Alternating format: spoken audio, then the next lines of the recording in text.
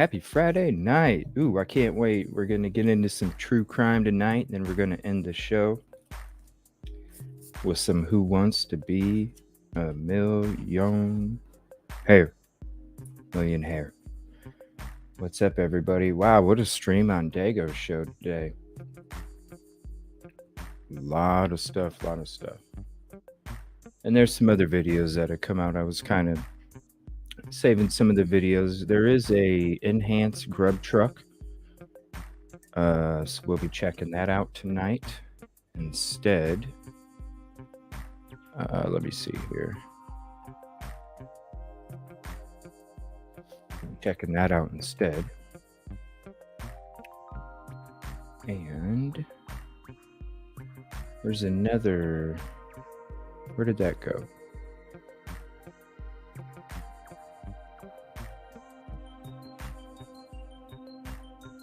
Okay, I thought there was another one, but I guess not. So I'm going to go ahead and say hello to everybody, and then we'll go ahead and get it going. Just got something to eat, took a shower, chilled back for a minute. Now we're ready to go. We're late night tonight. Gonna hang out, go through some of this other stuff here, and play some Who Wants to Be a Millionaire. What's up, Kib Kitty? Welcome to, yes, thank you to the new subs. What's up, Shine Like a Diamond? Are you playing bingo tonight? Dolphin, what's up? I guess we're good. And then get back to some laundry. Yeah, I did my laundry. I did my laundry yesterday. I still need to pick up a little bit. I've been doing nothing but sleeping in shows the last day and a half.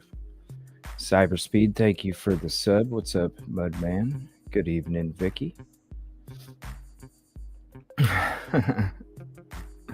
What's up, Higher Ground? Wow, 50 gifts over there on Dago. That was awesome. Hope you had a nice...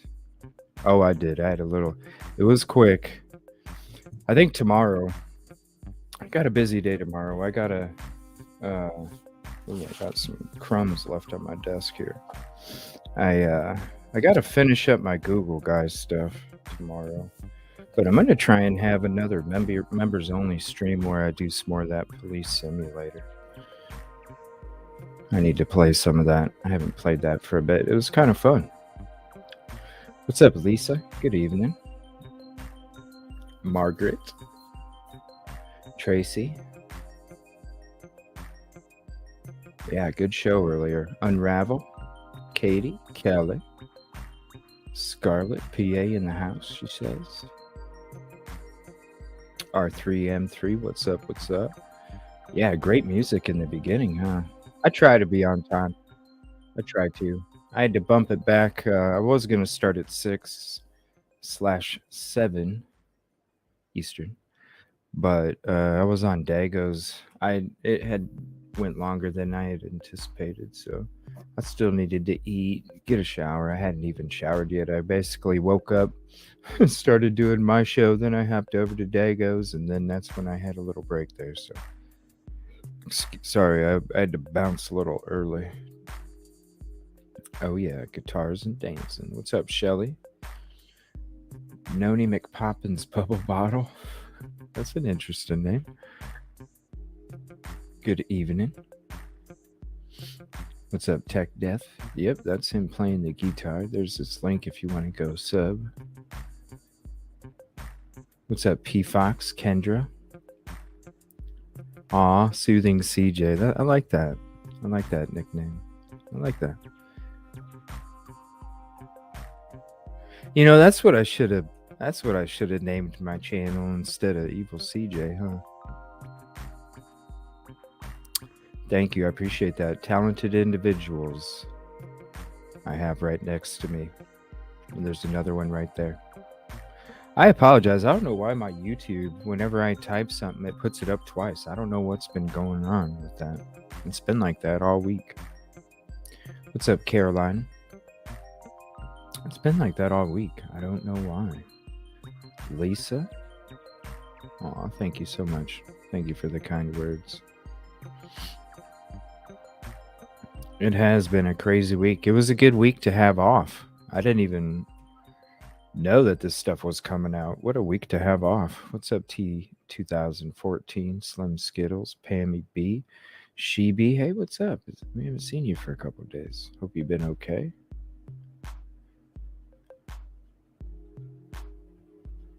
Uh-oh, I lost my place. And I think I know why StreamYard was bugging. There was an update. I'm not sure everything that was updated, but I know that my music stuff was updated. What's up, Kevin Kraft?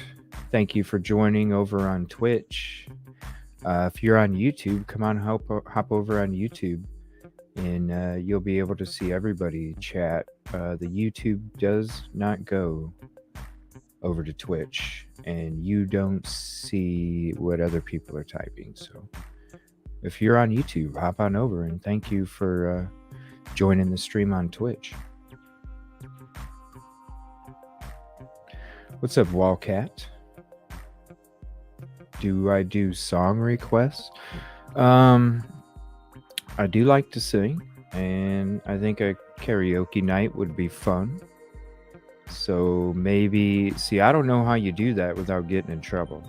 I don't know how you do it.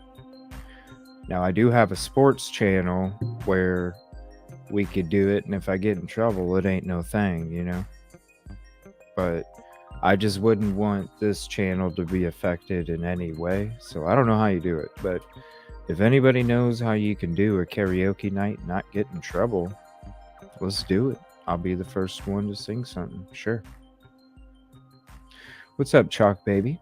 Vicky, Diane, Chemistry Queen. Thank you so much. Devil Doll. Kevin in the house. Actually, I'm in my truck. Oh, these sinuses, I tell you. What's up, Robin? American Princess. Niners Girl.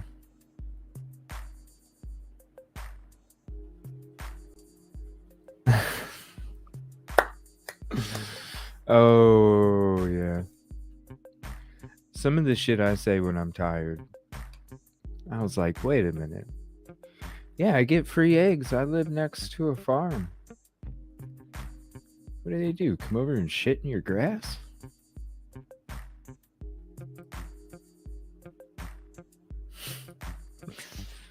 Oh, boy. Aw. Well, thank you. I appreciate that. I won't be going, as far as I know, because who knows what the hell's coming out tonight.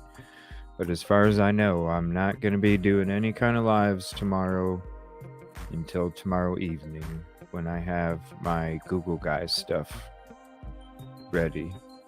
I haven't decided if I'm going to have it be a members only and then put it out to public or what. I'm not sure yet.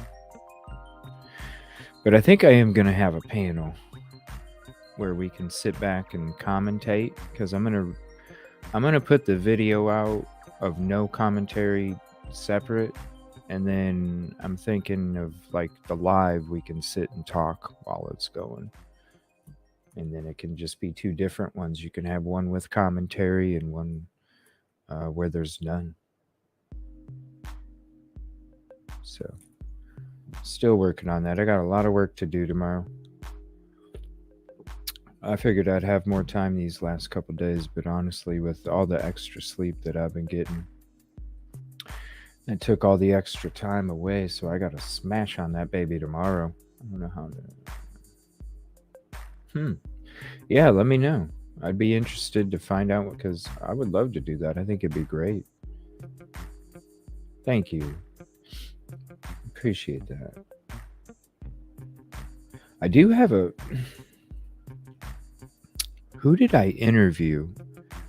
I interviewed somebody, and then we did like a hangout show afterwards, and I sang a Interstate, or I think I sang Interstate Love Song at the end of the hangout because everybody was like bugging the shit out of me. Who did I interview?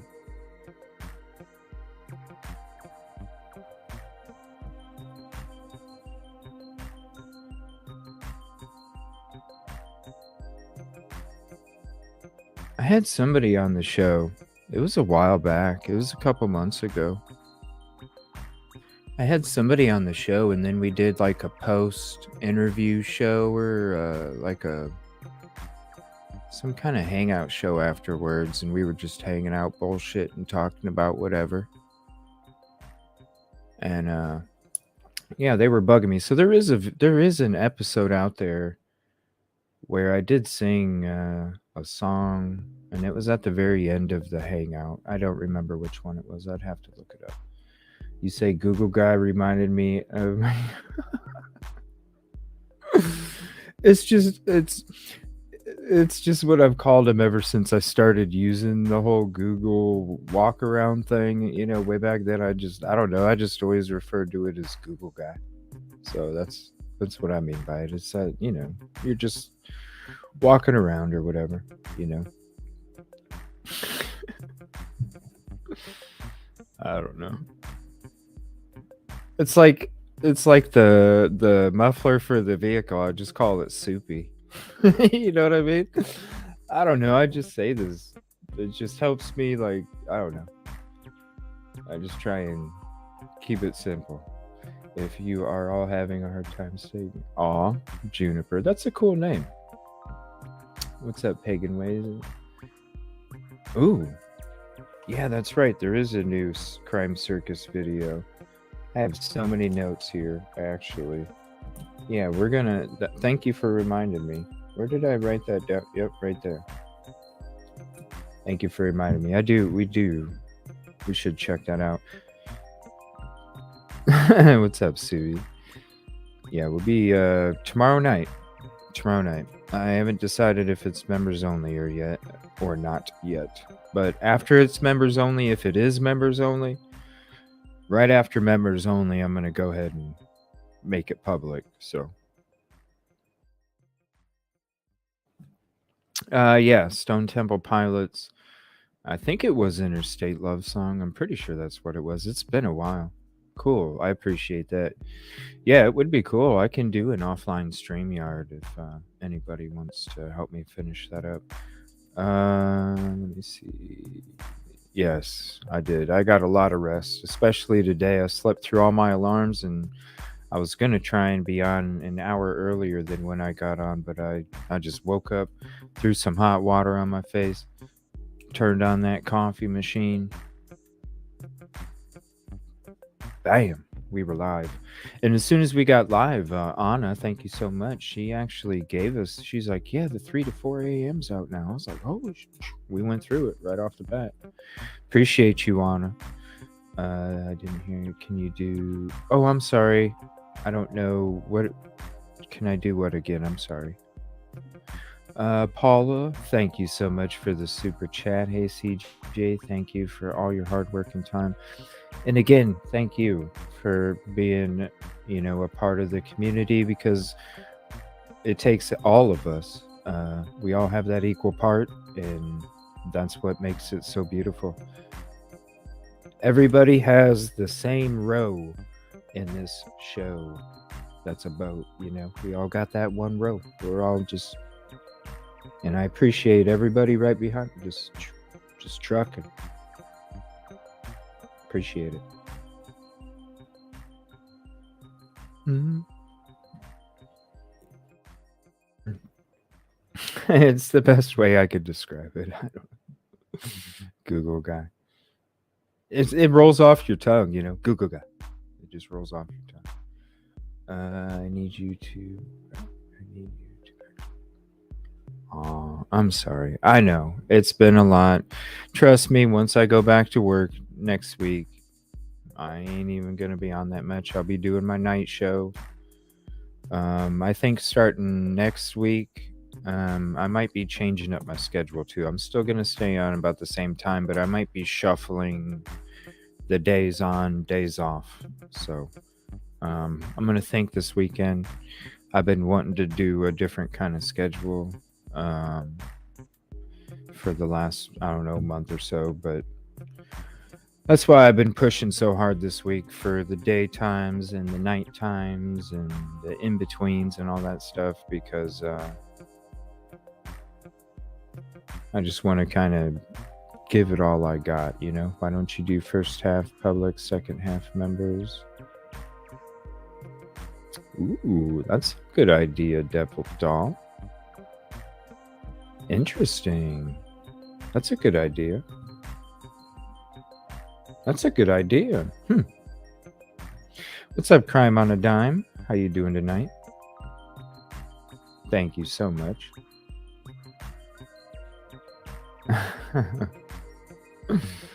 Oh, yeah. My favorites, I love singing Godsmack, The Doors, Stone Temple Pilots, Alice in Chains. I mean, there's so many, the Beatles. So many.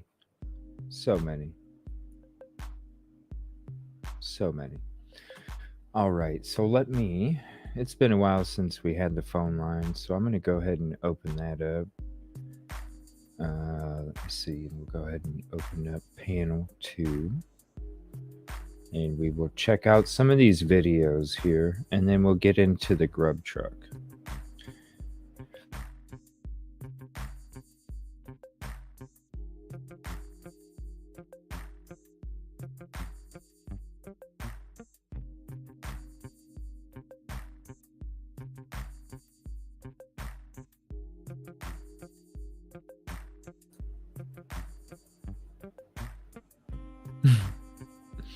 Anything. I mean, there's so many, though, really. I just love music, period. Oop, I forgot to put the open sign in the window. There we go. Let me refresh the Google Voice because it is buggy. And if I miss your call, please let me know, because most of the time, if I'm not refreshing that Google Voice every 20 seconds, then it decides not to tell me when somebody calls. There we go. All right, so let me get into my folder here, and we'll get into some of these videos. Now, I'm trying to think. I don't know if I have that Crime Circus video. I don't know if I have that in my folder. I'll have to look. If not, I'll just go to the page. That probably would be a good video to start off with, honestly, because I know a lot of people in chat were talking about it in Dago's show, and that probably wouldn't be a bad video to start with. And I don't think I do. So let me go to the channel. Where is that?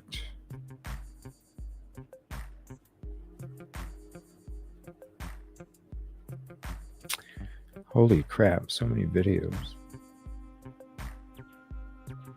I just typed the shit. Damn. I thought it was...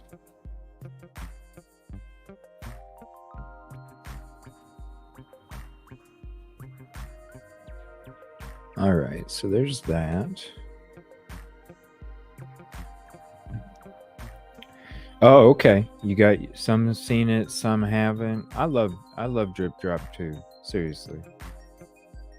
Oh, 1 second. Thank you, Susan Swift, for becoming a member. Appreciate that. Definitely let me know what you think about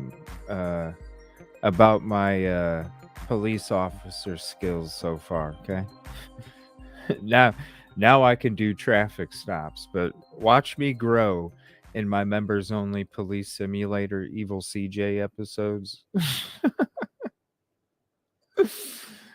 Oh, watch me grow. Trust me, because you start, yeah, you'll see what I mean. When you start off, it's... But I'm moving on up. What's up, Rory? What's up, buddy? There's a link up there, actually. Let me see.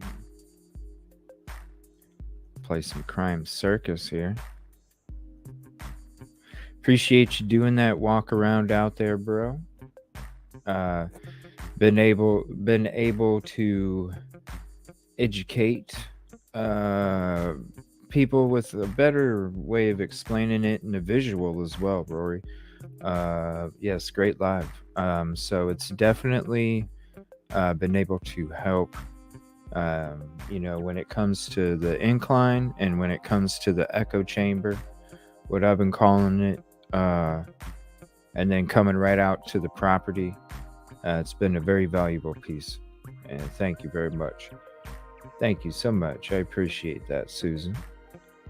Are you in train? Basically, when you start off, you're starting off with parking tickets. You got to earn your way. But shit gets crazy. It's definitely an interesting game. What's up, Jesse Lynn? And also check out the UFO talk stuff that we did with Higher Ground. That's a members only too. Two things you definitely want to check out when it comes to the members only content, especially that episode, because that was a really good episode with Higher Ground. I'm still waiting. I think I have to email him back, so I'll have to figure out a date. Higher Ground, do me a favor. If you can text me, I need you to text me anyway. But if you can text me when you're available next weekend, and I'm going to reach out to that person tonight or tomorrow. I might be able to do. Let me know Sunday, and let me know next weekend when you would be available. Because I think it's pretty much a go. I just have to give him a date. And I think we're good. And then I can showcase this content creator. Definitely needs some more love. He was a TMZ employee for like 10 years or something. So I think it'll be really cool to sit down, have a conversation with him, showcase his channel. He definitely needs some more love than he's getting. And I think it'd be a very interesting conversation to have Higher Ground on at the same time. What's up, Unsolved Cases and News? Yeah. What a great episode. That was so fun when you came on the other night. Borderline Cartels, CJ, I found that very SUV from the LindaLane footage. How can I get it to you? There's some other info. EvilCJ at gmail.com, or you can send it to EvilCJ on Twitter. All one word, EvilCJ. You can't ever change the music. Which one? This music? I got a couple new things coming soon that I'm going to be able to show you guys. I have a really cool idea that I've been waiting for a couple weeks, and it's going to be coming out soon. I can't wait. Can't wait to show you guys. Some people think football is a matter of life and death. Does Crime Circus look like that? I don't know. I don't know what that means. Say please. I just came back from watching Dago's live with y'all. I have a question. Did they not get along with Peyton? I don't know. We're going to be getting into the Grub truck stuff here in a little bit, no doubt. That's going to be one of the main parts of the show this evening. Saying hi from the UK. What's up? A lot of people from across the pond. I appreciate your support all the way over there. If you like esoteric thoughts and questions, it's that third eye shit, Higher Ground. It's that third eye shit. Yeah. It's that space age funk beat is what I call it. Is that Peyton, Kim's daughter. Peyton was more friends with Kendra as I haven't been on your show yet, but I will do at some. Well, I hope you do some point. You're more than welcome. Yeah, it's good to see everybody. Happy Friday night. We just hit the 200 mark. If you don't mind, if you haven't yet, please hit the like, because it is the free way to help me out. And we're going to check out this Crime Circus episode here. And thank you again, everybody, for hanging out. We're going to check out this Crime Circus I'll throw out that link if you guys want to hop up. Rory, if you're not busy, you're more than welcome to, bro. And we're going to get in. What's up, SRB? Whoa, chat. SRB, Deb. Anyone know who the female? That's what I want to figure out, Wildcat. I always have my notebook. It already has notes to go over stuff tonight. But that's one thing I want to do. I want to get this whole list. I want to get the whole list. So let's do it together. Let's figure this shit out together. Because all of us doing it together, we're going to be able to figure it out.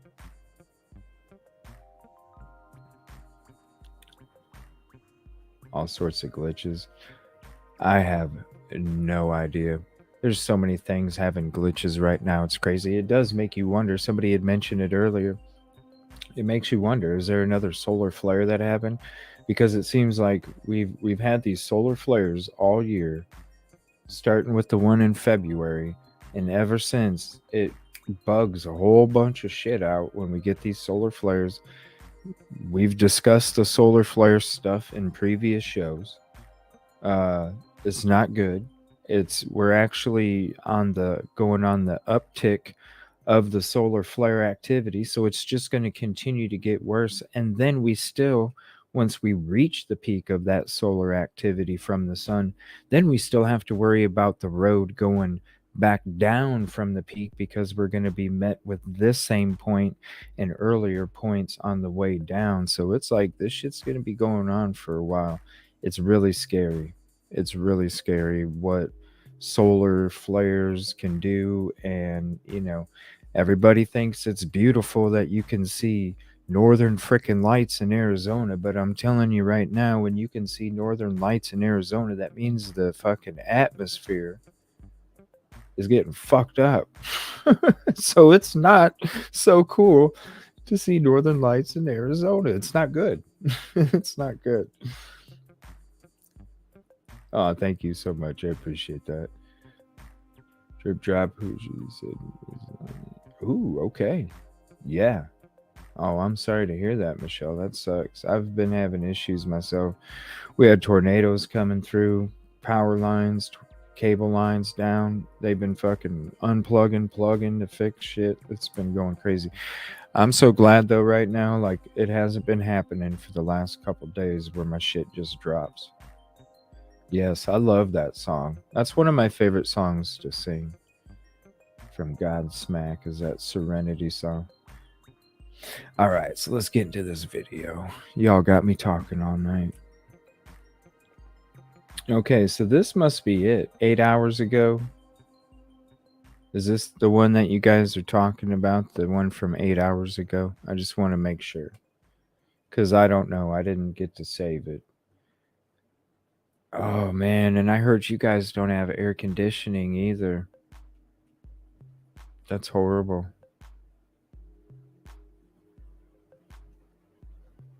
Yes, Chalk Baby. It's true. 100% higher ground. They are our greatest threat. Because the reason we have solar flares is because that shit's going to where the magnetic force in the shield is not being able to bounce it, so it just rides it into the poles where it can get into our atmosphere. It's not good. It's not good. Look it up. All right, so we'll go ahead and check this out. I got my crime circus thing up. We are good to go. Thank you, everybody. I guess I did. I guess I did watch some of this. 30 minutes? Holy shit.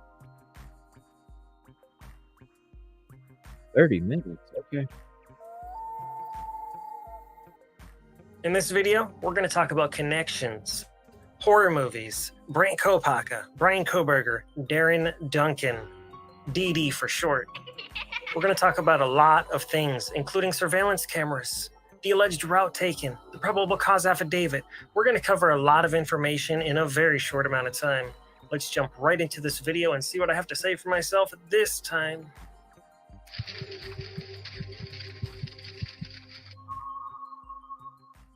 Good evening, ladies and gentlemen, and welcome to Crime Circus. My name is Drip Drop, and I'll be your host as always.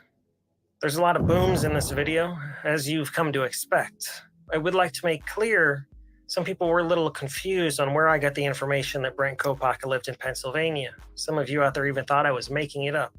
That's not what I do here at Crime Circus. I don't make up information. Although everything in these videos is alleged speculation and nothing can be considered factual, I do try to keep it factual here. But this entire show is just somebody else's fantasy. I take no responsibility for anything within this program. Now, where I found this information was in a background check from Intellius, not the free version. You have to pay to get the background check, and I found it right here.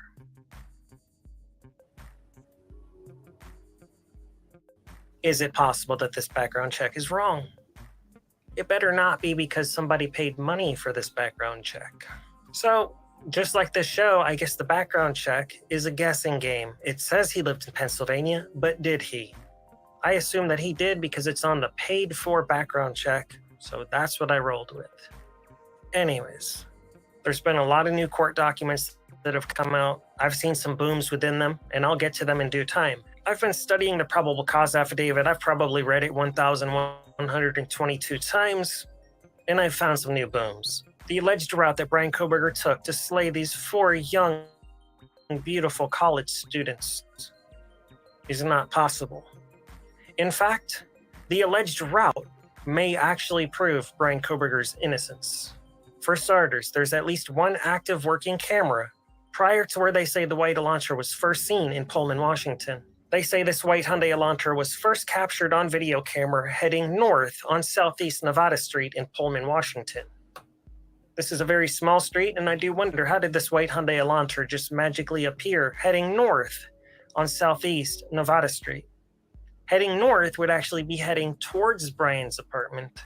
Yeah, and that's never made sense the whole time. We went through this whole shit. That's actually when we met Rory. I was going through all this shit, and I came across one of his videos when we were talking about the very same topic. And I was going through this shit that night. It makes no damn sense. Not away from his apartment and not heading towards Moscow, Idaho. As Right? you can see on this map here, North. that's actually just Because we were watching Court TV, and Court TV was pointing down towards the coffee house apartments, and I'm like, that's not north. This is north. Yeah. a stone's throw away from Coffee House Apartments. And I think you know who lived at Coffee House Apartments.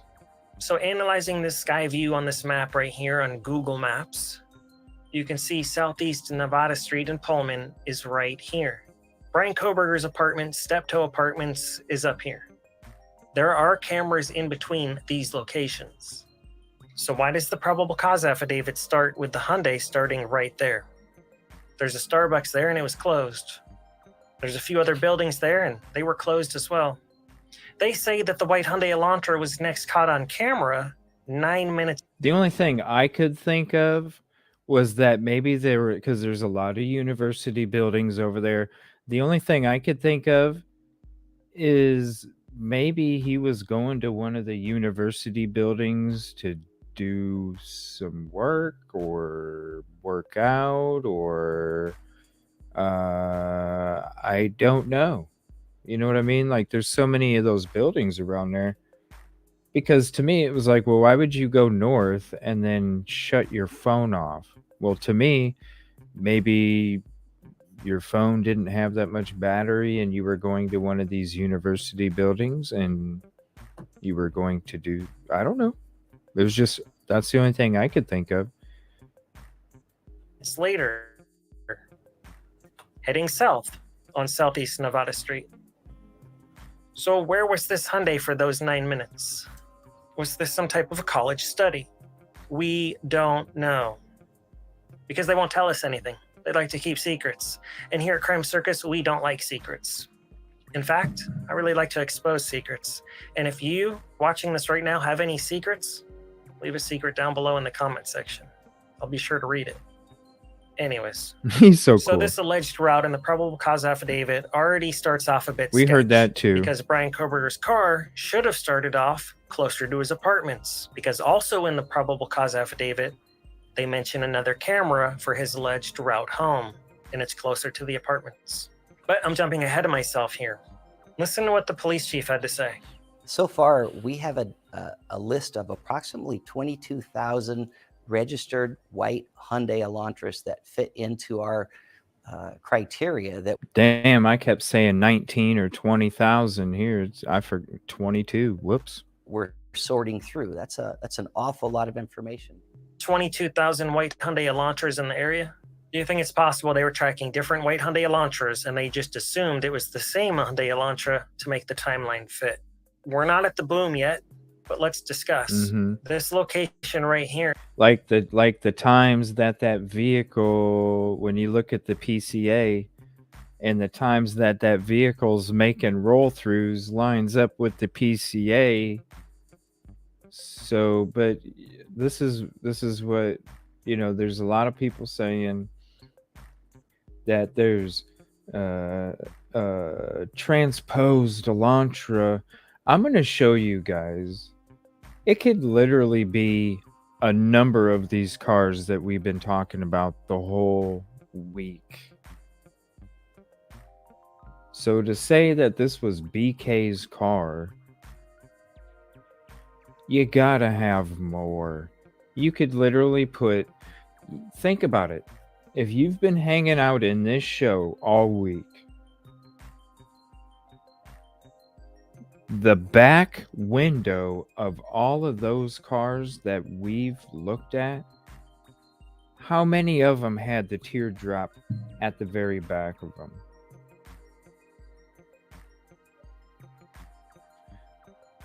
And when you're looking at the pixelated image, you could put so many freaking cars there. I don't know. I just feel differently that I don't think it was an Elantra. I think it was a BMW. I don't think it was an Elantra. You can put other vehicles on top of that pixelated image and tell me that it's this vehicle or that vehicle or that vehicle. And we could all go, oh, but it could be so many of them. Let's get some better footage. Once we get some better footage, because you know what's out there. This is all a drip feed event. This is all happening for a reason. Do you think that this 3 to 4 a.m. is going to be the last footage that's going to be put out there? I've been telling people all week it was going to be Friday or Saturday when the 3 to 4 a.m. was going to come out. And look, they beat me to it. It was Friday fucking morning when I woke up. This ain't the last of it. This is a drip feed event. And do you know how many other fucking surveillance videos there are that's going to be even bigger than the 3 to 4 a.m. one? Wait till you get the surveillance video that's from across the street, right? It's a drip feed event. So let's chill out on the Elantra and putting Elantras on shit that you could put so many vehicles on. I mean, I get you, right? I get you. I get it.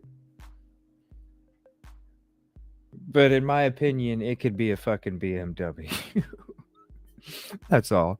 Is where a white Hyundai Elantra was first reported in the probable cause affidavit, caught on camera. They claim this is Brian Koberger's white Hyundai Elantra right here in the street. This is all a doesn't joke. make any sense, because if he's been stalking this house, and I hope he gets to the frickin' LindaLane and the fucking Nevada Street at the same time, and I hope he references Marty McFly, because I've been referencing Marty McFly this whole time. Where's the stock photo of the DeLorean? Give me the stock photo of the DeLorean too, please. on King Road, he would know exactly how to get there. Instead, he's on the wrong side of Moscow. This PCA It is doesn't fucking make joke. sense. This PCA is a It joke. doesn't make any sense at all. So then allegedly a few hours later, they say that Brian Koberger made it home. And they say he was caught on this camera right here. Why wasn't the car that was allegedly involved in this crime caught on that camera near Brian Koberger's apartment before the crime happened? Wouldn't he have had to have left his apartment and that car would have been caught on that camera? Make it Yeah, because Marty McFly is the only person I know that can be in two places at the same time. That's it. That's the only one that I know. make sense. It doesn't make sense because it's nonsensical. Unless you just want to believe in the probable cause affidavit. Where's Because the that's what it is DeLorean right now, stock belief. photo? You can believe he's guilty without seeing actual evidence. If that helps you sleep at night, congratulations. No I wish I sunroof. could sleep at night too, No, but I sunroof. can't. So I'm up right now investigating this crime because the victims' families deserve closure, proper closure. And proper closure doesn't mean you just throw somebody in a cage without a proper investigation. Right. The Crime Circus Special Investigations Unit is Right. on this case, and that consists of me and you, the viewer. If you've got any good tips, leave them down below or send me an email. Thank you. So Brian Koberger was in college. He had 2 degrees and he was going to get his PhD. He studied criminals and how they got caught. Was this guy really such a fool that he knew there were these visible cameras all around Pullman, Washington? If he did this, he had to have known that there were cameras all over Moscow, Idaho, including the neighbor's house on King Road. Apparently, he just didn't care about any cameras. He wasn't worried about his white Elantra being caught. Interesting. If that's what you believe, I guess he really is quite the fool, if he did it. Also, in the probable cause affidavit, supposedly, he returned the next morning around 9 a.m.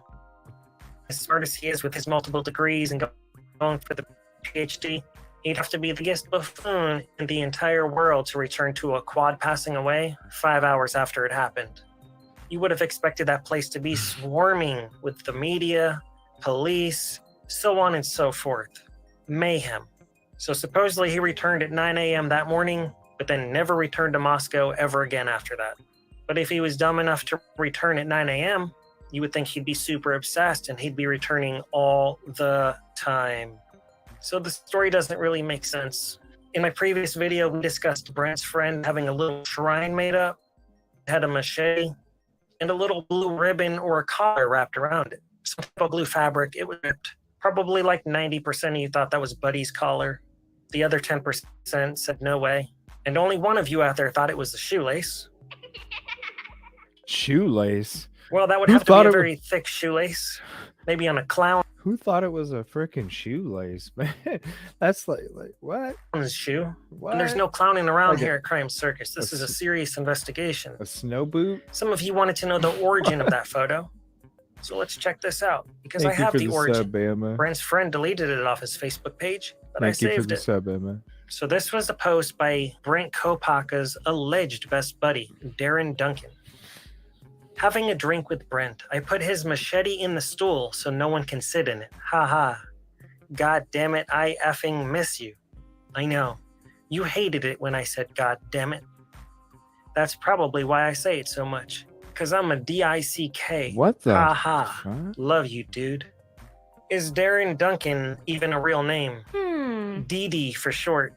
Somehow we happen to have the exact same initials, just like Brent Kopaka and Brian Koberger. Drip drop, Darren Duncan. No relation. Darren has popped up in the media discussing Brent. So, this investigation is fair game because he involved himself in the media in this case. Otherwise, I might not even discuss this, man. But he brought himself into this case. What? And he wanted us to not talk about Brent. So that right there raised a red flag. And I said to myself, drip drop, maybe you should investigate this guy. Darren Duncan sounds like a fake name, and he really doesn't want us to investigate the things you're talking about. So here we are. This is my newest episode. DD, let's take a deep dive. The first thing about that post that catches my eye is Brent didn't like him to say God damn it. Okay, hold on a minute. Holy shit. Okay, I see why this is a half an hour now. Okay, so this is let me get this straight because So this is the guy, this Darren or Daryl Duncan or whatever. This is the guy that was on what I feel was a hit piece on DTS in the beginning of that. Was it ABC or something?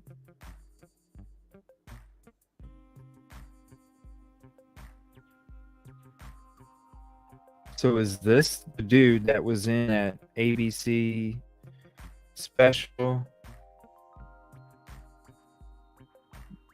that was the one that same guy? Okay. Wow. Investigate Okay. this guy. Darren Duncan sounds like a fake name, and he really doesn't want us to investigate the things you're talking about. So here we are. This is my newest episode. DD, let's take a deep dive. The first thing about that post that catches my eye is Brent didn't like him to say God damn it. Right. Makes me wonder if Brent was part of the Christ Church. Some people say that's a CULT in town. No relation whatsoever to the crime circus cult. We don't get down like that. You can see this machete here is a very dangerous weapon. On the left side of this machete is a serrated edge. Extremely dangerous. Sharp as shark teeth. It could really tear through somebody. Yeah, that's what I was saying. On the right side is a very dirty blade. It had like teeth on Let's it. zoom in and take a look at that. Do you think that's blood or mud? And why wouldn't he clean it up a little before putting it on display? Whoa. Unless that filth is a little something extra special. Down to the lower left, it looks like some type of little smoke grenade or something. Why would he need that? I know that the Batman guy in Colorado with the orange hair, he used something very similar in the movie theater. Moving on. Only one of you out there didn't actually believe that was Brent's parents' house in Idaho that I put a picture up on the screen with the white truck and the silver Elantra. Well, check this photo out. You can clearly see some military stuff inside of this closet and an American flag. This looks like it was probably Brent's room before he moved out. His mother and his stepfather live in that house. Boom. And yes, sometimes it only takes one of you for me to decide to prove it. Boom. Now what? You think that was probably a different soldier's room at Brent's parents' house? Stop kidding yourself, folks. I'm just presenting simple information that even a third grader could understand. Let's proceed. Let's take another look at this machete that is in Brent's best friend's possession. The post on Facebook is the day after Christmas, and it says, shit. One of Brent's machetes he left me. I keep it behind the bar. One of. So apparently Brent had a machete collection. Or at least more than one. Zooming in here, you can see it's got the same filthy edge. We don't know if that's blood or mud. And what do you know? What's on display right behind the machete?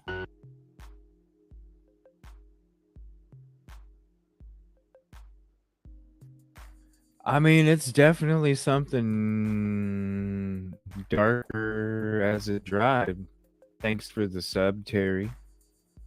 I don't know what the fuck's going on with my connection right now. I spoke too soon. Thanks for the sub, Diane.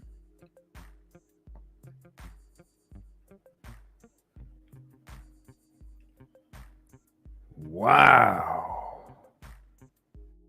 What's up, everybody? Buckle up. I'm not saying it was mud. It's something.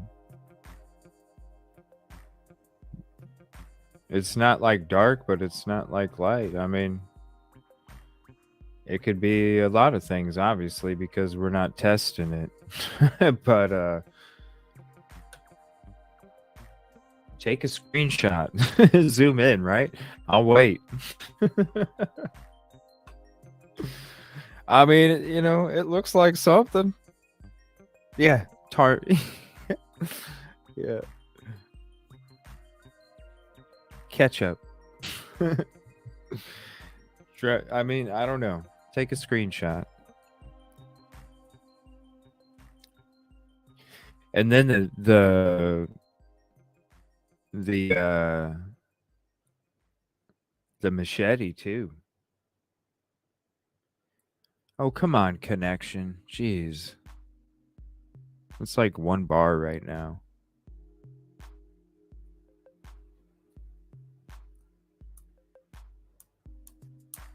What the heck? Yeah, take a screenshot. Let me know. Who knows? Why is it not clean, though? That's the biggest question, right? Why is it left on there? A little Wow. Michael Myers flask. What did I tell you in the last episode? This is connected to horror movies. Right. And I specifically mentioned Halloween. Michael Myers is a slasher, as is Ghostface. These guys were Right, and they had that special screening of Scream a couple weeks before the crime took place. obsessed with horror movies, allegedly. Where was Darren Duncan What's on up, November Grizz? 13th, 2022? We will discuss that shortly. Stay tuned. Here we can see a picture of Mr. Duncan and Mr. Kopaka on a Christmas tree. They seem to have somehow ended up inside of a Christmas ornament. R.I.P. Brent Kopaka, thank you for serving. And all Nobody deserves to be passed away by the Pullman SWAT team the way that you were. In honor of you, Mr. Brent Kopaka, we are going to have 3 seconds of silence right here. Now let's look at some more information I've uncovered. Also posted on this man's Facebook profile, the day after Christmas, the same day as the machete post, is a man wearing a hat that says K-I-L-L. Merry Christmas. Posted a few days after Christmas in 2022, you can see this young man has an appetite for very disturbing movies. Wow. This image was posted approximately a year before the crime took place. His birthday cake says, "Hello, Sydney," and it's got Ghostface on the cake. He really likes his slashers. Moving on. Well, what do you know? Look at this. He's even got a picture of Sydney from the very first Scream movie, and she's got a knife in her hand. I'm starting to see a pattern here. And as one of you out there mentioned, this is pattern recognition. Whoa, hold on a minute. Is this where he's going? Are you following along? Let's see what else I found. You know I've got Oh, more booms shit. coming. Yeah. Here is the man who allegedly claims to be Brent Kopaka's best friend. We can zoom in. That's an awful close tattoo to his eyeball. Let's see what else is on this profile. This post really caught my eye. This one was alarming. Let's zoom in and take a better look at this thing. This was posted about 4.5 months before the Moscow slaying. He says, "Finally watching this. Lots of people have said I would like it. The final girls." In the background, we see a man in all black holding a machete, and we see what could be Ethan on the left, Maddie, Kaylee, and Xana on the right. They all have the same stone-faced looks on their face. But Drip Drop, what about that guy in the middle?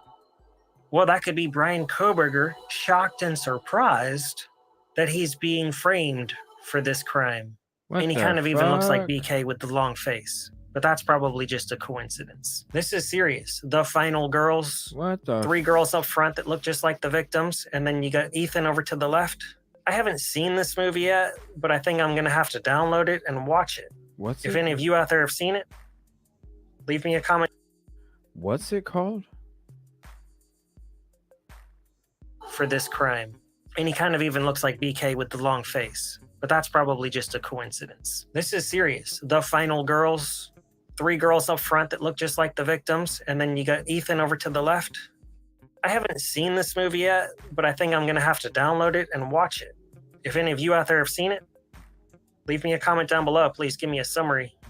Because to know that Brent Kopaka and Darren Duncan like machetes, and that there's a machete on the front of this movie, and then there's victims in the front, this concerns me. Is this breaking news? I don't know, but I am investigating this. Because I do recall early on in this investigation, Kaylee's father said that his daughter got it the worst and that she had gaping big slashed wounds or something or other. Oh, I can't remember the exact words, but it sounded like it was something much worse than just a knife. ooh. A lot of people speculated it was a machete. Well, did I find the machete? Maybe I did. Mm. Let's see what else I I can mean, find we always here. wondered if it Also, was. check out this tree line here. I'm going to compare this to some known pictures of tree lines in Idaho. Look at this. You may or may not recognize anybody in this photo. That's up for you to decide. But the tree line looks the same. I'm really going to have to watch this movie, see if there's any other clues in it. Now let's proceed to the next item. I want to remind everyone out there. Thank you, this Amber. man is Appreciate 100% presumed innocent and presumed to have nothing to do with this crime. This is simply an open investigation because he involved himself in the case. He went to the national media. He keeps popping up, so he has to be looked into. A proper investigation without tunnel vision means you take a look at anybody and everybody that involves themselves in the case. He keeps saying Brent Kopaka is cleared, but he won't give up any information such as what is wrapped around that machete. What kind of car did Brent Kopaka drive? When's the last time he saw Brent before that? The answers we need to the questions Tracy. we have. Lock I me up certainly too, would then. love for him to reach out to me and answer all of my questions. No, Tracy, if that's the case, then lock me up too then. because I enjoy scary movies. It's my favorite genre. There's actually not that many good ones out there anymore. It kind of sucks for that genre because none of them are they're not really that good anymore. It's disappointing actually. But no. That's not what anybody's saying. Thank you for the gifted membership, Robin Shepherd. To Robin Shepherd. I appreciate that, Kid Kitty. Thank you for that. Let me see. Michelle, thank you so much for the $20 super sticker. I appreciate that. Thank you. Robin Shepherd, thank you for becoming a member. Thank you, Kid Kitty, for gifting it. What's up, Angela? Yeah, life is scary, right? I love coffee and I love horror. Yes, yes. Yes, thank you. Thank you so much. Chalk. Chalk. What? This is an open challenge from 1DD. We're about to halfway another. through. I have certain questions that I'd really love for you to answer so we can put this to rest once and for all. I know some of you out there are still wondering, come on, Drip Drop, where was Darren Duncan on November 13th? We're going to get there. Stay tuned. On October 13th, he posted a picture of Halloween Ends. Wow. What movie did I mention in my previous video? Halloween Ends. All right. The timing? Surely a coincidence. It's always a coincidence in this case. He wanted to take his family, including his very young children, to see this slasher. And if you're not familiar with Halloween Ends, check out my previous video. I discuss it briefly. If you want to know more about it, watch it or go on Google and read about it. I need to watch it. On November it. 12th, 2022, he posts a picture of an Insane Clown Posse t-shirt. It's an image from their very first album called Carnival of Carnage. This shows me we may be dealing with a juggalo here. And for those of you that may not know, juggalos were labeled a loose hybrid gang according to the FBI. Some people think they're really dangerous. I'm not so convinced. I think they can be quite pleasant people, personally. They call themselves a loving family, not a violent gang. But this is a picture of the Carnival of Carnage, one day before the Moscow slaying. Let's see what else I've uncovered. There is a boom coming. On November 13th, 2022, at 3:14 a.m., he posts this picture of a little baby devil. What timing? That's right around when the crime allegedly took place. I wonder where that cell phone pings back to at that exact moment. Later on in the afternoon on November 13th, 2022, he says, best birthday card ever. And you can see it's dated November 13th, 2022. To Dad. You got Ghostface on there with a little heart. You've got a little knife. You've got a telephone. It says happy birthday. It says, what's your favorite scary movie? So coincidentally, on November 13th, it's Darren Duncan's birthday. Boom. Boom, boom. I told you I was leading up to a big boom, ladies and gentlemen. Darren Duncan, which sounds like a fake name to me personally. He goes by DD. I'm also DD. Surely a coincidence. This guy's obsessed with horror. He's obsessed with the scary stuff. He's obsessed with Ghostface and Michael Myers, allegedly. I personally don't think he has anything to do with this crime, but his birthday was on the date of the slaying. Yeah. This family really likes horror, and his kid is a really good artist. That's some good artwork. We're just investigating here. We're not making any accusations. This is a guessing show, and you know that. 5 days after the slayings, he posts this mask. This is a very creepy mask. This looks like a combination of Jason Voorhees and Ghostface. It's splattered in blood, and blood is dripping from the eyes. This gives me chills in this. KP, I guess it depends. I have PTSD myself, and I enjoy horror movies. So I guess it all depends. There's different kinds of PTSD depending on what kind of traumatic experience you went through, It's a good question, though. This might give me nightmares too. Only 11 days after the Moscow massacre, he posts a picture of this Bunny Man Massacre. Tubby has a lot of horror movies worth checking out. Currently watching this one. And in the small print, it says monsters are real. Inspired by true events. He really likes his horror movies. And oh yeah, he's in a band too. It's called Confront the Killer. And that's what I like to do here at Crime Circus. Confront the Killer. It says it's metal rap. You can see in the profile picture, he's covered in some sticky icky. He's got a song called Intro, and then the next song is called No Remorse. Interesting. Let's keep on keeping on, ladies and gentlemen. Here we have another picture to analyze. You can see Brent Kopaka in the back, and you can see Dee Dee in the front. And no, that's not me. I'm a different Dee Dee. I'm Drip Drop. Here's another picture of Brent Kopaka, and in front of him is standard playing cards.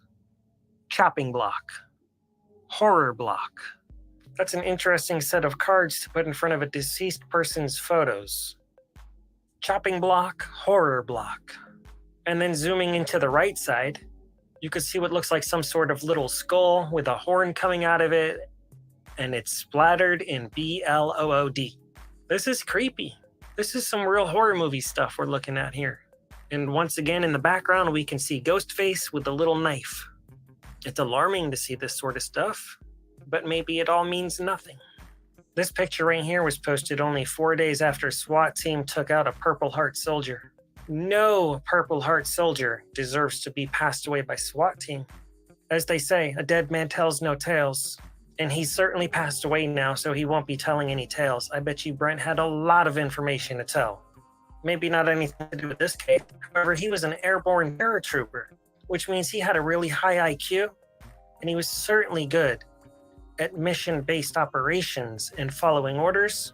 He was no punk, and he was no dummy. And after he came home from Afghanistan with his Purple Heart, the reason he probably moved all over the country so much and so often is because he was probably Special Forces undercover operations. That's a real thing, and that really exists. And who do you think they implement into those roles? People like Brent Kopaka, allegedly. Here we have a nice picture of this handsome man, Darren Duncan, from his wedding day. Just kidding, I don't know if that was from his wedding day. It's a random picture from his Facebook page. Zooming in, you can see he's got a little skull hanging off his necklace here. And those eyes are certainly scary. Here's a post from December 21st, 2022. Brent hunted these down for me and framed them for me. I was worried the other day I might not have enough stuff to remind me of him, but I keep seeing stuff and being like, oh yeah, I remember this. You can see it's artwork of Ghostface, Michael Myers, Chucky, miscellaneous horror movie stuff. It was a nice gift to give somebody that's into horror movies. Yeah, that's a lot of pictures. Those are very artistic too. And it almost looks like they're all like slides of the same photo, just kind of mixed around too. Poltergeist, all sorts of stuff. They're all kind of mixed. They're like the same pictures, but mixed around. I don't know if it's that aristocrat. There's other videos on different topics too. This is just one on Koberger DD2 Boom. Dee Dee's got a post that says, "This is the first real tattoo I got, and Brent paid for it. Fuck, I miss him so much. I got to get a memorial tattoo of him soon. The cross and thorns we were supposed to get together as matching tattoos, but he moved to Washington, so I just ended up getting it anyway." So they were allegedly... An aristocrat, I don't necessarily agree with the term that you put in the message, and so that's why I timed you out. So that way when you become untimed out, and when you ask why you were timed out, you already know you're timed out because of the term that you used. I don't care. We're about peace, positivity, and progress in this show. And everybody's entitled to love whoever they want to fucking love. So I would appreciate if you don't type that kind of shit in my show again, because if you do, then you won't have to worry about a timeout anymore.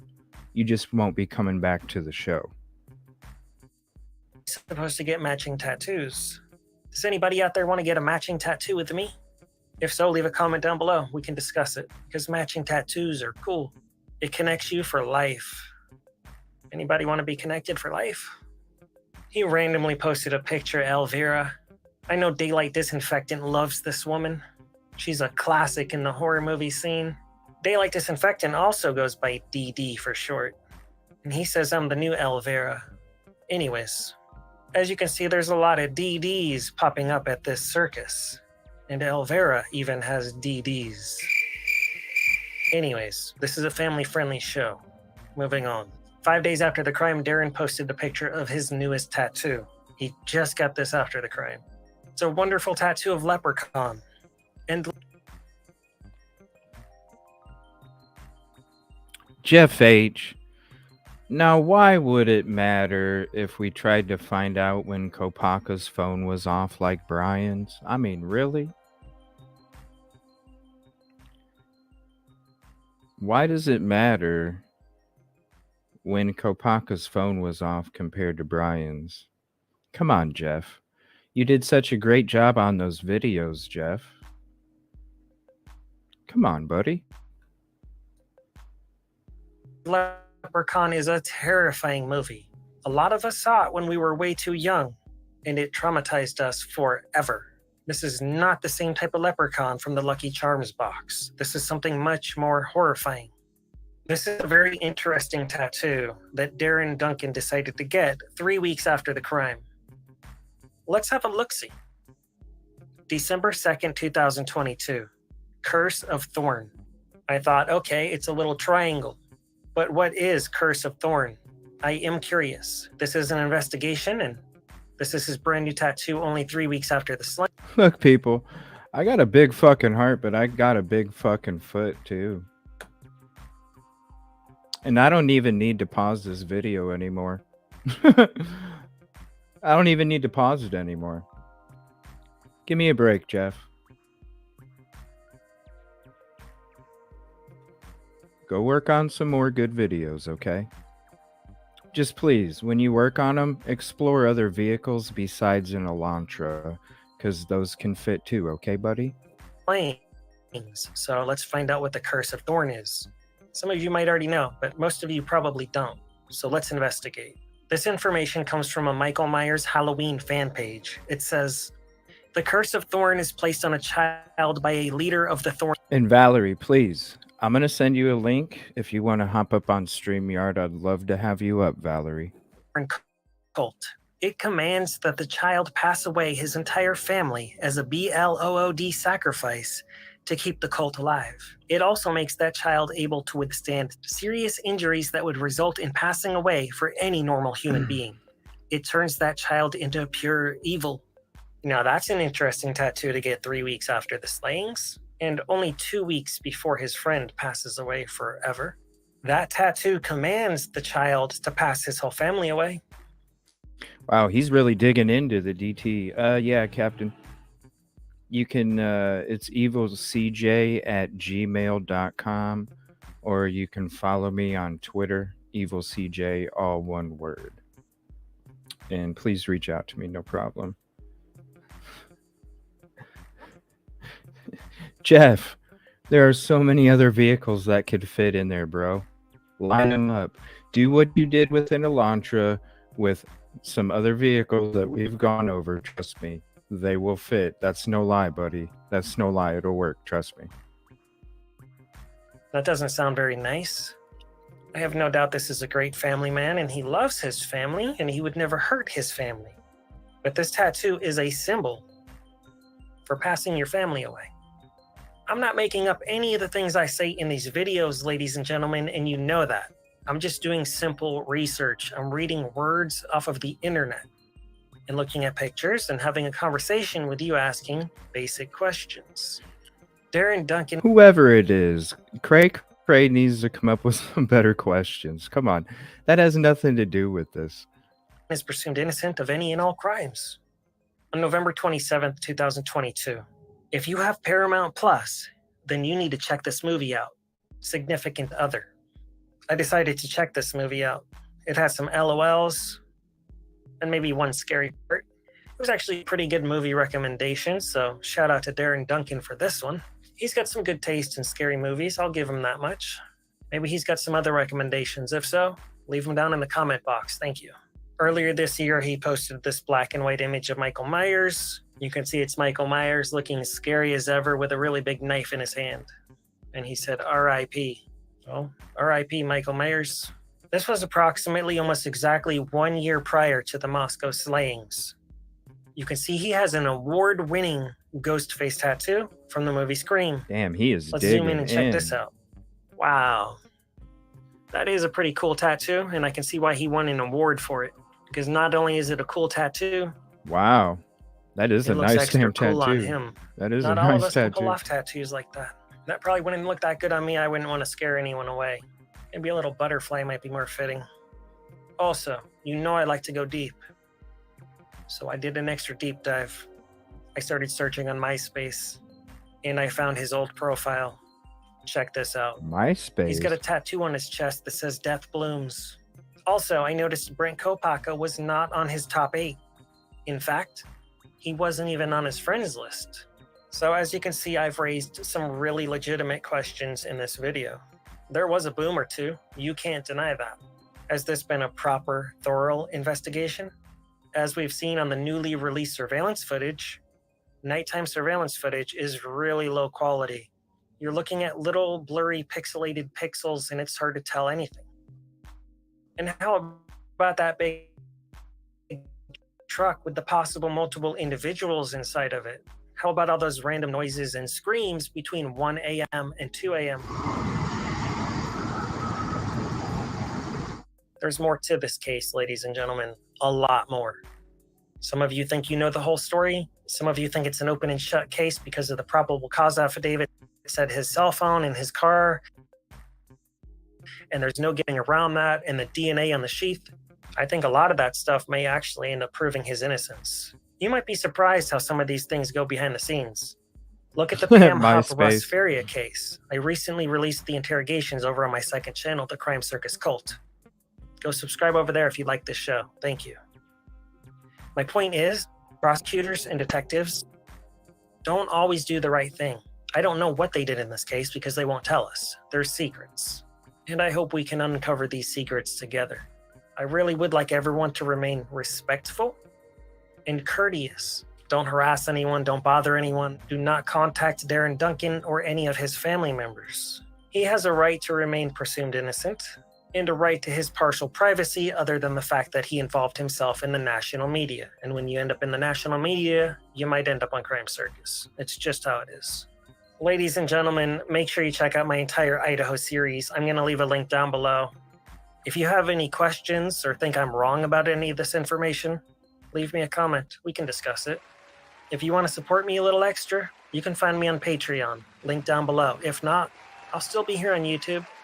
Some of you out there think I should be a homicide detective, and some of you say I'm the best investigator in the whole world. Well, I'm not so sure about that, but thank you very much. I appreciate your belief in me. I do try my best. I don't always get it right, and if I'm wrong about anything, I will issue a correction ASAP. I'll be back again soon. Thank you very much. And until next time, remember to stay safe out there because you know it's a dangerous world.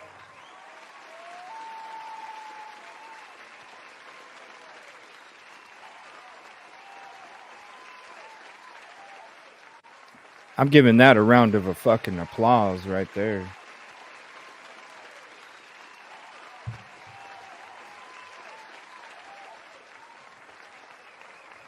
That's a round of applause right there. Damn. Motherfucker Doug. Holy shit. That's one of those standing ovations right there. We're going to let that baby play for a minute. Wow.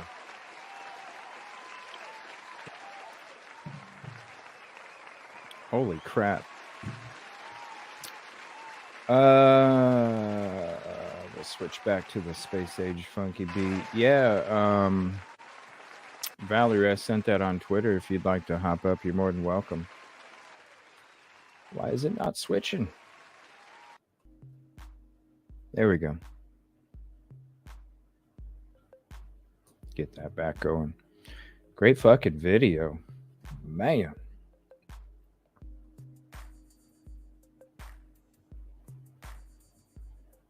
Pokemon, huh? 250K. Yeah, for real. Yeah, the dude, I mean, it definitely puts in the work. I wish I had the time to be able to put in that much research and, you know, really be able to do all that stuff. Shit. I barely have time to do my damn dishes sometimes, you know? But it is what it is. Yeah, it was a great video. Great one. Okay. Whew. So yeah, I sent that to you if you want to, Valerie. You're more than welcome. There was a couple things here. Let me check. I'll sit here and chat with you guys for a minute, and I'll see if there's anything breaking that came out as I'm sitting here chatting with you guys. Now I'll always have my hat and my glasses, you know. We need to hire a maid. No, I just need to not work for come home and do a show. One day, whenever that day may be in the distant future, where all I have to do is get up in the morning, come to my office, get in front of my studio, and start doing my show. And then when I have the same amount of time to put towards the content, the research, and all that stuff that the regular job takes up, that's when everything will be at its absolute peak of production, quality, effort.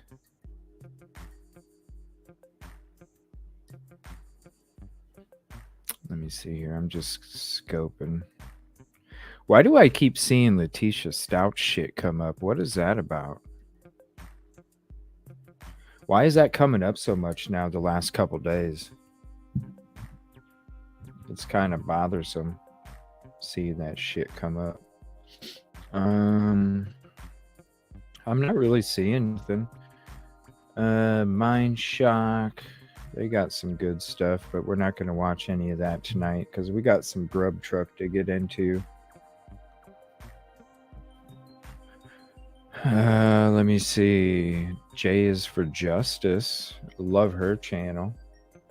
Maybe we'll just use hers to promote her because there's other Grub Truck. I have my own, and then there's another Grub Truck that I was going to check out, but I might use J for Justices because I love her too. Give me 1 second. Let's see here.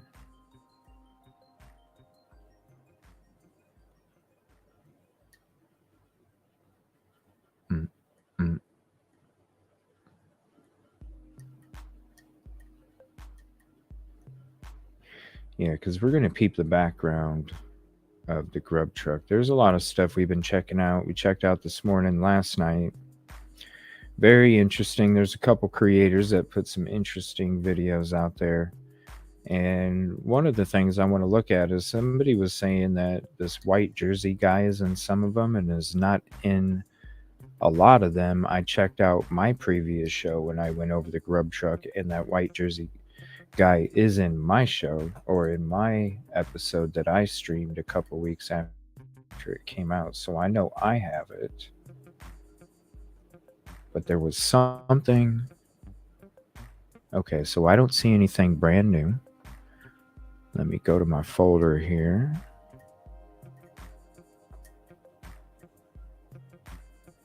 And we're going to check out a couple other videos real quick, and then we'll get into the Grub truck. We're good on time so far. What's up, everybody hopping in? Typically unique. Did the green sweater guy then later had run. Yeah, especially when we check out this Grub truck. There's some interesting videos. Let me see here.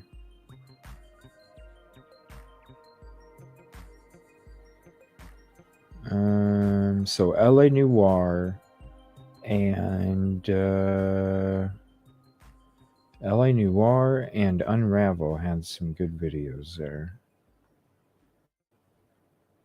Where did Unravels go? There it is. Let me just resave it so I can put it at the top.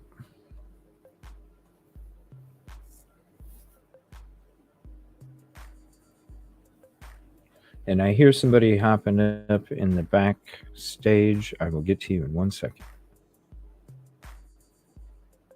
All right. Is that you, Valerie?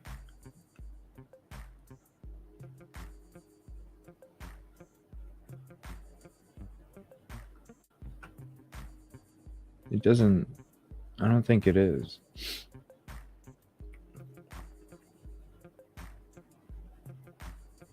Okay.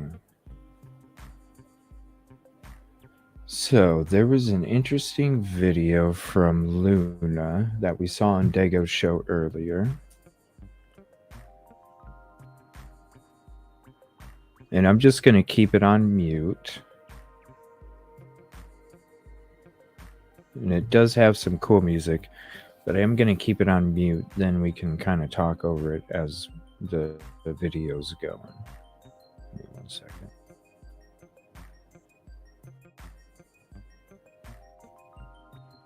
All right, Luna. The page is Justice Serum. So I'll share that with you guys here. So this is Luna's page. Here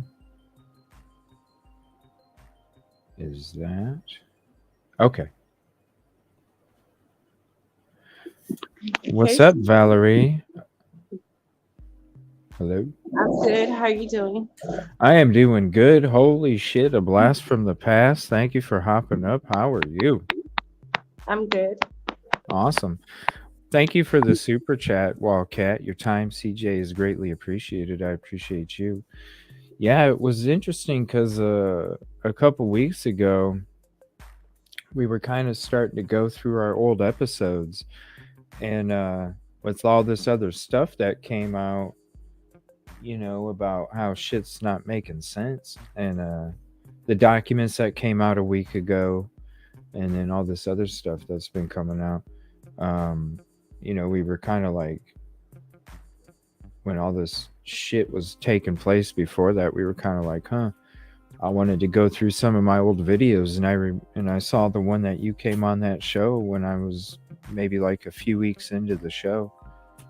And I was actually getting on there because we were going to be looking up some of the old police blotter and shit that we were going through, and then kind of wanted to show that bicycle stuff. And then it was like, oh my gosh, we started listening to what you came on and were talking about all the way back then, and we were like, damn, this shit still makes a lot of sense when you look at it. So I was like, that's when I reached out to you, and I was like, damn, I'd love to have you back on sometime. So thank you for hopping up. Oh, you're welcome. So, what gets me, what the part that I still don't understand is in the PCA where they were saying suspect vehicle 1 and suspect vehicle 2. Okay, how could it be 2 suspect vehicles with 1 suspect? Right? And why would you say suspect vehicle 1 if you don't have more than one?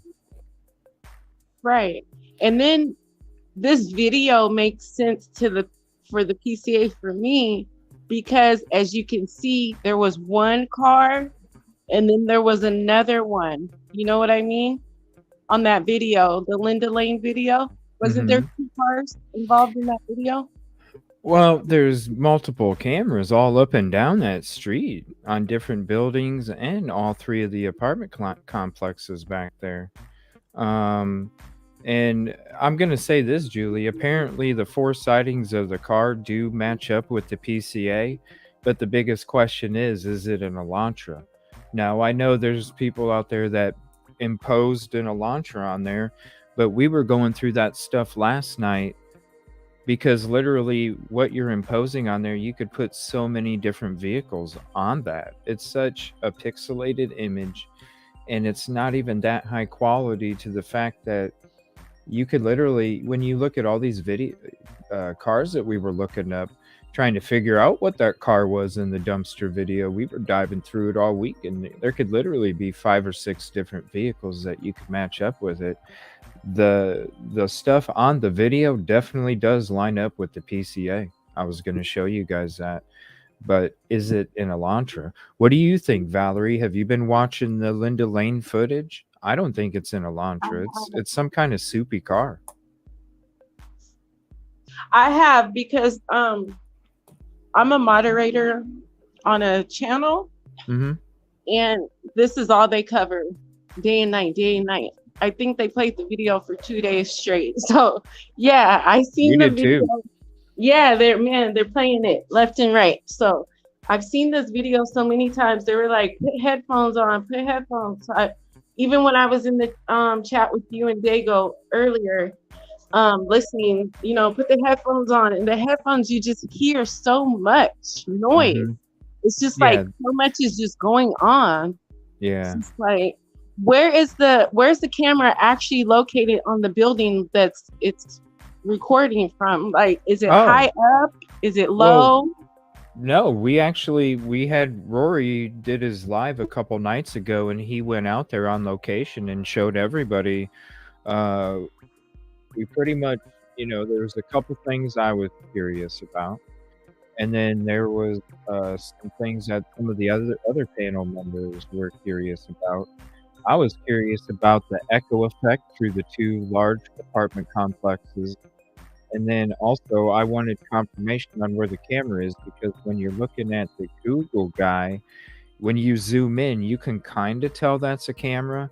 But that was one of the things I was asking Rory to get when he went out there. I was like, bro, can you please make sure that there's that camera right there? Like that's the camera that I think there's a camera. And so that was one of the things that he did check.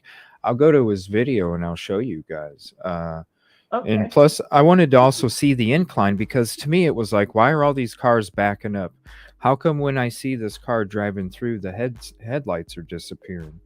Well, when you get the video and you see the incline and where the vehicle could have driven through, it totally makes sense why the headlights even disappear when it's making those circles. Because, yeah, it does line up with the PCA. But is it an Elantra? To me, when you're listening to all of that other footage, like all the hours of that footage, you can hear what sounds like either a fart can muffler, because they have those mufflers that make it sound like it's souped up, or it's some kind of souped up car, because you can tell from the engine, the way it revs in the deep bass with it. It's got some kind of performance to it, unless it's like one of those fart can mufflers to pretend like it's one of those performance vehicles. So let me go to Rory's channel here. and I'll show you where the camera is located. And I can even show you on Google Earth as well. Okay, so this is his channel. There we are, sir. Give me 1 second. Okay, so he goes to the camera right up here. Right, that you're All right, so he must have already looked. 1 second. All right, so he's going to be walking up to show you guys where the camera is. And you can hear that car with the muffler driving up around the neighborhood on all of those hours, because that's one of the things I was focused on. In that same car that does match up with the PCA, you can hear that engine. It's a souped up kind, or a fake ass muffler, one of them, because they do make those fake mufflers that makes it sound like it's souped up, but it's really not. All right, so this camera is right there. See where that pillar goes across to the building structure, or the joist from the pillar?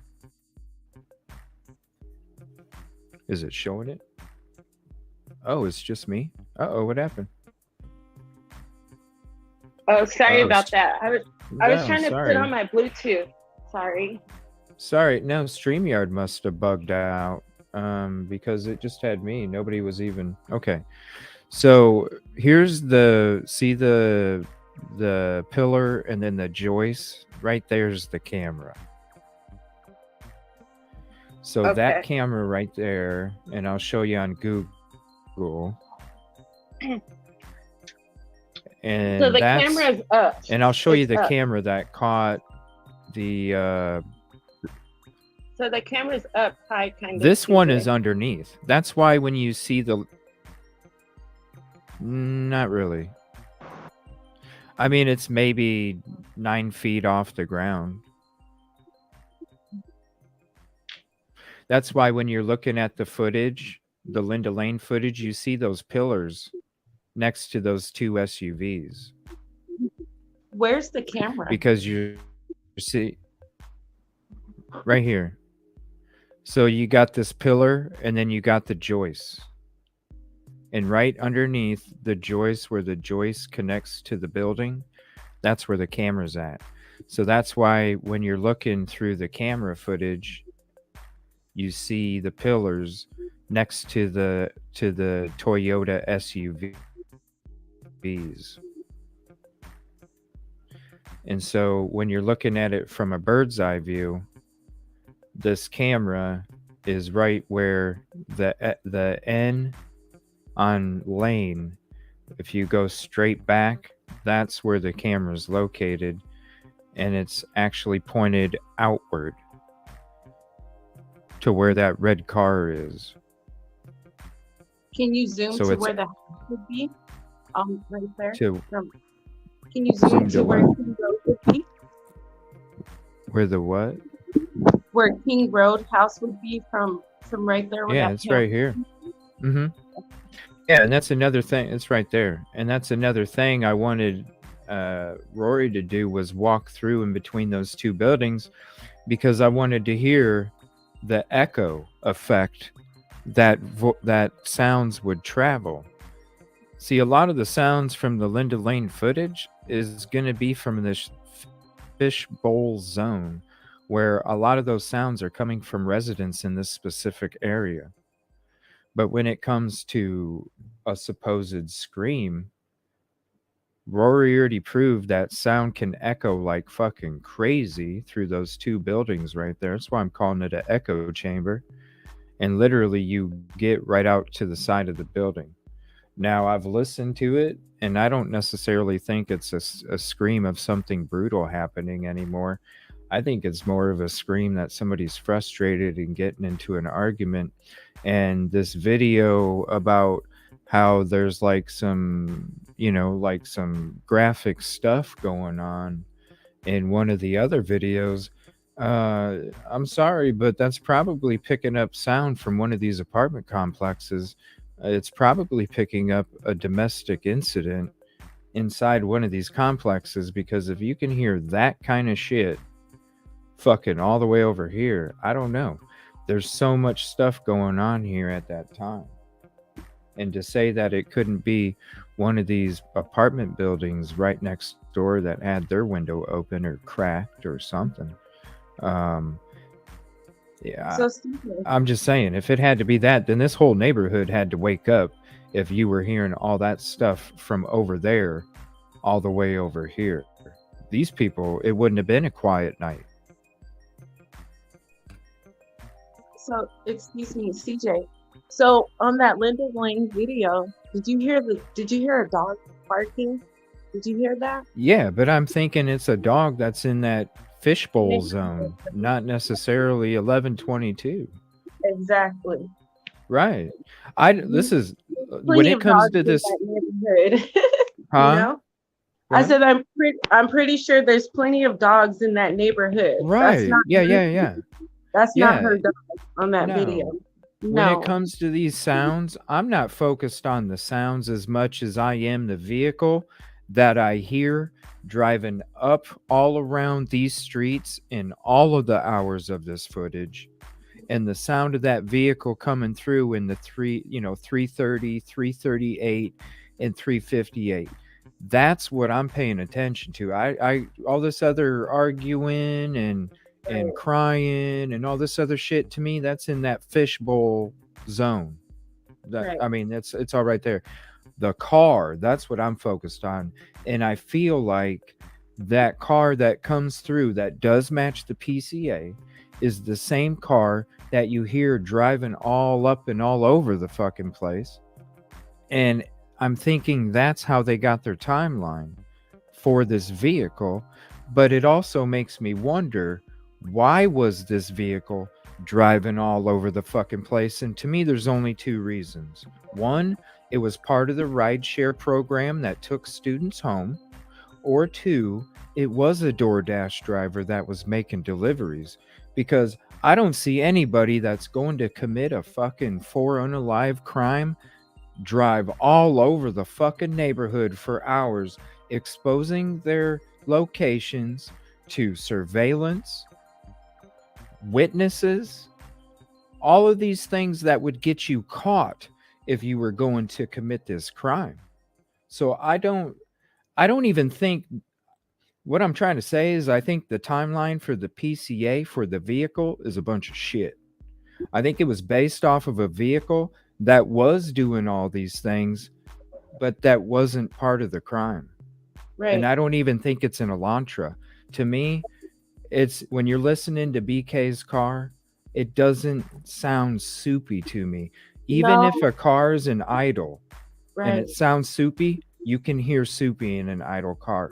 I don't hear soupy in the Elantra. Right. Let me say this.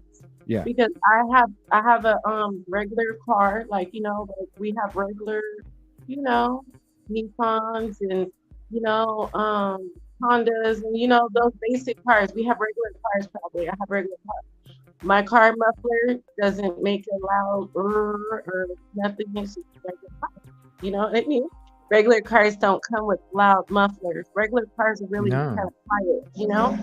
Yeah. So I remember on that video, I heard a car with a loud ass muffler, like Mhm. it was a sports car maybe, or a car Right. that someone's fixed up, because I've had Right. a car that I put a muffler on and lowered it, you know, in my younger days. I've done Mhm. that. Mhm. And that car used to be so loud, like people would Yeah. know it was coming before I even got there. Like, Yeah. yeah, you know? Yeah. So I I had the wanted same to, vehicle. I lived right, in a cold neighborhood. I would let my car run for 5 or 10 minutes, and my neighbors would bitch and complain when I would let my car run in the morning because it would wake them up. right, Like, yeah, it's totally different sound. And that's what I hear going yeah, up and down. because- And it makes me wonder that dumpster car, because I think the dumpster car is a BMW XS. And I think that's the car that is driving around all over these areas. And I think that's the car that is making the souped up sound. let me say this. Do you remember Ian Harsh? Do you remember he said he seen a luxury car that looked like a BMW? Do you remember he said No, that? I didn't. No, we were gonna Yes. actually go back Ask into the the chat. eating shit. He Are you said that serious? when they were interviewing him in the beginning. He said, "No, I seen a luxury car, like a BMW, like a black car." That's what he said. But this one's Does white. anybody in the chat remember he said he seen a BMW, a nice car? I remember he said a black SUV. I don't remember the BMW, but the BMW is white. Okay, Now, he said a black he said luxury SUV. The black car or whatever, the muffler, you know, that still could be like a he did mention a BMW. with a loud muffler. He said SUV. I was seeing people saying black SUV.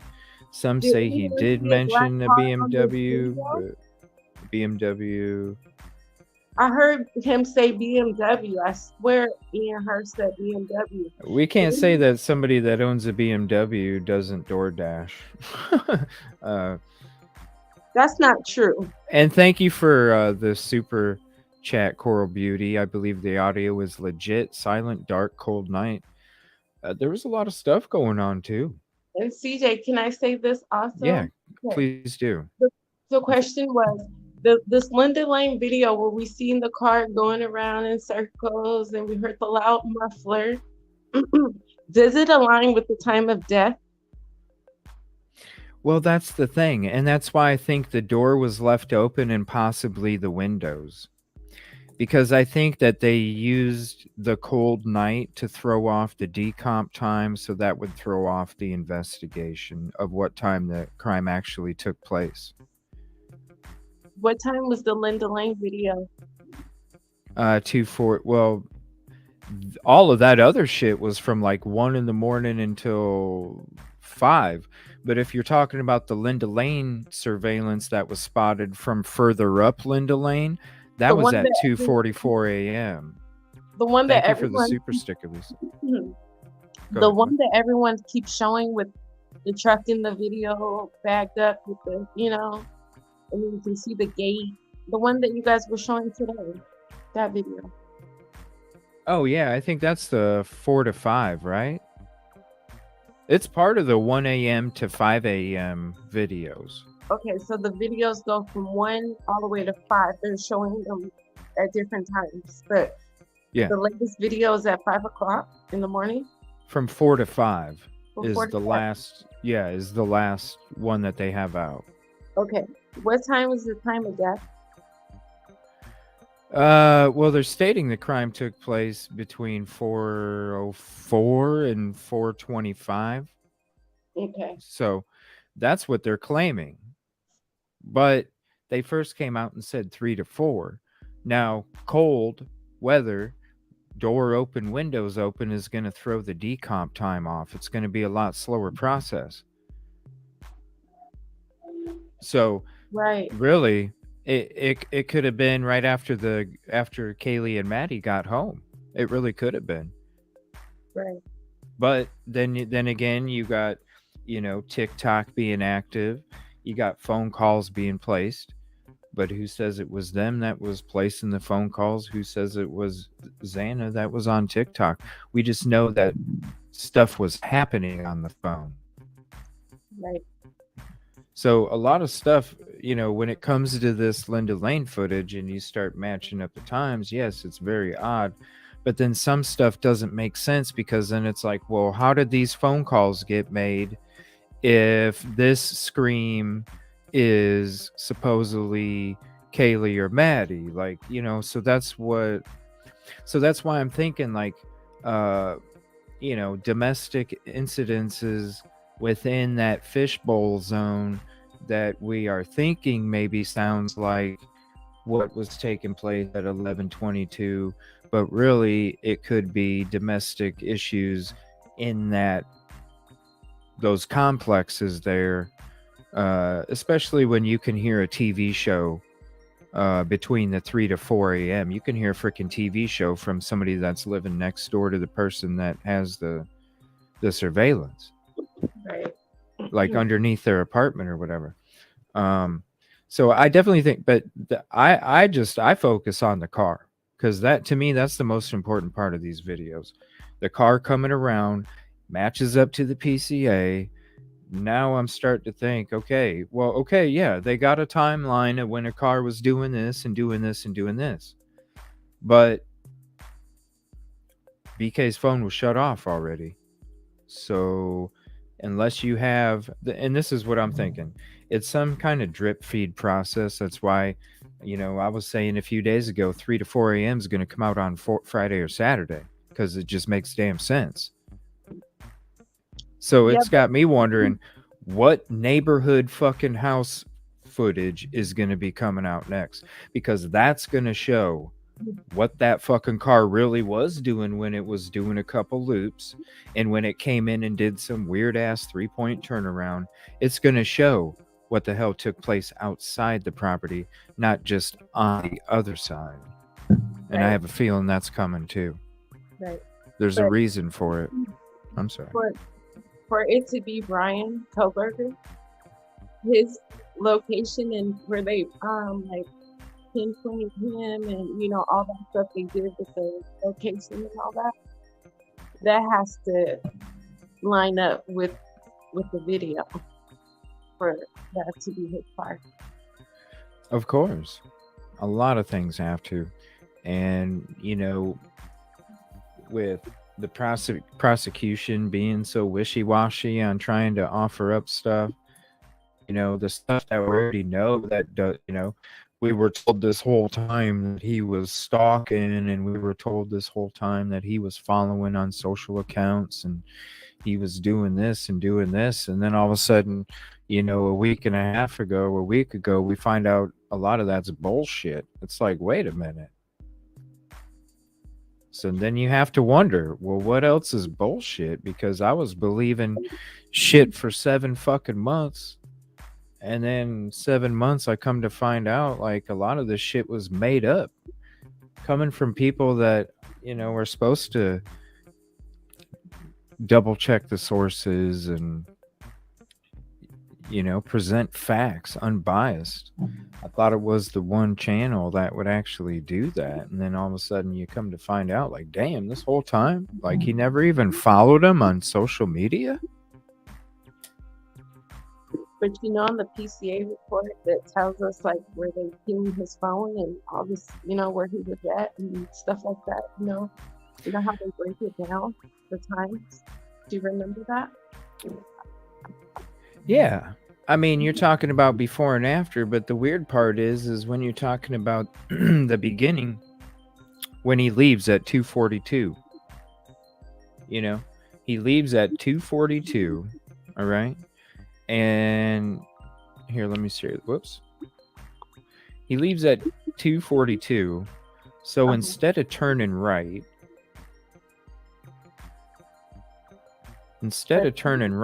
to then go by the airport, which is a rural route, he instead goes through the middle of Pullman to get caught on surveillance. And then as his phone is being shut off, he turns up north on Nevada in Stadium Way, which means he's going to be heading back into the direction of his apartment, and then shuts off at 2:47. 2:45. So why? But then also there's. But if you're going off the. Well, if you're going off the PCA, there's also at 2:44, 2:45 at the same time, he's supposed to be in Moscow too. 2 places at the same time. That's and then it doesn't get turned on until, what was it, 5 when he's heading south. 5:30, something like that in the morning. It was 5 something in the morning going south. So what was he doing for a whole hour and a half after the crimes took place in Moscow? And I'd like to see more about, what is it, cast or whatever, we've had Daniel from Drunk Turkey Show hop in and talk about the cast stuff where it's more of a pinpoint or whatever. Now, I've also seen things from Sleuthy where she showed the here I have it on Twitter. She showed like there's only 2 towers or something in Moscow, Pullman. One second, I retweeted it somewhere here. So I mean, do you think, I don't even know.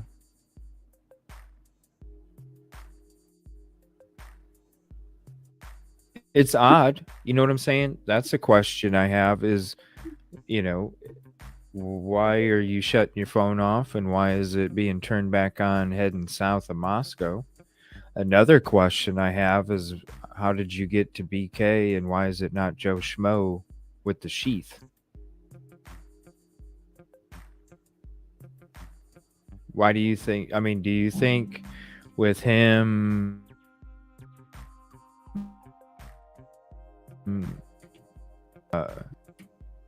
do you think, according to the PCA, do you think that that puts him at the scene of the crime?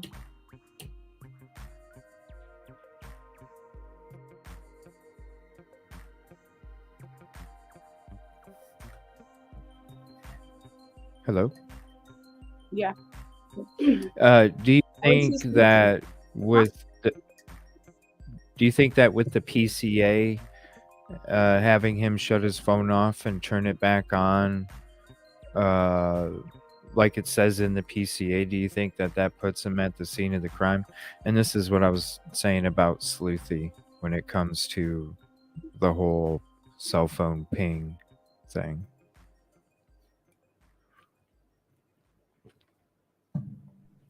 Right. I believe he was involved, but Yeah.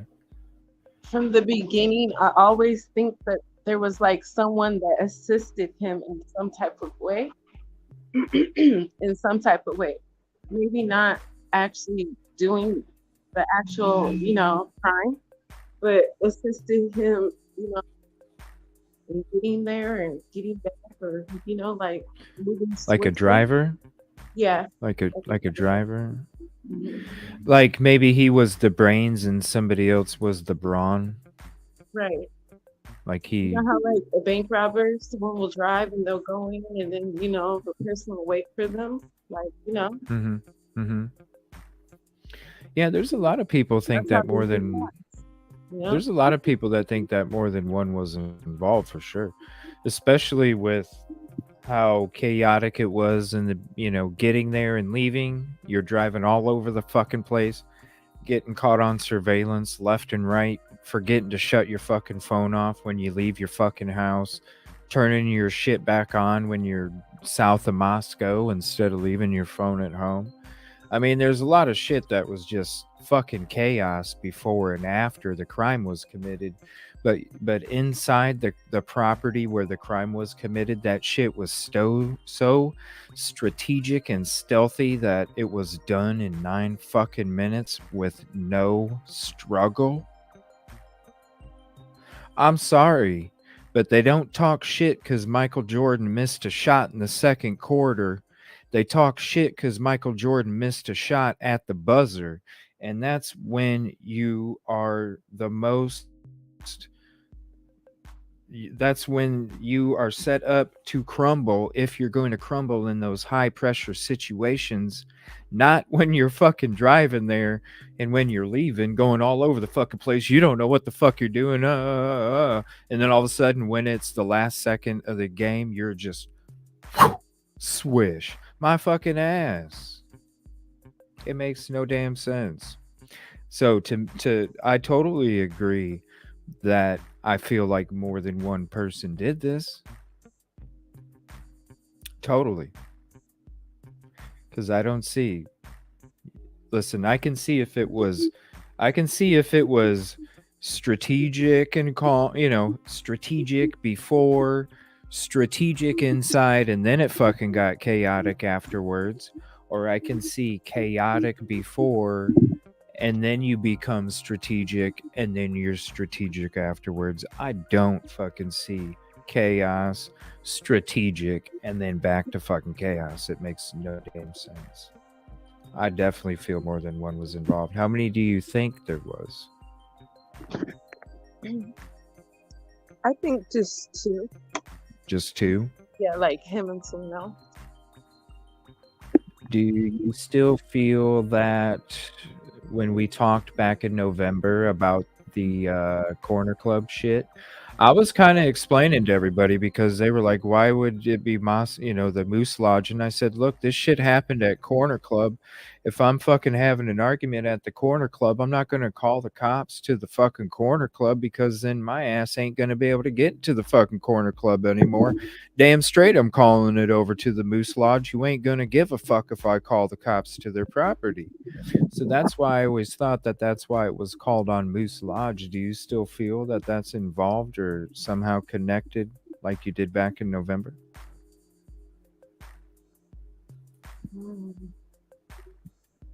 Do you remember that? I do. Okay. To be honest with you, I just stopped thinking about the Moose Lounge. Yeah. I was thinking like, maybe not. No. So not even if it's with the Corner Club. No. No, because we seen the video of them walking from the Corner Club down to the food truck. Yeah, but that was later on. Because wasn't this at what time was it? It was 9 something when that thing at the Moose Lodge was, right? It was like 9:30.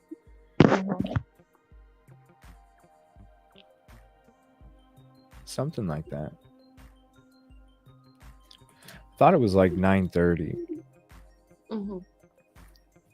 So what do you think took place then? I Like think in your opinion? maybe something that didn't have to do with them.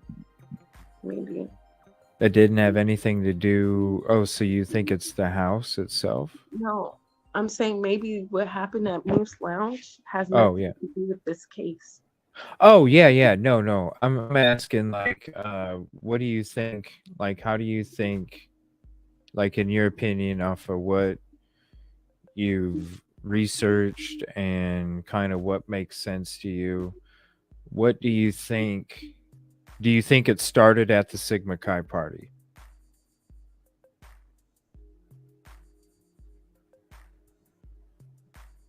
No, No. Okay. because Brian Koberger had nothing to do with the Sigma Chi. Okay. So do you think that BK was some kind of incel type then? Is that where you're coming from, or? I don't know. I have a question? Yeah. Do you know what a manosphere is? Do I You a know what? Do you know what manosphere is? A manosphere? No. How do you spell it? I think it's MANOSPHERE.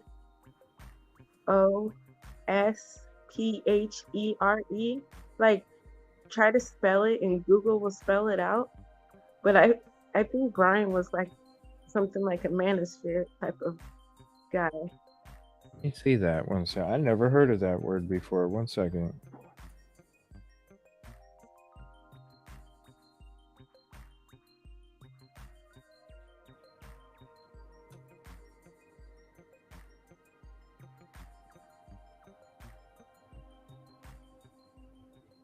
What the hell?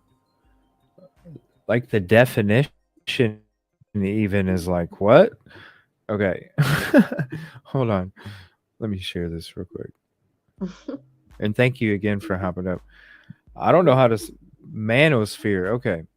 So, hold on. Let me move this over.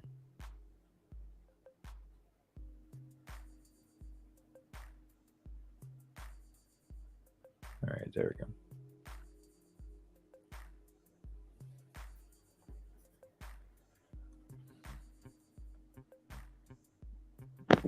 The manosphere is an umbrella term that refers to a number of interconnected misogynistic communities. No, that's not it. No, that's not it. No. Oh, well, that's what it came up with.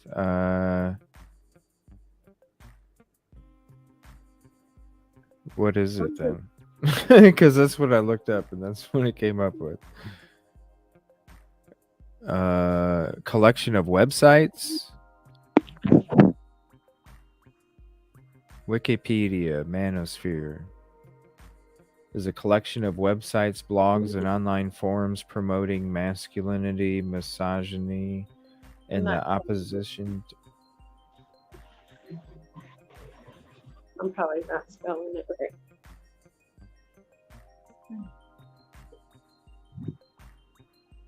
Let me see if I can spell it. Okay. Sorry. Brian is not an just sounds good coming off the lips. XFBI and XLE.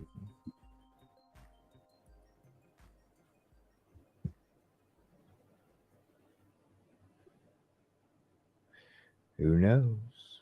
Nobody knows.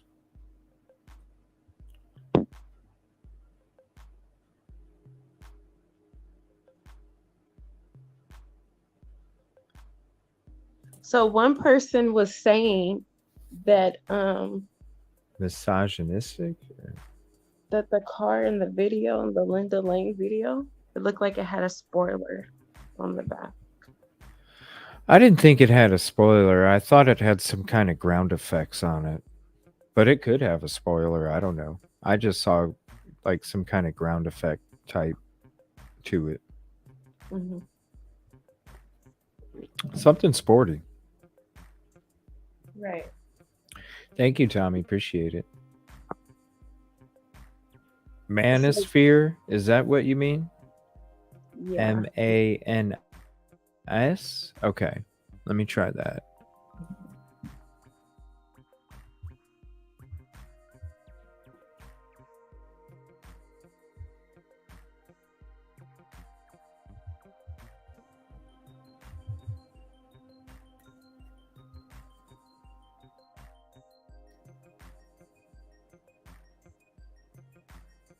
It does not exist. Okay, one second.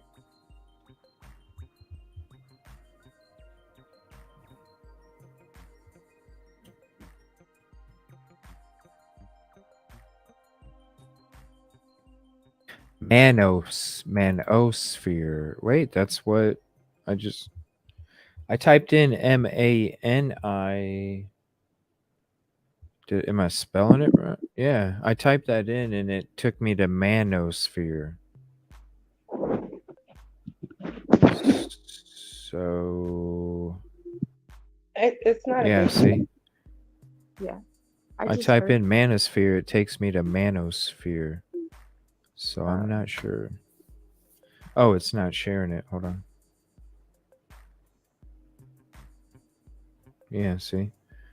Type in Manosphere, it gives me Manosphere. I don't know.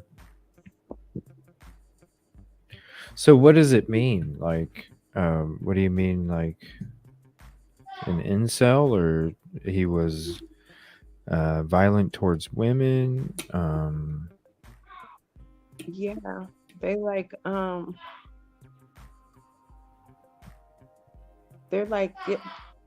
they're like a lot of them might be like incels, and yeah, a lot of them are incels. And then, like, to be a manosphere, to be in the community, you either have to be celibate, or either you have to like, what is it? Either you have to be celibate, or you have to be like rude to women or something. It's weird. I wish I can to like show your dominance or something? I think so. It's kind of confusing. I wanted you to see it, but I've heard some people talk about it, and I'm like, wow. Why do you think he was that way? Because, you know, it seemed like he couldn't get girls. It seemed like he was an incel. Like, he'll try to pick up girls on the internet. And just the way that he, treated them. He was kind of weird. Remember what the girl was saying about him? Well, yeah, I mean, I remember hearing some things about some stuff, but it's from News Nation, the same people that told us a bunch of lies. So, when it comes, I'm not saying what those girls said wasn't true. I've also heard other people come out and say that he wasn't a creep. I've heard even his neighbor came out and said that him and this Asian girl or something were always very friendly and always, and he even like with the female officer when he got pulled over. I would think that if he was that way towards women, maybe he would have been demeaning towards her or something like that. I don't know. I don't really see the I guess if there was more people that came out and said that other than two girls that met him off of Tinder, because anybody could say that I was a fucking dick, Mm-hmm. Right. And that was just two people. Right. So my other question was, they said they found 2 IDs in his apartment. Yeah, not connected. I know it's not connected, but whose Mhm. IDs are they, and where are these people at? Maybe, who knows? I have maybe it was old IDs from when he was from Pennsylvania and he somehow was able to keep them when he got his new Idaho shit. No, I mean, like, they wasn't his. Were they his? Were they? They just said 2 IDs. Okay, because They didn't just even said- say if it was male or female, did they? Okay, but the way they said 2 IDs, it didn't mean to me it was his IDs. Well, no. They found 2 people's IDs. No, it's just no. What they did is they released a list of everything that they seized in the warrant. Okay. So, it could be 2 IDs that you had. I mean, they all we know is it was items that they seized. They seized other items that we don't even know if they were his or if they were his dad's. Right. Okay. There's no. That's the thing with the search warrant list. I mean, it really does. Trust me, it's very interesting. But I was led to believe for many months that those IDs were connected to the fucking victims from News Nation. Again, I was led to believe that those IDs were connected to the victims. And then we come to find out that there is no connection to those victims with the IDs. So I kind of have to look at it from the other side now, because it's like, well, I was told for so long that these were connected. I was told, that other things were connected too, and it comes out to be that it wasn't. It was just based off of some expert's opinion that was on News Nation quite often, 1 or 2 of them, and they put their theories and thoughts out there, and when it came to cash them, they couldn't. That's why News Nation's credibility is being talked about anymore, about whether they are unbiased or not, because the people that they've had on there, some of them are saying a lot of shit as facts, and we're saying a lot of shit was true. And now that the real documents come out, they got egg on their face. And now the whole News Nation is being questioned on, if they're credible or not. Right. I don't even watch News Nation barely anymore. Right. Yeah. It's just once the shit comes out, like in trial or whatever, we're gonna find out. We're gonna find out what the real is, and there could be so many possibilities. We could say that the IDs were the girls. We could say they were his. We could say they were old girlfriends. We could say they were his parents. We could say they were anything. And that's the thing. Like, until we get the damn actual documentation, unfortunately, You know, who Yeah. knows? All we do know is that there was no name stated with it. There was no sexual orientation stated with it, as far as I know. And all you can do is speculate. That's the shitty part about it. The only thing is we just don't want an innocent man going to jail, and we don't want a guilty man being set free. That's it. Right. But like you said, they're probably his IDs. Probably like a school ID and an old Pennsylvania ID, you know? Maybe. I don't know. You know, But and if he is an SK, maybe they are other victims. You know what I'm saying? right, that's what I was If like. that is, Just the that's way, the just the way they put it out, it's just questionable. Like, were those his IDs? Like, they didn't even say, you know? well, Coffindoffer was the one. Coffindoffer was the one that said the two IDs were linked to the victims. What's her first name?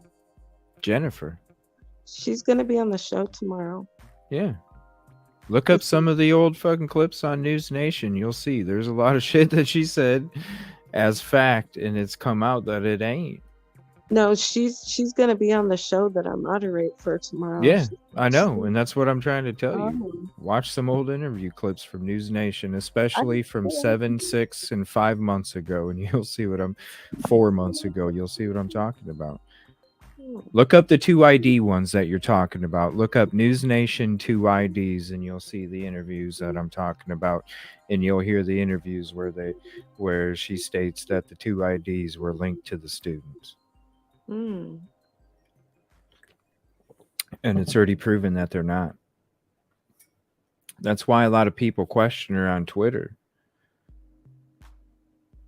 Mm. But yeah, check her out, man.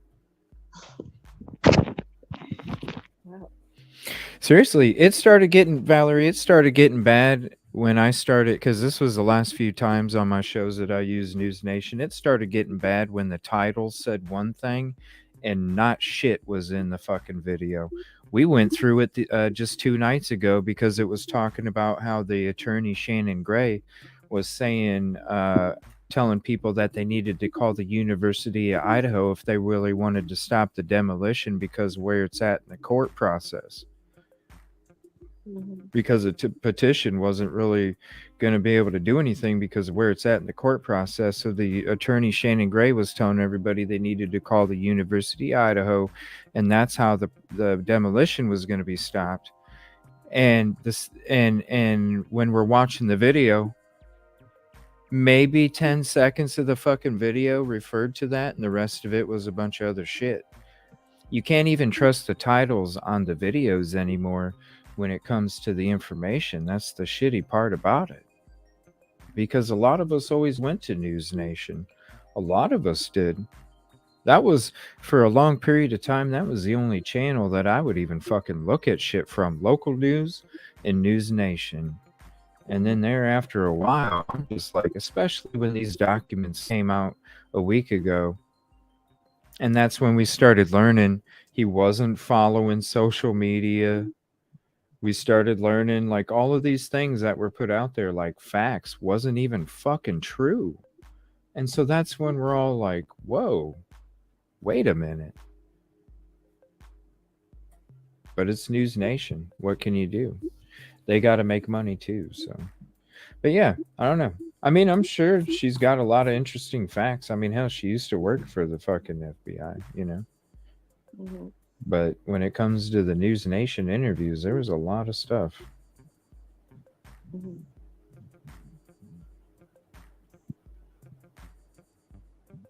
Wow. So, what do you think about the Kim lady? What do you think about her? I mean, there's some stuff that definitely sounds, it's like anybody's opinion or thoughts, you know. There's so many possibilities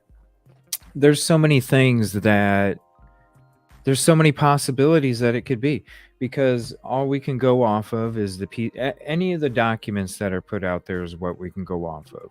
And then the only thing after that is basically what makes sense and what doesn't make sense, and that's it. Now, there's a lot of things that anybody can come up on panel or call in and say, and a lot of it can be legit, and a lot of it can be like, well, I don't know, but it all comes down to what makes sense and what doesn't. And so, I value Kim's opinion just like I value Brian's opinion, and I value Valerie's opinion, and I value Higher Ground's opinion. I'm going to say that, everybody's thoughts, theories, and opinions can make sense unless it don't. And I'm not the one that's going to sit there and be like, yeah, this makes sense when it doesn't. That's why I get ridiculed. That's why people talk shit about me. Because I'm not one of those people that's going to sit there and be like, okay. If something don't make sense, then it don't make sense. Right. Well, what doesn't make sense to me is the fact that Bethany's attorney, wait, which one seen the girls? Was it Dylan? Yeah. Supposedly Dylan had the door cracked and saw Bushy. So let me say this. So yeah. she got an attorney, right? So Dylan's attorney put out that she was scared. She ran back in her room. She was really scared. Did you hear that? No, I didn't. No. I just go off the PCA. I don't remember seeing that statement from DM's attorney. A written statement. It was I don't know if it was actually a written statement or he put it out like on Twitter. Who's her attorney? Because I don't know. I'm asking you, have you heard anything? No. Don't even know who Dylan's attorney is. Never heard of it. She got an attorney, and her attorney said that she was really scared because she went back in the room. She was really scared. But my thing, really scared, frozen, half damn blind. You can see a guy in your place that you don't recognize, that you claim you never seen before, and you don't call the police until the next morning and late and all that. Like, whether you're scared, frozen, or however, like I said, one eye's good, one eye's not. There's no way I would have went and been comfortable with some stranger that I've never seen and I don't know until like in the morning. Like, there's no way. I couldn't even even sit down. Like, yeah, not even that, Valerie. But I've been around the fluid after somebody passes, okay? And I'm telling you, there's no way you could even stay in with the type of injuries that took place, because obviously there's a process to all of the stuff that happens after you pass and what comes with the fluids and things like that, okay? There's a natural process with that. But with the way the types of injuries that there were, you already sped up that process because you exposed those organs and the fluids within those organs ASAP with the types of injuries. And I'm telling you right now, there ain't no way in hell somebody is going to be able to fucking sleep or even kick it in the same freaking house when those types of biohazardous chemicals are released into the air. Right. The smell is, I'm telling you right now, it's a smell you can't describe. It's a smell that you can't, but I'm going to tell you right now, I can smell that shit right now just talking about it, and it makes me go, ugh. There's no, and trust me, there is no way. I feel you, Valerie. I don't understand it. I really don't. Like, just put in an example. You have a baby. Your baby goes number 2. You can't keep the dirty diaper in there 5 damn minutes. Yeah, she's talking about that green, yellow, and purple poop, okay. Everybody. Just period. Just know you can't stand a baby poop in a diaper for 5 minutes. Like, you're gonna rush that thing outside. How can you sit in a house on the same level or in a house with 4 bodies and you're just sitting there, You and can't. you can take that smell. Like, her You room was can't. on the same floor as Xana's room. Like, there's no way you stayed in your room frozen until the You morning. can't. Like, I sleep just don't understand it, Valerie. I or really in don't. frozen stage. Like, that smell's gonna wake you up. I'm It telling is. It's worse than smelling salt, no doubt. Like it's 10 times smell. It's more than that smelling you, you salt. have to know Thank what you for the super happened. sticker, Natalie. You Yeah. you have to know. You have to know something had happened. Like, Well, and you know, and there's been talk about how somebody left, and I could. That had to have been what I mean. I just don't like seriously. I've been around that a few times. Uh, mm, like I've seen it. I've been in front. Like I'm telling you right now. Like you smell it one time and you're like, holy fuck. And then when it's the second time, you're not even that far away and you're like, oh, okay, hold on. Like, oh, where'd she go? I don't know. StreamYard's bugging right now. It's acting crazy. Sorry about that, Valerie. Go ahead and hop up if you want to. I apologize. I'm just telling you, I don't know how anybody I really don't. I don't know how anybody would have been able to sleep, stay in a room, uh, be on the same. I even with doors shut, I still don't. It's you can't explain it. I really can't. right. That's one of my biggest questions, Valerie. Why the gap in the sheath? Because I tell everybody in my show, you could have touched this coffee cup. I bought the coffee cup, brought it home, touched my mic, and then your touch transfers on my fucking mic stand. Like that's how easy it can take place. That's why I'm wondering, why is it BK on the sheath? Why is it not Joe Schmo? Who are these other DNA samples? Can you tell me that because you picked up this coffee cup and then I picked it up at a store and then I grabbed my microphone and your touch DNA is there, all of a sudden I die holding onto this microphone and somebody comes up and goes, Valerie's touch DNA is right here. That means she killed fucking CJ. Right. That's basically what you're telling me is supposed to be convicting BK. So should I convict Valerie because I passed away like this and she touched my coffee cup that I bought at the store and her shit ended up on my microphone stand, so now Valerie's the one that's in trouble? That's where my problem is. That's why I'm like, how is it BK? What is up with the 8-hour gap? Two biggest questions I have. So you think the sheath like totally puts him there, like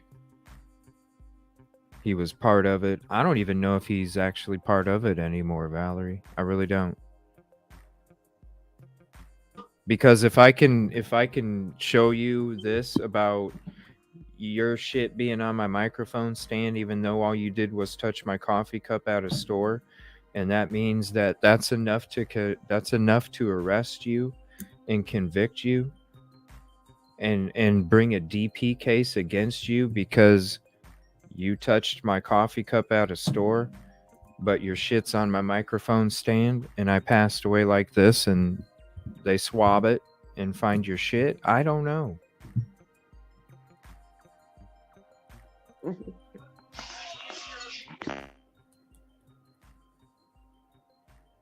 That's where, because I thought the dude was guilty as shit for a long time. I ain't gonna lie. But now I wonder, it's like, well, if this isn't true and he wasn't stalking and he wasn't following and all this other shit, am I supposed to go off of this? Would I want somebody to convict me going off of this?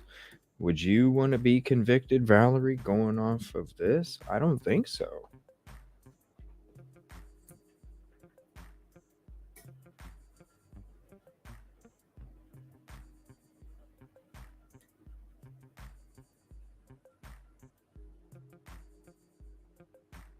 I don't even know if, DM's statement in the PCA, does it say it's her first statement? Does it say it's her second statement? Does it say it's her third statement?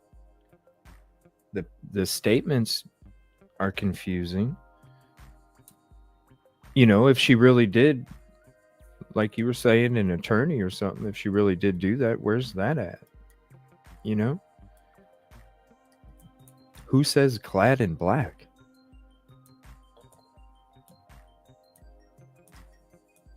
I don't even say clad in black.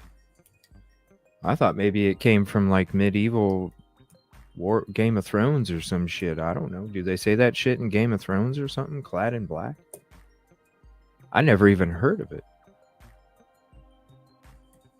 And then I asked the community, to ask their children that are roughly the same age, have they ever heard of it? No. What do you mean? So it's like, I don't know. Where does that even come from? Where does clad in black even come from?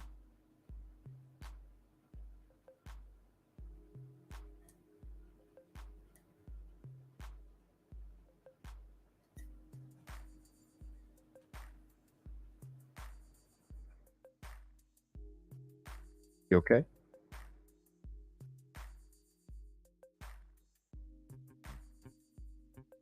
Hello?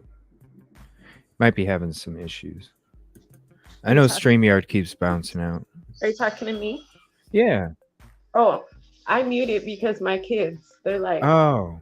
they're I came in the inside because I was talking to you outside. But yeah, these kids are like everywhere. Well, I appreciate you. You sound like you're busy. I mean, you're more than welcome to hang out if you like. I'm gonna probably check out some of these other videos. It was so nice talking to you, though. Okay. Well, thank you, CJ, and I'll be Yeah. back another day. But Yeah, I appreciate that. okay, well, you have a blessed night. Thank you. You too. Thank you. I appreciate you hopping up. It was so nice being able to talk to you after so long. It was crazy. All the way back in November when you hopped up there. It was at the beginning of my show when I first started, and it was one of those things. I was just really cool of you to do back then, and I'm glad that you come and hung out and we got to discuss some things. It was really cool. I appreciate that. Okay. Well, Thank you so much. I appreciate you, Valerie. Thank you so much. Okay. I do. Good night. Thank you. Good night. Thank you. Mm-hmm. CJ, we need to talk to. You know what I'm saying? There's a lot of people. Yes. Thank you. I love Valerie. I really do. She came out and hopped in and talked on the show back in November. There was some theories that she had way back then, and she was getting ridiculed on some other shows and stuff for some of the theories that she was bringing up back then. And you can go back to the old episodes. It has with guest Valerie in the description. Way back in November. I think it was the end of November. I think it was.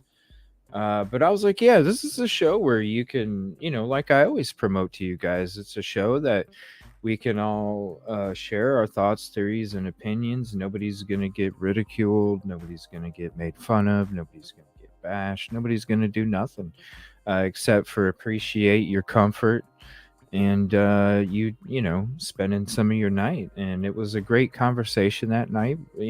Keep in mind that was based off of information that was only out for a few weeks. So when you do listen to that episode, make sure you keep that in mind. It was only information that was out for a few weeks. So but we were kind of exploring different things, and she was showing me some things that I had never even thought about. We were looking up different things. It was pretty cool. She even called the Moose Lodge and stuff. It was a really cool episode, especially with me first starting out my show. So, it was really cool. Like I said, I've always been the same from the beginning. It's always about respecting everybody's thoughts, theories, and opinions, because really, unless we have the documentation to say this is wrong or this is right, we really can't say. And everything could be a possibility. You know what I'm saying? So thank you so much again, Valerie. Yes, thank you so much. It was so nice to talk to you after so long. Good luck tomorrow, and I hope the modding goes well. And yeah, I appreciate you so much. Thank you, Valerie. Heather, thank you for becoming a new member. I appreciate that. Sorry, my internet's there must be making repairs tonight. They quit for a couple days. Now they're back to doing it. Let me see here. Let me see. It's okay. She's been cool on this show. Like I said, she was one of the first people to hop up and hang out and spend some time with CJ when he just started. And when we were going through her theory from the other night, I was like, you know what? I want to reach out to her again because it was a really good conversation. She's a beautiful person, is a beautiful soul, and she will always be welcome here, no matter what. Thank you, Valerie. Thank you so much. I appreciate you, for real. A beautiful person. Thank you. Did you laugh at my comment? I'm confused. No, I'm sorry. Which one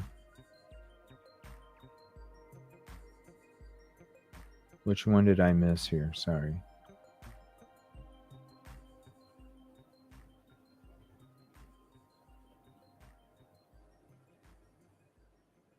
No. I wasn't laughing at it. I just saw it and I was like, yeah, it'd be nice to talk to a lot of the other ones as well, you know,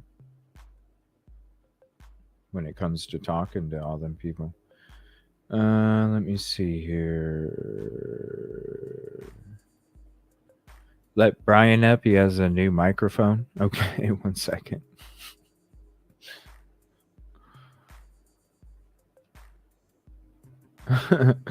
And just because you click on it don't mean I'm letting randoms up here. We're gonna, what time is it? Oh, we didn't even go into the Grub truck yet, guys. But it was nice to sit down and talk with Valerie. It was really cool. Let me see here. Oh yeah, we were gonna go to Luna's video too. All right, we'll wait on that.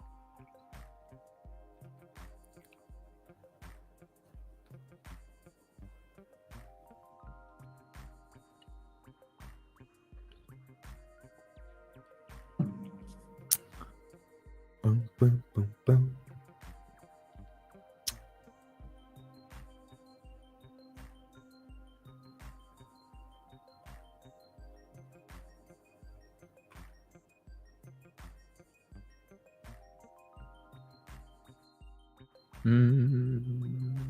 If you can do me a favor and wave at me real quick, please, just so I know you are who you are.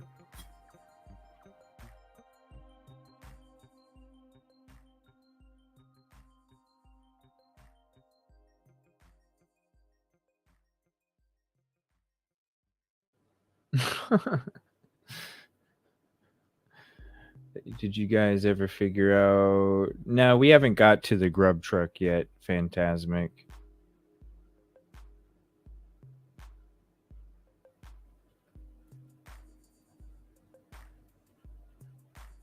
Yeah, you'll be able to call in here.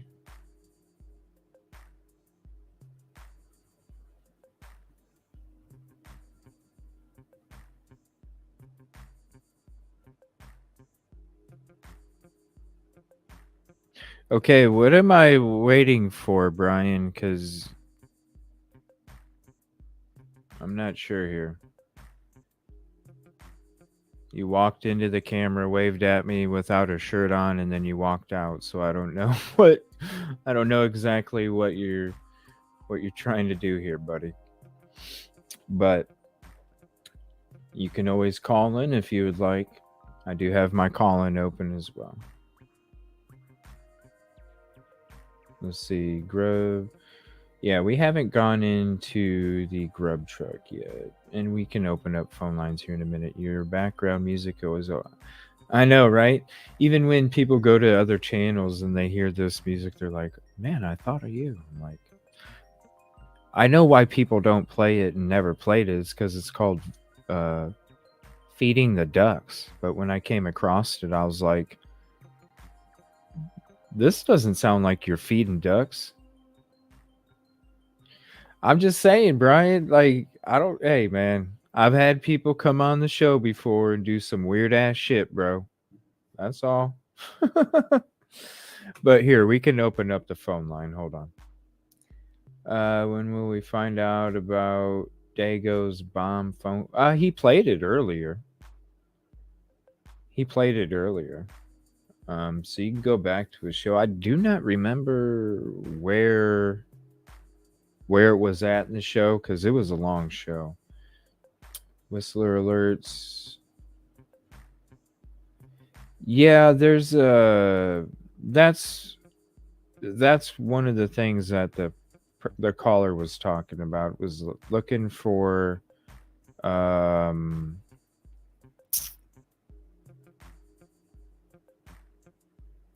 yeah,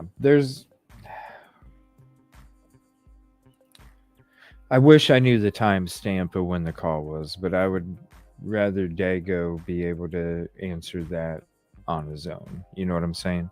The phone number is 812-250-8484. It's up in the top left of the screen. And I will... Hold on. I thought I had a banner for it too. Yeah. It's at the top left of the screen there, but there's the phone number.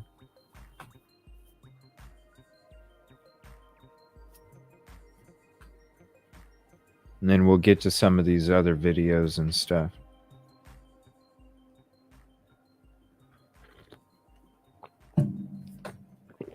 Sorry, buddy. I'm taking a call here. Validation.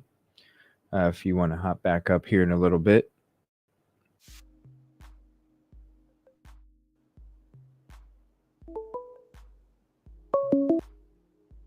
From Tracy. to accept, press 1. What's up, Tracy? How are you doing tonight? Hi, how are you? I'm doing I'm good. great. How are you? Is the music too loud for you? No, I can hear you nice and clearly. No background noise or anything, so it's fine. Okay, cool. What can I do for you tonight? Thank you for calling in. Oh, I just saw your show literally a couple of days ago, so I was really impressed, and I was like, okay. So I decided to call in and just chat with you. I occasionally call into the other channels, and I've been following this case since November. And I think, obviously, it's very tragic, right? Like, 4 young kids. Oh, yeah. Yeah, like, I myself have 2 sons. I was a teen mom. So I have 2 boys that are close to the same age. One is 21, one's 19. My eldest, actually, like, it's crazy. And I've said in other shows, and I really mean it. My eldest son, he's 6'3", resembles Ethan to a T. Aw. Like, the same bushy hair. He's goofy and like big teddy bear, just a sweetheart. And I think that's probably why I gravitated so much towards the case, was because that kid resembled my son. Right. And I remember I cried, and then, I feel for all the families, but maybe it's that one visual, thing with Ethan that makes me like feel the most for his family. I feel for all of them, right? But Right. I'm just like, as a mother, like I can't imagine what they're going through. But with that being said, I also work in the law field. And, like I pray to God, and also for all the listeners that are listening, hopefully nothing ever happens to your family member, right? Like I hope nothing ever happens to my sons, but I know something. And probably because I work in this field, I'm able to think a little bit more logically about things. It's one thing to arrest someone, take them in and like charge them. But you have to make sure 100% that you have the right person. Because let's say hypothetically down the line, all these media reports, and we've seen it, right? I've been following trials, and that's probably what got me into the law field. I've been watching trials in Jodi Arias back in the day, right? And I used to like Nancy Grace. But then I started following more trials, Zimmerman, right? The Trayvon Martin Zimmerman trial, Rittenhouse, all these other trials, and I watched them. And I remember with Rittenhouse and Zimmerman, how the media were like, labeling them as racist and all these other things. With Zimmerman, this was a long time ago. I don't know if people recall, but there was a witness that said, hey, like this kid was like straddling him and was like literally hitting him in the head, like MMA style or something along those lines. Evidence comes out during trial, right? That right now we cannot see. Right now, all we're seeing, all we're hearing is the version that the media is handing out for ratings, right? They want to keep the ratings high. They don't care. In their mind, they're thinking, okay, they're going to convict this guy, so there's no way he can turn around, come back and sue us for calling him a murderer, calling him a killer, calling him a stalker and all the, a serial killer, and coming out and saying his family saying this and that. No one knows what his sisters said. His sisters haven't come forward, and to be honest, they're being probably advised by attorneys, do not say a word, you're going to make it worse for Brian. Right. So we all have to think logically, and you know what? Let's wait for trial, and let's hope for our sakes as well, because we never know when we can be in this situation, right? We never know when we can be charged with a crime or anything like that, or a loved one, and then to be railroaded. Right. So it's very important, because no one thinks it'll ever happen to me, and no one thinks hey, I stay out of trouble, nothing like that would ever happen to me, and then something like that happens, and your family member's arrested, and then you're like, oh, my rights, my rights. But you weren't saying that, you weren't thinking that when Brian Kohberger was, going to be up for trial. You were basically saying, no, sentence him, do this, do that. And I think as time goes by, the families start thinking about stuff. They're going to want justice, right? They're going to want the right person. They're not going to want a person to pay for the crime. They're going to want the right person or persons to pay for the crime. So, all the evidence that's coming out right now, what's available to us, the PCA was strong. But if you're paying attention to Ann Taylor and her team's motions, they seem pretty strong. So I think she has a great reputation, what I've read up on her. I think she's going to give them a really good defense. And with attorneys, especially defense attorneys, I used to work at a defense law firm, and the attorneys would go all out for their clients, especially if they thought their clients were innocent, or they thought that they were, being railroaded or anything. They would go all out. And the thing is, there's a lot of different factors that people don't want to play into it. And I said this a long time ago, when the case started. I started kind of just researching Moscow. And people can easily do this. You can Google Moscow, Idaho drugs, and it'll pull up a bunch of different articles about drugs in that area. Okay. And what, all the ODs or something? I'm sorry? All the ODs and stuff? Is that what? ODs, but also drug distribution and drugs out there in that area. Huh. And you can literally Google drugs, Moscow, Idaho, and it'll pull up some articles on there that you can kind of read up. I can't remember them off the top of my head, but there's a couple that talked about, the drug distribution. And it kind of makes sense, right? It's a college town, kids not controlled by their parents. I myself have always been a goody two-shoes. I've never done drugs, and I keep a really tight leash on my sons. But I have friends that have talked about, hey, I used to experiment with stuff when I was younger, things like that. So it doesn't mean you're a bad person if you've done it, right? Or that house was known as a party house. Those kids were known to drink. There's a couple of videos of Xana where you could tell she was drunk as hell. And I'm just I look at it, I'm it's not beyond logic to think that maybe those kids were having a bunch of different friends. There was drugs, mollies and things like that going around in that house. I'm not necessarily saying that the girls were distributing. Maybe some of their friends were, right?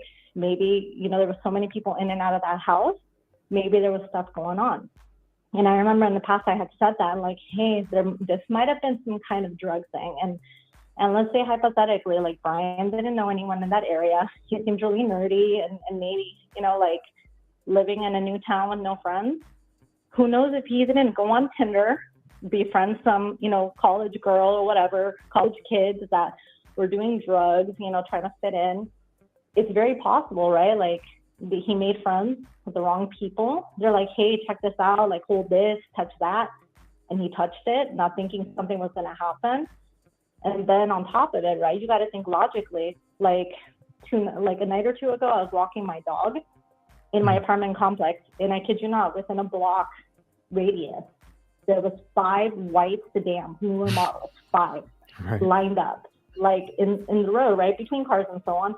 But I was like, damn. I was like, they all look alike to me. I don't know very much about cars. My sons can tell you what model each one of them is and so on. But they all look very similar in design.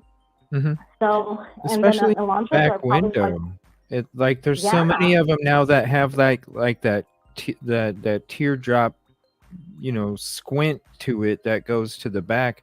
I didn't even realize how many of the back windows were like that until we started looking through them all at the beginning of the week, and I'm just like, holy shit! I didn't even know this is a thing now. I don't know. It's crazy. Yeah. And then white cars. 25% of cars in the U.S. are white in color. 25%. Oh wow! Right? There's so many different colors. Yeah. Wow. So like literally, you look at these. Like I said, I work in this field, so I try to think logically about things. I don't just say, hey, okay, yes, they have a sheet with his DNA on it, but what other evidence? You got to think, okay, you just butchered, okay, 4 kids on 2 different level floors. Okay, girls shed like crazy. I know I shed hair all the damn time. I have a dog. My dog sheds like crazy. My dog is a 40-pound colonial spaniel. My dog freaks the hell out. Like anytime, he hears any noises, my boys are play fighting, my dog freaks the hell out. So I think about these things and I'm like, okay, did Murphy locked in that room on his own for hours not make noise? Their hearing is so keen. Is it possible, really, be logical that dog wasn't going psychotic in that room locked up, hearing his master getting butchered in the next room over? Mm-hmm. There is no way. Mm-hmm. If that's a wooden floor, that dog is stomping around, that dog is making noise, that room is right above Dylan. Yep. You can hear it, right? Like, this dog was freaking out. And then the smells, right? Like, that dog, something was going on. Dylan can say all she wants to say. Honestly, I wonder what happened there, because no, you heard that. You heard, Ethan's a big boy, right? He was a big boy. And Vanna, if all those, all what is being said about her injuries, that girl was screaming. That girl was fighting for her life, okay? Unless Dylan had a headset in and wasn't really paying attention.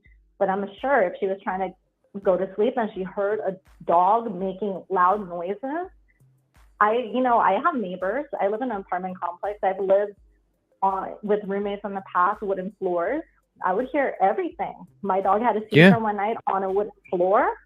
My roommates in the next door and downstairs both came up because my dog was rolling like crazy on the wooden floor, having a seizure. They both heard it, came up. It was dark. It was like 2 a.m. in the morning. My dog had a seizure on the floor. Wow. And my roommates came up. They're like, oh my gosh, what happened? And my dog was shaking on the floor. And I was like, I think he just had a seizure. And of course, I took care of my dog. But I started thinking about stuff like that. I was like, there's no way, at least that Dylan didn't hear something. And the thing is, if it's possible that Dylan heard things, right? Or maybe that she knew, living in that house, that there was shady people coming in and out of that house. If she just, being a 19-year-old girl, heard her friends getting murdered, right? You watch things on news, like drug-related hits, stuff like that. Didn't a family just get, butchered in California? A family, including a baby, over drugs. Right. So is it really, if you can think that you speaking up isn't going to put your life in danger and your family's life in danger? Most people that are involved with drugs don't talk, and this is a well-known fact. Right. So who knows if Dylan, either A, you see that footprint in front of her door, who says that they didn't catch her and tell her, you say something, we're going to take you and your family out. Or we know where we're going to find you. Mm-hmm. Or we're going to say you had something to do with it. Or we're going to do this and that. We don't know. But is it possible? Yes. Things like that happen, and they happen often. Right. Okay. So it's definitely a possibility that could, there's actually quite a few people that do, have that opinion in my community that, they're, they feel that way, that's what took place. You know what I mean?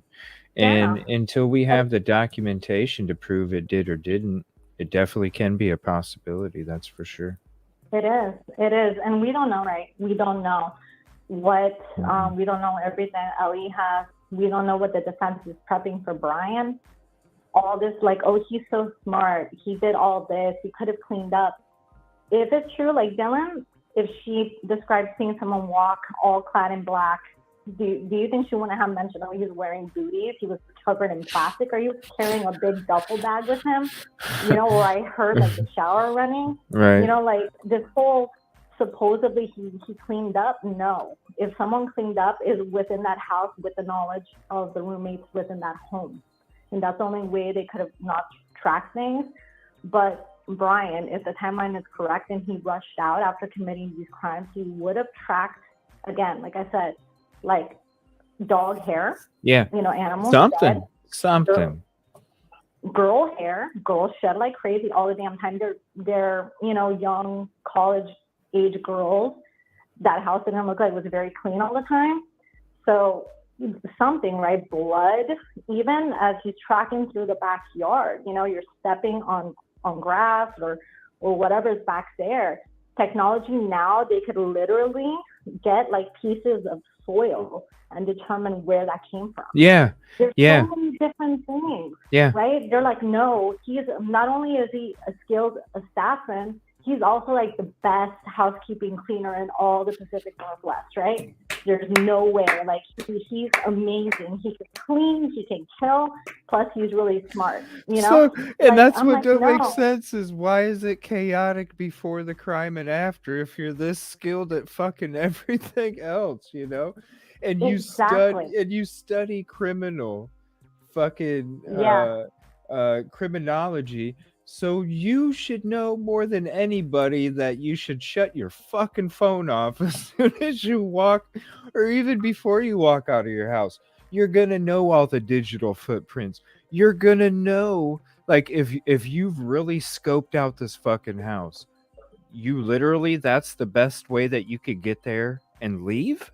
Like, that's what you came up with. Exactly. If you scope this place out and you know all this other shit that normal people that didn't take those classes might not even know to think about or know what can get them caught, it makes no sense. It makes absolutely no sense. I'm sorry. Yeah, and that's the main thing, right? People need to kind of, you know, like throw emotion out of it. Think logically for a moment. Like, think Right. about it. A lot of people, if you live in a 2-bedroom house, you have, you know, not 2-bedroom. If you live on a 2-story house, you know, kind of walk around, you know, take a look. If you have pets, like how much dog hair is, you know, like step on something, look at your foot, you're gonna see dog hair stuck there, right? Walk outside, go to your car or whatever, lift up your shoe before you step in and see what crap isn't stuck on the sole of your shoe. This Right. stuff is literally, it's logics, right? It's Right. not, this man is Superman. He literally floated above the ground to his car, right? Like, it's not like, you have to think about things, right? And there was the 8-hour delay, right? These girls, the reputation of that house, you know, the rumors that have come out about some of the roommates. I'm not going to say names or what, but I'm sure you guys have heard some of the rumors about drugs. Mhm. So, you know, people get roughed up. You never know what happens if they knew the attackers. They came in, they're like chilling, whatever, right? And then something happened. You know, they're like, hey, joking around. They're like, oh, these girls aren't going to take it seriously. They owe us money. They did this. They did that. We're going to teach them a lesson. We're going to do this. No one's going to say anything because they know what's up. And like, there's so many different things, especially with drugs. Oh yeah. People Yeah. don't want to talk, right? Because that's why I say, if Dylan and Bethany actually knew what was going on, let's say maybe they thought, hey, they're going to come and just rough them up or something, right? And they knew that there was going to be some kind of crime, and then it ended up in a murder, they can be charged with something, right? So there's different things on top of that, like getting, you know, threatened with their life. So we don't really know. Let's let the trial happen. Let's let all the evidence come out on both sides. Let justice prevail Right. correctly. Right. You know, we don't need someone to be sacrificed just for the No. masses, you know, for the media to have someone and for someone to just be found guilty simply based on, you know, like mob mentality. You want the right person. You Right. don't want it to come out years later that the wrong person was sentenced and that the other person or other persons involved were running around free to potentially keep doing what they did, you know? So Yeah. that's basically my thoughts. I thank you for letting me talk so long. Oh, but no, I it's not- appreciate you. I love these phone calls. I really do. And, you know, it's like what you were saying earlier in the call. There's a lot of people that they don't think that it can happen to them. Mhm. And it's certain people like us that don't even need to be in that position for it to happen to us to then go, oh shit, maybe I should treat others this way. Exactly. We already know that we should treat others that way before we even get into that position. That's why I'm sitting here and I'm saying it's innocent until proven guilty here. Not that Chad Dorman from Ohio that unalived his 3 sons isn't. He's innocent until proven guilty in a court of law, but the motherfucker's guilty. It's obvious. Yeah.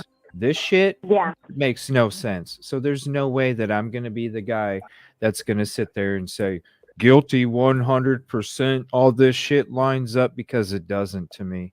And I'm not going to let Yeah. there and sit some dude that I don't even fucking know sit there and get accused of this shit on my fucking show when this is what you had to arrest him. If you had that to arrest me, I hope that some fucking dude on YouTube that doesn't even have a fucking degree is sticking up for my constitutional rights. Because if shit Yeah, don't make sense, exactly. it don't make sense. That's all I'm saying. So thank you so much. And yeah, but I appreciate you. Thank you, and everyone have a wonderful night and Yeah. wonderful Friday and weekend. Thank you so much. I appreciate your comfort calling in, and please do anytime. All right, bye. Thank you. Wow, what a call. Give me 1 second. What a freaking call. All right, I'll go ahead and got the phone lines open again if somebody else wants to take a call. We'll take a couple more, and then I'm going to get into this Grub truck stuff.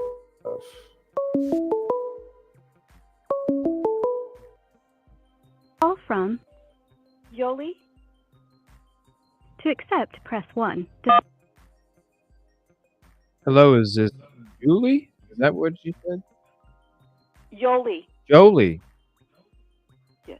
Okay, how are you tonight? Thank you for I'm calling fine, in. thanks. What's up? Yeah,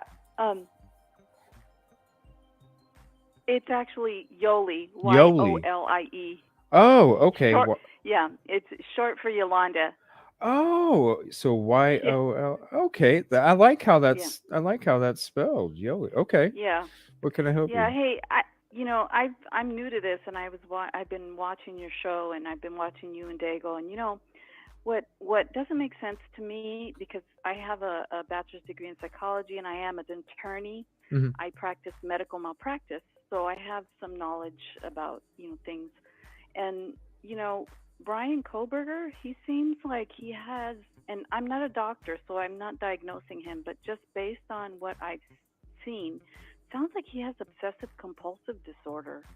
And somebody like that, to me, I find it really hard to believe that somebody who is very meticulous and very won't eat food out of a pan that's been used with meat, those types of things, and wearing gloves at the grocery store, like I've heard, he really sounds like he has obsessive compulsive disorder, and I find it really hard to believe that somebody like that would go in and do all this stuff, Messy stuff. and Yeah. yeah, and his eyes, I mean, people say that he looks like a killer, and at first, you look at him and you think, whoa, but the guy he has a lot of anxiety. I mean, I think he does. I mean, just looking at him, I mean, Mhm. his eyes are like, he has a lot of anxiety. So, I'm just wondering, if somehow he just got mixed up in this and he was in the wrong place at the wrong time.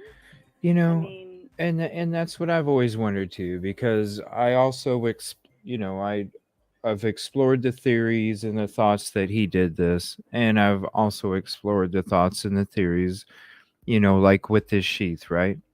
When we found out it was 20 skin cells, right? Yeah.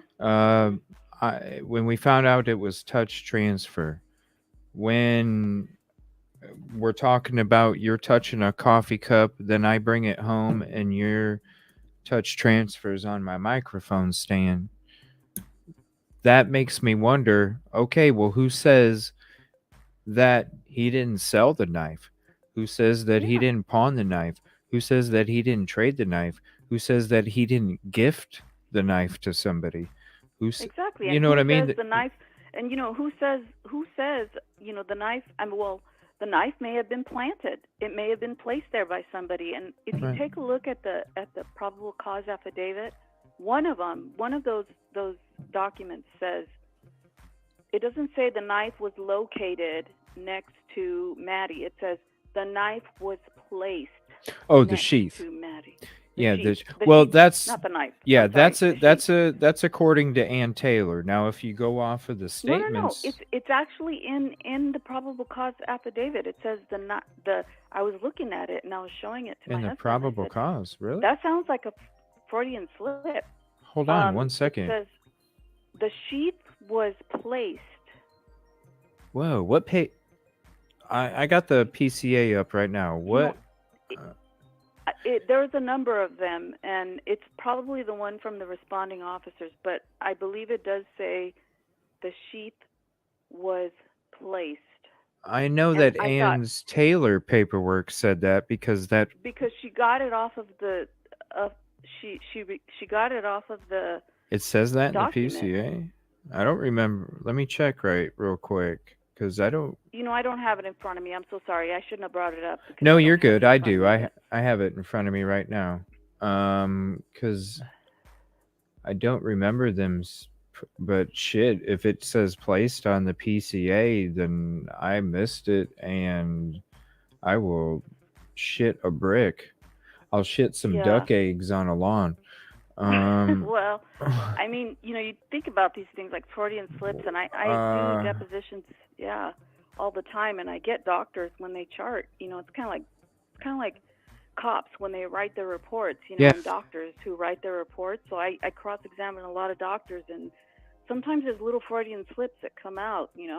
Right. And I'm not accusing anybody of anything. I mean, I'm just saying, based on my experience with, I've actually had depositions with police officers too, in like police brutality cases, and sometimes little things like that come out, and I should have had it in front of me, but I don't have it in front of me, and I'm not in front of my computer. I was looking through my phone. No, you're good. I'm just kind of scanning through it right now as we talk. I'm trying to see where it brings up the sheath. You can search for placed. Because I know Ann Taylor put placed. And that's so the documents that she's filing, again, it's her argument, and she's saying that there's nothing connected to him, and so you write these things and you take what you know and put it in your paperwork, right? I mean, she wouldn't say placed if it wasn't in there somewhere, and it is in there. I think she's claiming, I think she put the word placed in her documentation because it's basically like insinuating that it wasn't found. It was it doesn't placed. Say found. And gosh, if I find it for you, I'll email it to you. Yeah, I'm trying to like half-ass skim through this. Can somebody tell me what page it's on? I'm trying to pay attention, but at the same time, I'm trying to scan through it. Okay, right here. Here it is. It's the last page. Okay. It says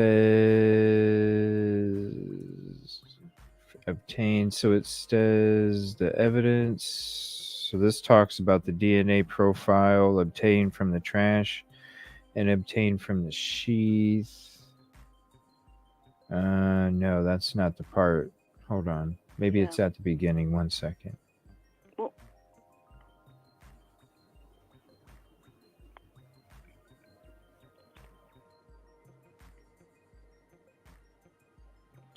Okay, belongings.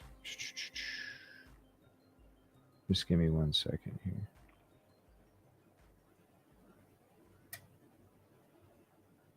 Okay.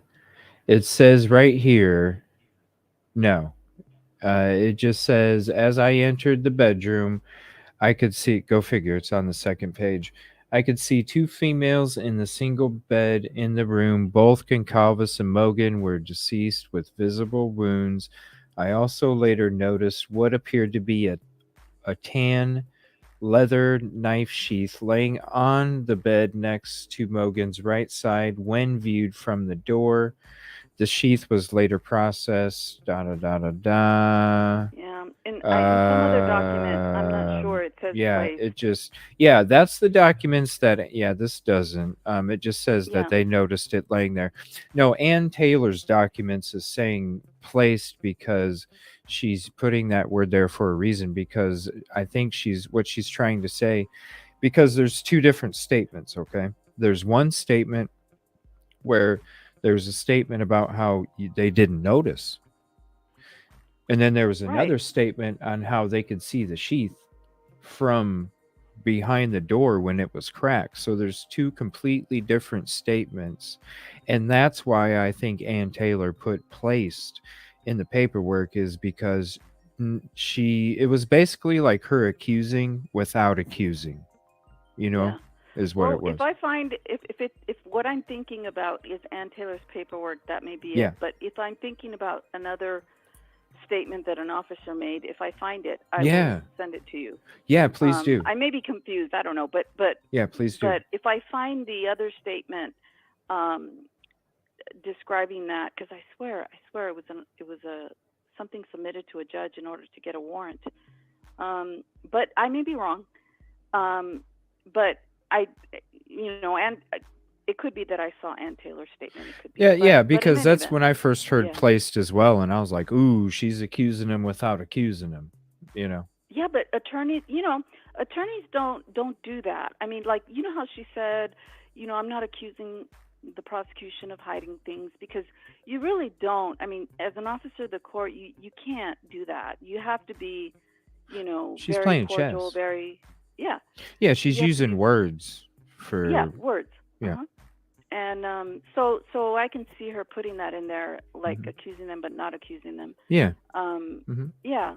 But it just this case is just, it's keeping. I mean, it's, as an attorney myself, I look at these, the secrecy behind it, and I can see some of it because he deserves a fair trial, and you have to be careful. I mean, yes. Like this case had made me think twice about saying something about somebody that has been arrested, because just because they're arrested, it doesn't mean they did anything. Right, especially with the way that shit can get spun nowadays too. I mean, I see the media and they say, "Oh, Koberger's car was found driving around." Well, maybe he had a drug problem, and I'm not saying he did or didn't. But if he's obsessive compulsive, he might do things like repetitiously. You know what I mean? Like they have this weird thing, Well, and we even heard that his neighbors would say that he was up vacuuming and cleaning his frickin' house at 2, 3, 4 in the morning. So who's to say that? And I'm going to be honest with you, when I was dealing with a lot of my PTSD and shit in the beginning, right? The best way for me to not freak the fuck out was take a drive at 2, 3, 4, 5 in the morning when nobody was out on the road.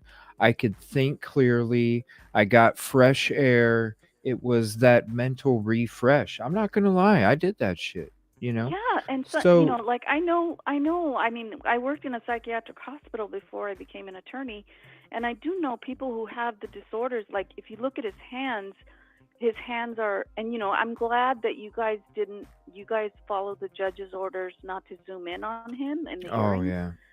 Yeah, you did that. You guys did that. Thank you. That was very, very thoughtful and very, very respectful, because the judge has a point. Yeah. You zoom in on him and you see all these things, and I'm guilty of looking. I mean, I am. I saw, when in one of those hearings they zoomed in on him. Yeah. And his hands were red. They were raw. Like he's washing his hands all the time. Yeah. That kind of thing you see with obsessive compulsive Mm-hmm. disorders, and Especially in a prison, Oh gosh! And then his jaw was like, he was like grinding his teeth, or I mean, these are all things that somebody with like high anxiety and that would have, and it's kind of like, I don't know if he did it or didn't do it, but I mean, we don't know. I mean, there's so much out there, and listening to those videos, my goodness, I've been addicted to I've been on there with you guys, addicted to it, and I have to do work. I have to do my work. I work at home. Thank goodness I'm allowed to work at home. But just analyzing everything, it's unbelievable, the secrecy behind it. There's some part of it that probably should be like confidential if it involves third parties, things like that like confidential medical information, that might involve third parties. You get a protective order and it stays private. But we're talking about evidence in the case that they're stipulating to, a protective order for, or it baffles me, and I don't practice criminal law, I never have, but just watching the proceedings, it's very strange, and I really am getting very interested in this case, like I was in the beginning, and I don't know. I kind of feel bad for this guy. He may have done it, but I still have some compassion for people, even though they do crimes. Like Brent Kopaka, I mean, he had he may have had a severe brain injury and post-traumatic stress disorder, and who knows? People like that, they can get a little crazy, and it's because their disorder, right? Right. I mean, yeah, go ahead. I had a great caller a few weeks ago because we were talking about how they were mentioning protected person in the body cam stuff.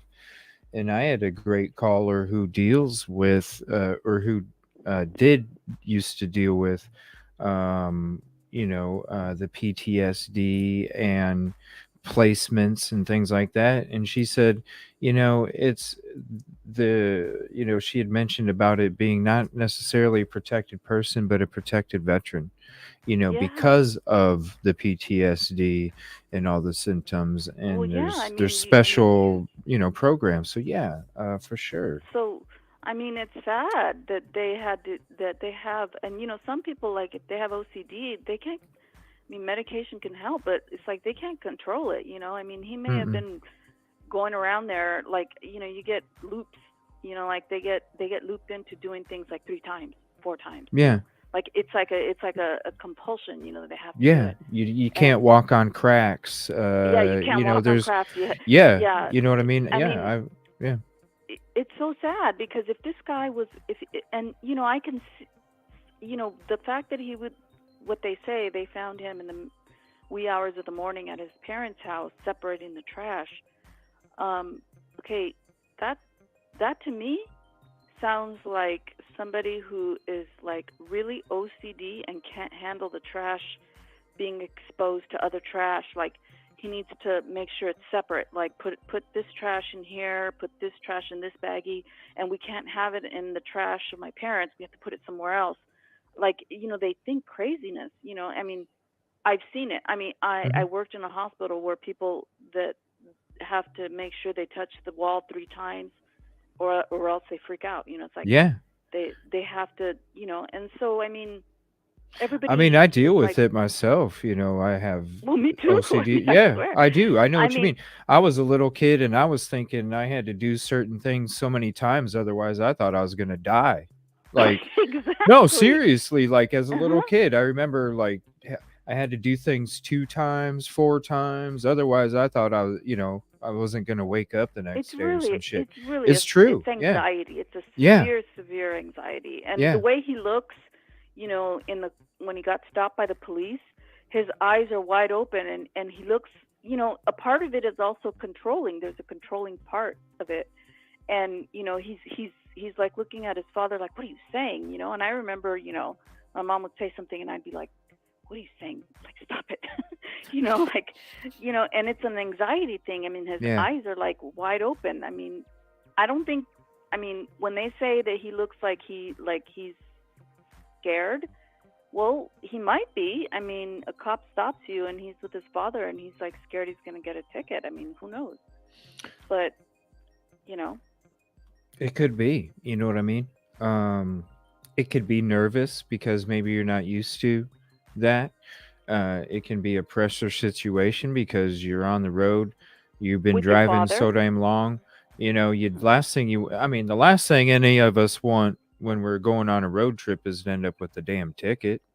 You know, In another state. right. I think most of us get a little nervous when you do get pulled over. Not that we're doing anything wrong or we're a criminal, but you still get fucking nervous. I mean, Yeah. it's just natural emotion. You know, to say that he didn't, who knows, you know? No, and for him to get all bloodied up and just go in there and go on a crazy frenzy like that, to me, I think he would be way too worried about getting dirty. I mean, he couldn't. To me, it almost seems like somebody who is so, you know, particular and, you know, putting trash, you know, and cleaning in the middle of the night. You know, I wish I had that disorder. I could clean my house, but you know, like he's cleaning in the middle of the night, like he needs to have he can't sit still if it's not clean, you know, like vacuuming and, you know, driving his car around, you know, like you say, you know, when you get to that point, if he's cleaning and he feels like, God, there's something wrong with me, like I need to take a drive, you know. So to him cleaning at night is also like, who cleans at night? I mean, he should be sleeping. He's working hard. He's getting a PhD, and he's cleaning. So cleaning is also obsessive compulsive. So, you know, I kind of feel, you know, I feel kind of, you know, torn because if he did do it, it's going to be something weird to me that somebody who's so obsessive compulsive could go in there and get, I mean, he'd have to be in a spacesuit or something not to get anything on him. I mean, and that's what, like that's what doesn't make sense. No victim's DNA in the car, in the office, in the apartment, in the house. You know, seriously, I don't know how nothing. And you're talking about, you know, this car getting ripped apart and swabbed like a motherfucker. And nothing. And, you know, they make a big deal out of him cleaning his car. Okay, he was cleaning his car in Pennsylvania. Yeah. That's like months. If he committed this crime and he was trying to clean his fucking car, he would have been cleaning it in Washington. Yeah. He would have been cleaning it back there. Now, they had video of him cleaning his car like on November 13th at 3 p.m. or even earlier than that, then that's something. But cleaning his car in Pennsylvania after that long drive, I mean, that doesn't sound strange to me. No. I mean, hell, I clean mine before I go on a trip and I clean mine after. Because I know I want it to be clean when I'm going on a trip before I go on any trip. And I know damn well I got to clean that fucking thing when I come back because, you know, you're going on a road trip, you know. And it's sad because he may have had a drug problem. Who knows? And maybe he was looking for drugs. You know, we never know. But the media definitely goes out of control. And and I've been listening to you guys, and you guys are figuring things out as you go on the show. You know, you don't always know what's going on, and you have glitches. But you guys are figuring things out. Like, and believe me, after this and after watching you guys, when someone's arrested, he's not guilty. Like, you haven't proven it yet. Right. It's just like doctors. I mean, doctors get really upset when they get sued. And, you know, I'm very careful. I can't, you know, when I file a case against a doctor, I make sure that I have an expert witness supporting me because it's a big deal. I mean, you know, for a doctor to get sued. So it should be a big deal for somebody to be accused of murder, Right. and people should be careful about what they say. Right. Because it could taint the jury pool. It really could. Yeah, and that's what we the lawyer I was driving home from work last week. Yeah. And I was listening to one of his shows, and he said it right there. It's not the people that are saying that there's innocent until proven guilty. It's not the people that are saying, hey, this could or couldn't happen. We don't know because we don't. It's the people that are saying this is 100 fucking percent, no doubt. That's what will taint a fucking jury. Yeah, and I'm looking at it from a standpoint of mental illness and serious mental illness and drug addiction. I mean, you look at these people and they could be there at the wrong time, and because of their habits or whatever, they may have gotten caught up, and he may have been a bit naive. I mean, based on everything that I've seen and heard, he may have been a bit naive. And he was away from his family for the first time. I think he lived with his parents for most of the time, and then he came up to Washington. And sometimes people break when they finally are away from their parents, and maybe he had a break. You never know. Maybe he did do it, maybe he didn't. But gosh, I mean, stop it already. Let's look into it and see. Yeah. And the secrecy really isn't helping. Oh, the gag order. Yeah. Yeah. No, it doesn't, because it leaves, especially when, because I had enough when Nancy, and I love Nancy Grace, and I had enough when she was talking about how he broke into this girl's apartment to do this, knowing the girl was going to call him, then knowing the girl was going to want security, then knowing the girl was going to ask him to come over and set it up, knowing the girl wasn't going to know how to do her own password, knowing the girl wasn't going to reset the password, knowing all this shit. I'm just like, yo, we need to fucking slow down. And that's the thing. There's so many theories and possibilities that can take place, even on some of our shows. Yeah. It's like, and when you're looking at profiling, profiling criminals and serial killers, I mean, you look at the BTK killer and Ted Bundy. I don't know that they had any kind of compulsive behavior, where they had to clean, where they were very meticulous. They wouldn't eat out of pans that meat has been cooked in there. They didn't. I mean, not that I'm aware of, and I've read a lot of books on true crime and all of that, and somehow I didn't end up as a criminal attorney, but I ended up in medical malpractice. But out of all of those, they profile these criminals, and they've learned, based on these criminals, what their habits were, what they did. And, I never really see somebody who was OCD that was a serial killer unless their compulsion was killing, right? Right. That's a good point. That's a really good fucking point. It really is. I mean, right. Did you hear Ted Bundy was cleaning his house late at night and, making sure that he had clean pans and, I mean, all of that stuff would take up a lot of energy. Right. Trying to keep things organized and sorting the trash and doing all these things and making sure, this doesn't touch this. And, all of that would take so much energy. And to think that he would just go in there and do all of this and, I mean, unless he cleaned, unless he was a cleaner and because he's so OCD, he cleaned everything, but I doubt that. Maybe that's why there was no, blood or anything going outside the property, because he done cleaned it off so good that you couldn't even tell where the person left.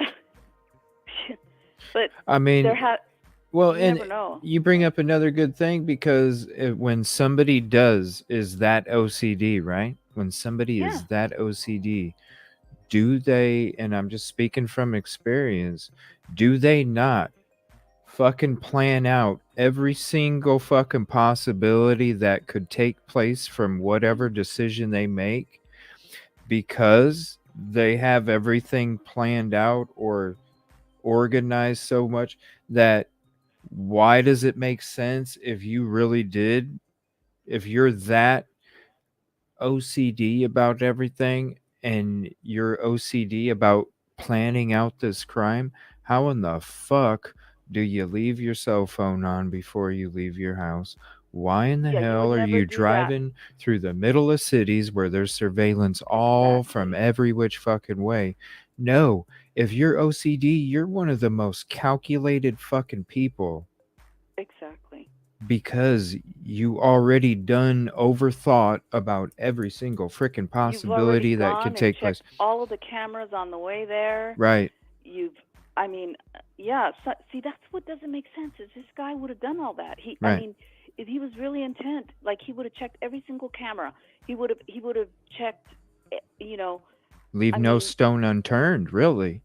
triple check. I mean, Because you're you not know, about surprises. You're about having everything planned out and knowing what situations come up, because then you already know how to react before the situations come up because you've already put yourself in that situation. yes, Yes. yes. And I feel like, you know, if this guy, I mean, you're talking about death here. I mean, you know, somebody who may have had a mental illness that got caught up in this, and, you know, he didn't seek help, and maybe his parents, they wanted him to seek help, and he didn't, you know, I mean, we don't know. But if he didn't seek help and he got caught up in this and he was using recreational, or he was using drugs to self-medicate, and maybe the drugs were in that area and that's why he was there. But, you know, I mean, it's really, people need to really, really think before they open their mouths about Brian Koberg. Oh, he's guilty, this and that. Look at him. He looks like a killer. Okay? Looks is not evidence. Yeah.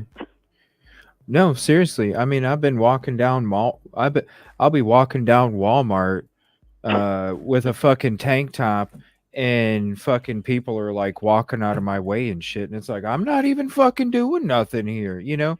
Like, perception can be a certain thing, but it doesn't mean that that's what it is. Right. Yeah, 100. And, you know, wanting and hearing these videos, I mean, I don't know what's true and what isn't, but there's a lot going on in that neighborhood. I mean, there's so much going on. Lots of stuff going on in that neighborhood, you know? I mean, who knows? I mean, I really am grateful that some people are actually, you know, saying, hey, think before you speak. Mm-hmm. That's all. Yeah, because what if it was us? That's it. What if it was you? Mm-hmm. Yeah. You know, I did this 23andMe genetic thing, and I'm thinking, Jesus Christ, can they link me to something?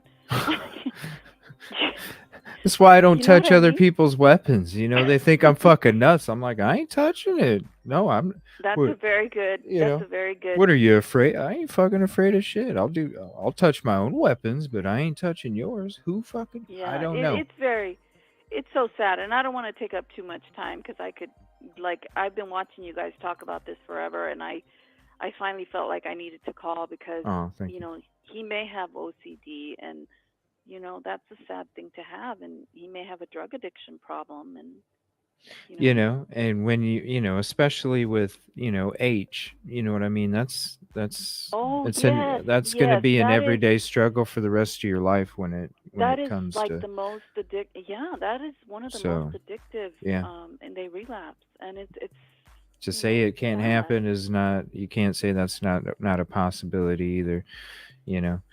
So yeah, totally. But yeah, thank you so much for your call. I appreciate it. Definitely call in any other time. I want to. Sometimes I even want to go on the panel, but I don't know how to do it. I just subscribe, but I do it on. I'm working and I'm on my phone. You know. Well, all you have to do is there's a link that gets dropped in chat. You don't have to download anything. It just takes you to your mobile phone browser to StreamYard.com. And you basically use your phone or tablet or even a computer. Just make sure you have some kind of headphones in or something so you don't get a double echo when it comes to it. But yeah, there's no downloads or nothing. You basically click the link, put your name in there, turn your, you have a microphone and a camera, and it just goes off your mobile browser, whatever you're using. So yeah, definitely hop up sometime, because like Draw right here, she's 30 years as a practicing MD. And I she see her hopped up on comments, panel, on one of my friends' shows, and I'd love for her to hop up on sometime. I think that'd be a great show if we could have both of you on sometime. Oh yes, a lawyer and a doctor. That would be great. Yeah, Because I think that'd be awesome. And I also have a background in mental illness. I majored in psychology and I worked at a psychiatric hospital. I was a mental health worker before I went to law school.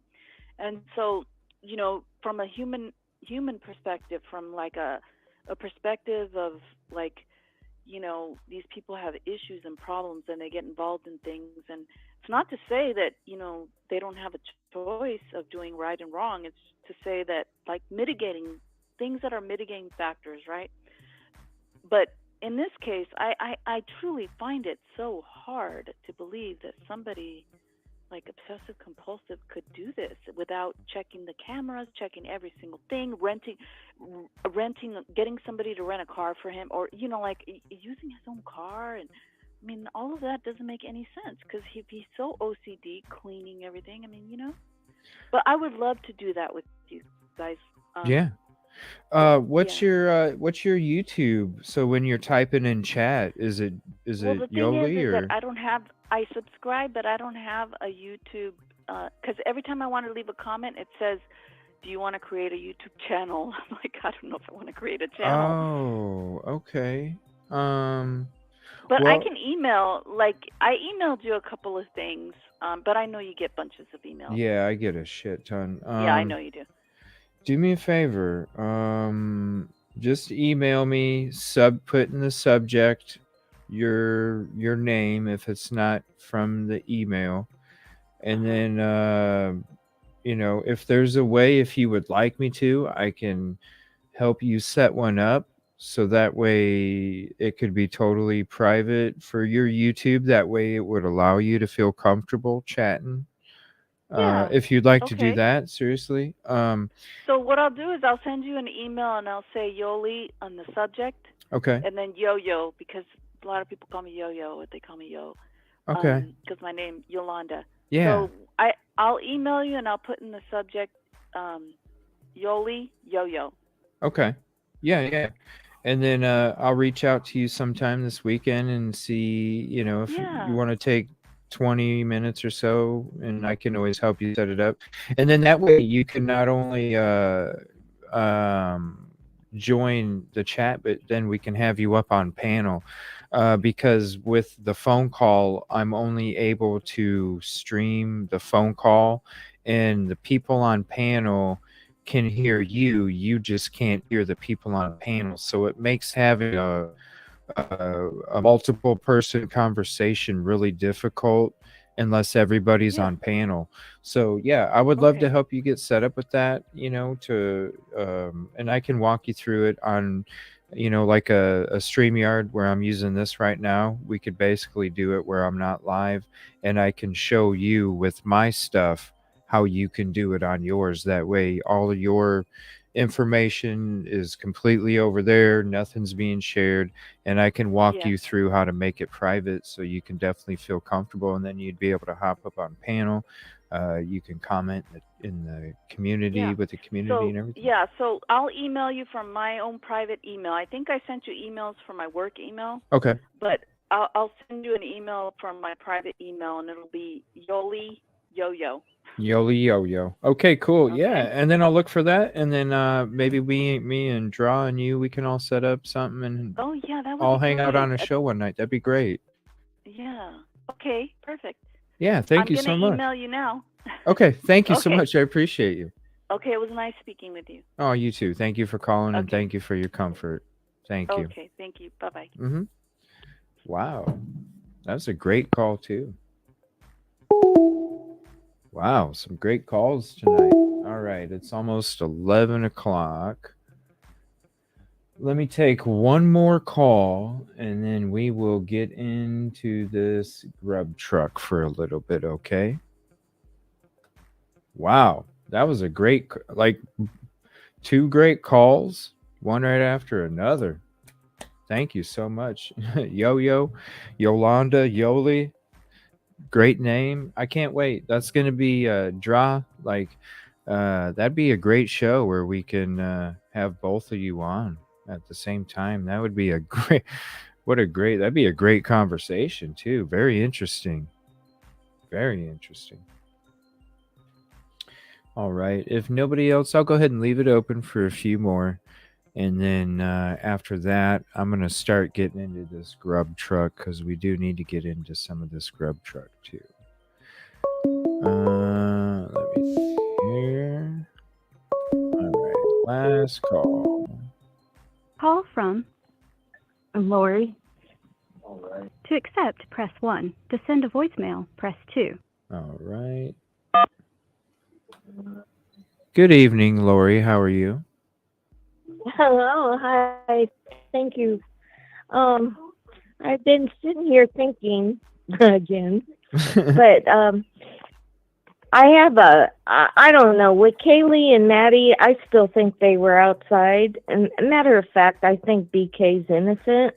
Okay. But So what, you think they yeah, were and outside when the crime took place, or what do you mean by you think they were outside? well, because of that Banfield, when you see the 3 kids and the cops chasing them and they come back, you could definitely hear somebody saying, stop it.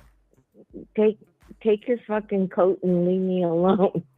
But on that, you got to watch the one camera, the cop that's chasing the kids down the field, and then they turn around and walk back.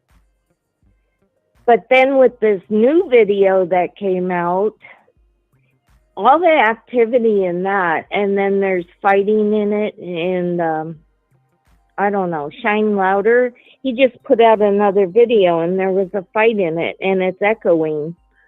So, The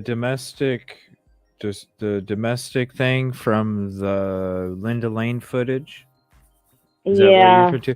Yeah, and that's what I was saying because earlier, that's what I'm referring to as the fishbowl zone when it comes to the audio of some of that footage. echoes. Actually, most of it, I think, it's coming from that fishbowl area of that parking lot, and I think it was a domestic disturbance that was taking place, not 11:22. Yeah, and the dogs are barking. That dog's barking around 3:30, I think it was, on that video. But on top of that, when Nan is saying that Brian ain't connected, I'm kind of thinking, well, does he have a stalker too? Because like he didn't have social media contact with them, and the thing is, well, I mean, because the Truth and Transparency, she even said that it was after the fact that Brian was arrested that they connected to Maddie and Xana and Kaylee. Right. Somebody. It's so weird. Let me ask you Go a question. Let me ask you a question because this is some shit that I haven't even said to anybody on my shows, but I want to ask you, okay? Okay. Because I've kind of wondered, and this is fucking outfield. I ain't gonna lie. This is outfield, but you're bringing up some things, and it makes me want to say this shit. Okay, you know how Kaylee was a sleuther, all right? Yeah. Okay. That's what they say. So who says that somehow, based off of what do they call that? Not where you're friends, but you're friends with people who are acquaintances. Okay. Yes. Who's to say that he wasn't an acquaintance of Kaylee? Knew that she was a sleuther, was trying to be cool with her because she was a sleuther chick, and that probably interested him. Who says that he didn't give her that knife as a gift? Who There, says you that they know, didn't know? Who says that he wasn't, you know? it's a possibility. It's a clear possibility, but also, I mean, it's just really. What if he was at the police station and somebody at the police station had something he touched and coagulated it in there? I don't know. I mean, there's so many possibilities. Yeah, I mean, You're even right. somebody even brought up, like, who says with him being a teacher's assistant, who says that he didn't bring some of the students on like a field trip or whatever, where they went to the lab at WSU to see the equipment that is used to, you know, come up with it. Exactly. And they didn't walk up and touch this, you know, and whatever. Like, somebody even brought that up, and I was just like, damn, that it sounds like it'd be a So possibility. many Yeah, possibilities. you're talking But then about they're this. saying, but is it true that they could track his, there's a thing in his car that they could tell where he'd been? Is that true? Well, so there's two different models of that vehicle, right? There is a model that has a package that does have that. Now, there was comparisons based off of the interior pictures from the body cams. They went off the interior pictures and compared those to the models that do and don't have that package. And they came to the conclusion that based off of the interior structure and what's available with the options and what's not available on the dash, that it wasn't part of the package, that it did have that option. It was some kind of upgraded package for those years of the vehicles at that moment. I know that Harsh came out with a video and said that it had a vehicle that was, but when you kind of look at the interior and you notice the two differences of the package and then the one that doesn't, it appears to be that it doesn't have that package where it would have had that black box or whatever you want to call it. Okay. Yeah, we're gonna have to wait and see, but I go by the lawyer right Right. Oh, of course. Anytime. 100. Whatever documents are out there. now. Yeah, his lawyer. And then, and if you allegedly innocent, she made a video that's so intense with that person getting in that video. I mean, that car. I think it's a Jeep or a Hummer, Oh, or yeah. like she said, Suburban. Oh, yeah. But They're I don't. booking. Had you seen it? Oh, I yeah. mean, We went through. That's why I passed the fuck out yesterday afternoon, because it was literally me and Dago. Okay, well, yeah, go ahead. You please watch that one, Allegedly Innocent, when you have time. The one she made, I believe it was yesterday. She has it in pink. There was a driver in that car, and when that person walked up and got in the vehicle, you could see it got in the back seat, and you could see the driver. And she's saying it's a girl it's a person with blonde hair, reddish blonde hair. You got to watch it, because you could actually see two people. Yeah, the we already driver. went through that, and I've actually kind of. You did. We I'm sorry. yeah, no, it's okay. I was actually, along with Dago, digging into that like crazy, okay? And I was where she was at 2 days ago, okay?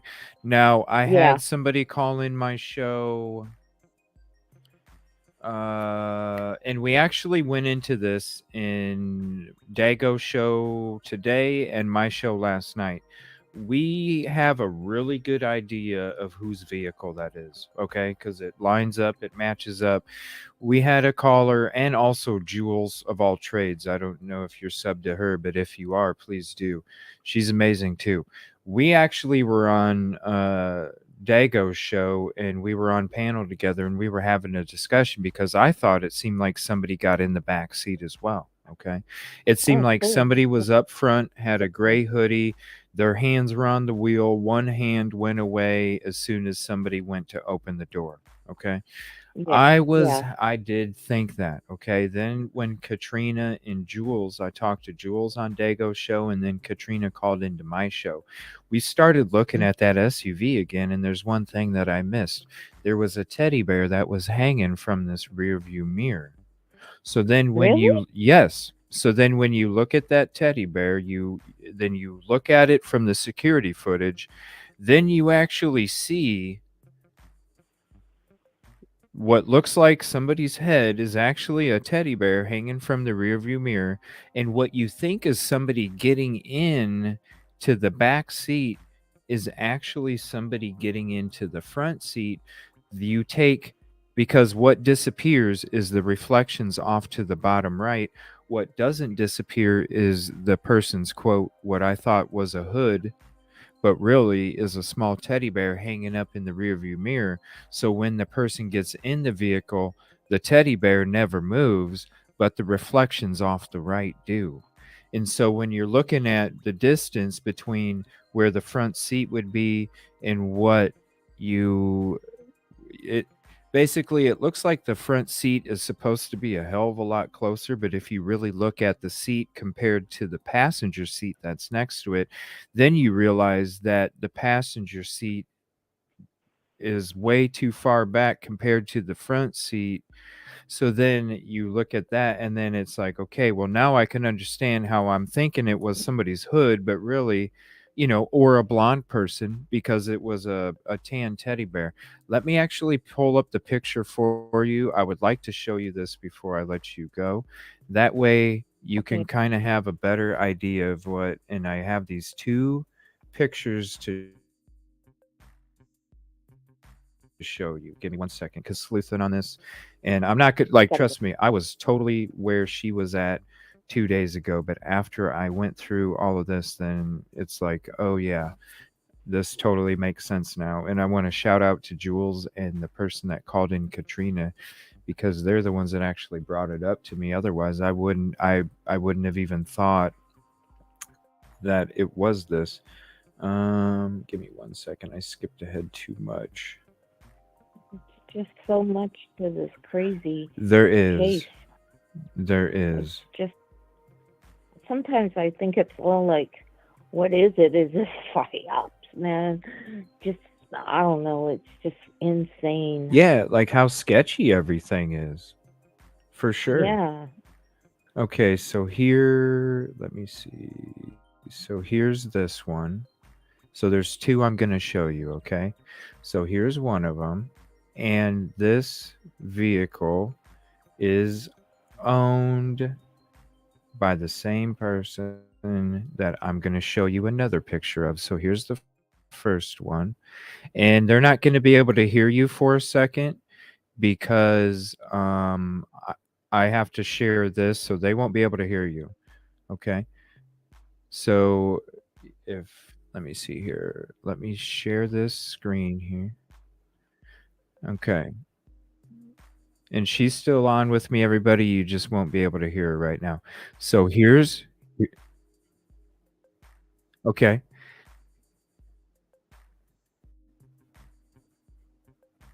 And look what's hanging from the rear view mirror, okay?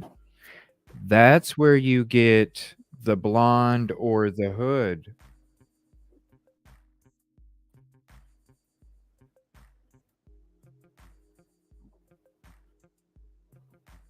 Thinking it might have been that car, but I wouldn't have said it. But yeah, and the person on top.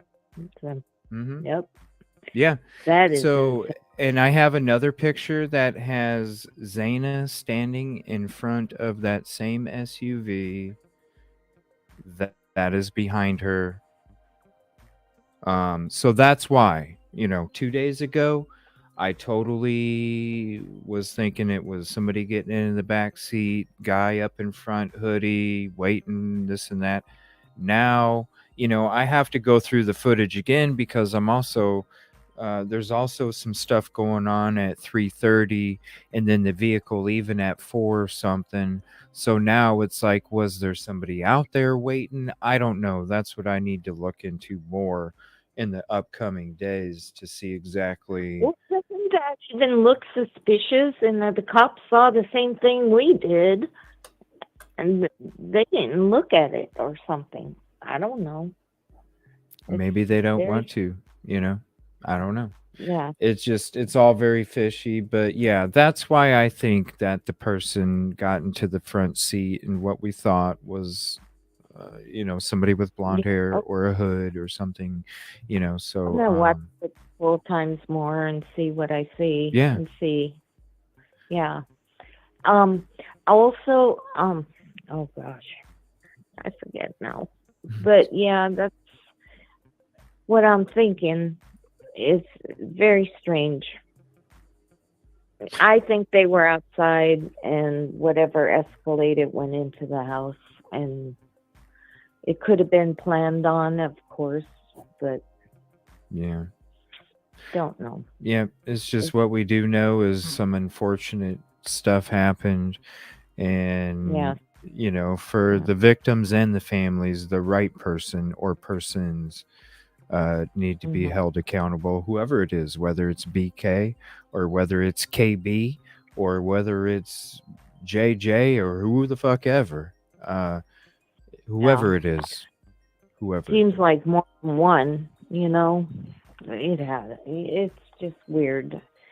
You would question the fight, but then people waiting there, and then the person comes running, and it just doesn't add up to BK. I honestly don't. I go in Nan Taylor so far. Yeah, she's awesome. It's just my biggest question is why, we already know how it can get there. Coffee cup at the store, I pick it up, I touch this, you know what I mean? We already know how it could get there. My biggest question is why BK? Why not Joe Schmo? Yeah. Why the 8 fucking hours? Why is there a gap? And where are you saying the sheath, like coffee cup, microphone stand? I pass away holding this, somebody swabs it, your shit's on there from the coffee cup. Does that mean that you came over to my place? And you know what I mean? Like that's where we're at. No, that's where we're at. If you go back to the beginning where like he was buying cocaine and him and somebody were in the car and cutting it with the knife and the sheath disappeared. I don't know. That was what somebody wrote on the internet. Whether or not that's true, I think it was his family that was that. But there's a lot of people. So how even these Tinder dates, you know what I'm saying? Like even these Tinder dates, how can you really trust them? Like maybe they did go on a fucking date. I'm gonna guarantee you right now, not every female that I went on a date with probably thought I was kick fucking ass, but I bet you 98% of them thought I was a great fucking guy. There's probably 2% that thought I was fucking cocky or an asshole or something. That just comes with it. You know what I mean? And so what? Those 2 people that went on a date with me out of the other fucking 98, you're supposed to believe. You know what I'm saying? Well, like, if you're a girl and didn't enjoy your date, and the guy is up for murder, you're gonna point fingers. It's like, come on, weird. So yeah. But anyway, yeah, sure. I mean, I just don't. There's a reason why it's him. If you could figure that out, right? Why BK, not Joe Schmo, and why the 8-hour gap? Right. Why the 8-hour gap? Yeah.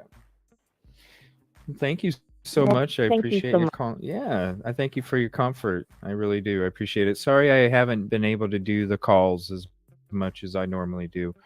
But it's just there's been so much stuff to go over, and the shows are already so long. So, but I just wanted to make sure that I opened it up for you guys tonight for a little while because I know you guys like the phone calls too. And I'll probably do it tomorrow night too. So I'm glad to share. Thank you. Yeah. Thank you so much. I I'll let appreciate you you. go. I'll watch the rest of the show. Thank you. Thank you. Appreciate you so much. Okay. Bye-bye. Bye-bye.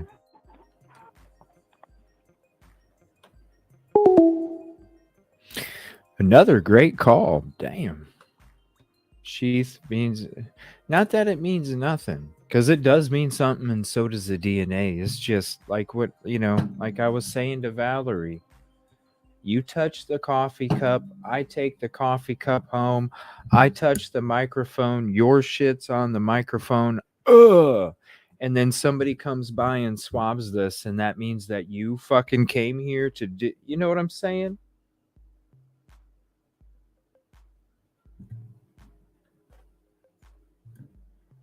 Like, that's what it is. So that's my biggest question. That would be somebody else's biggest question. How in the hell did my shit get here when I didn't even know that this thing existed?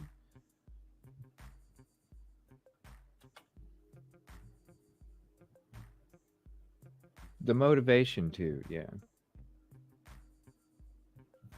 Time between what happened, why 8 hours and 2, I'm happy that, right, exactly.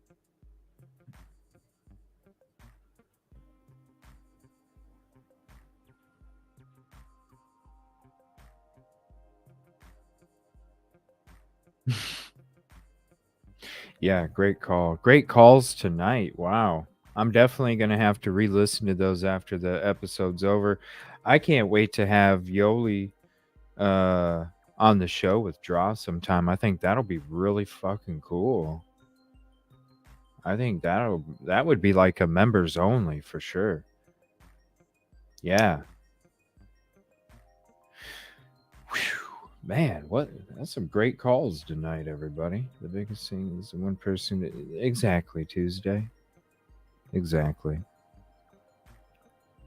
I hope I made sense tonight, when I'm trying to explain the coffee cup and the microphone stand and, all this other shit.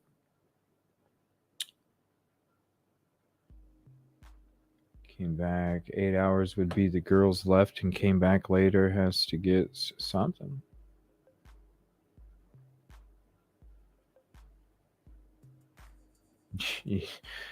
Right? It could be. The teddy bear. Oh. I don't know if I have that photo. Do I? I might have. I have so many. That's the thing. Like, when I'm trying to do the show and I'm collecting photos and I don't have, it's like I'm trying to like not drag out stuff as much as possible. So then I don't even name the photos. And now I'm having issues with my OneDrive. So like some of the photos aren't even showing up. Like, so it's just my folder. I would love to be able to like take 2 days and go through every single file that I have and name it properly and name it not a bunch of numbers or whatever. Because now with this OneDrive having issues, now some of my stuff's not showing up, so pictures are showing like a red X on them, and it's like, what the heck? Which is kind of bumming me out because I was doing a lot of my editing with the OneDrive thing, and now the OneDrive thing isn't working, so I can edit it all I want, but when it comes to publishing it and finalizing the project, I can't do it because I can't get the OneDrive to freaking work right. So who knows? But I'm gonna have that shit ready tomorrow night, no doubt. We're gonna do it no matter what. The shrine. Can you pull up the teddy bear? Let me see here. What's up, Lisa? Sorry about not saying what's up to all the new people during the calls. Apologize about that. It's like a 5-foot stocking. Yeah. With crunched up paper in it. Change the view of the photo. Oh, I must be on to extra large. No. Dolphin. It's the because the OneDrive. I'm having issues with the OneDrive, so it's not even showing in large. It's not even it won't show it. It's got like a red X through it, and then it's giving me like a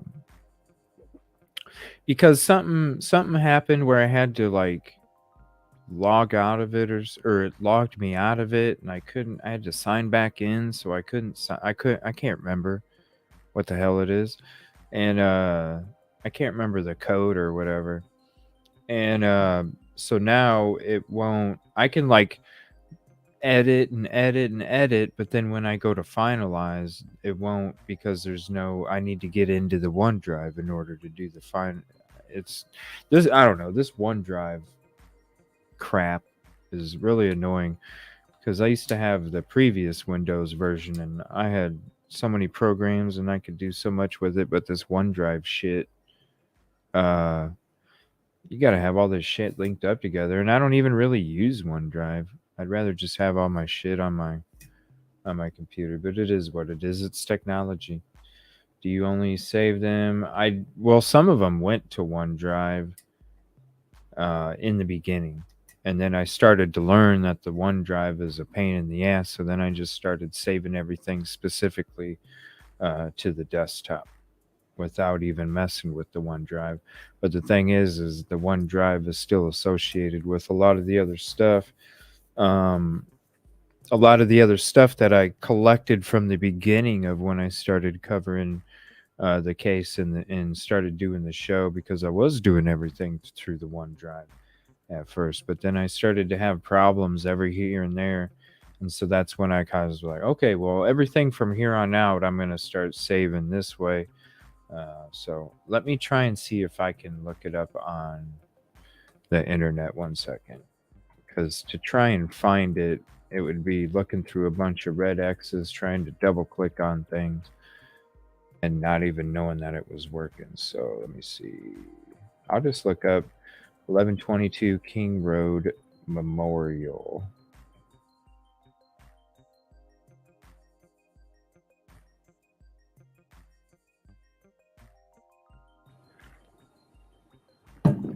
So images.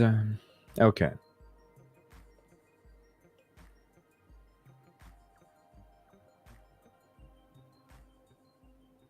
One second here.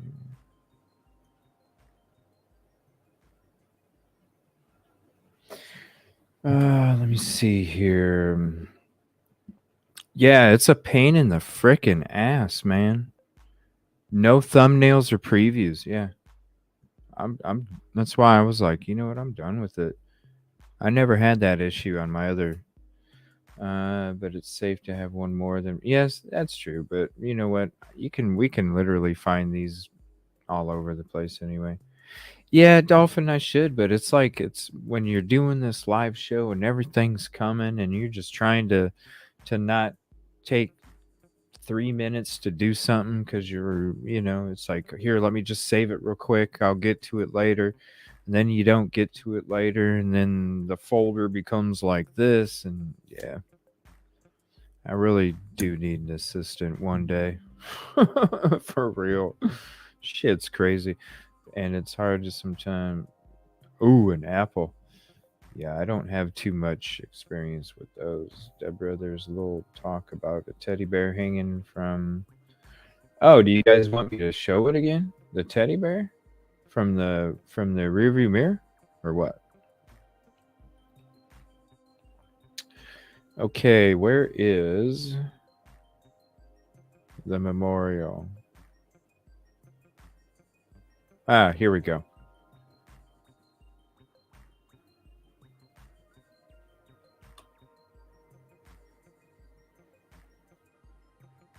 Ain't that messed up how they left that freaking couch out there?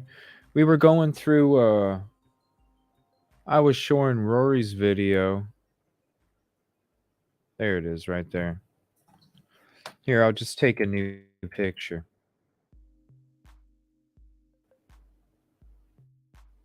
If it's going to let me. All right. Watch. This is without naming it anything. Watch how long this takes me. Hold on.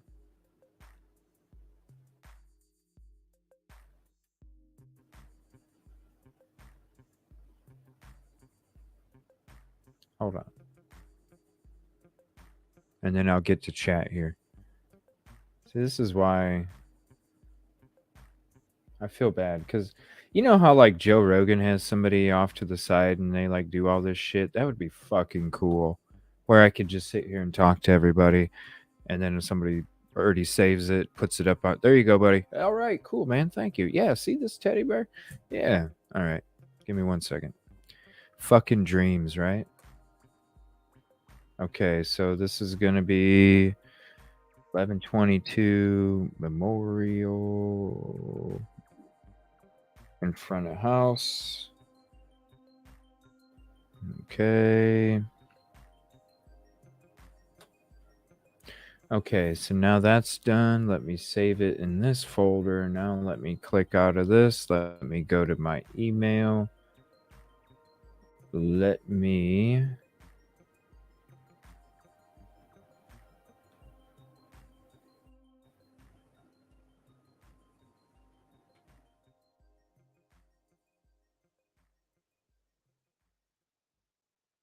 All right, give me 1 second. I'm missing so much chat too. I apologize. Just give me 1 second here.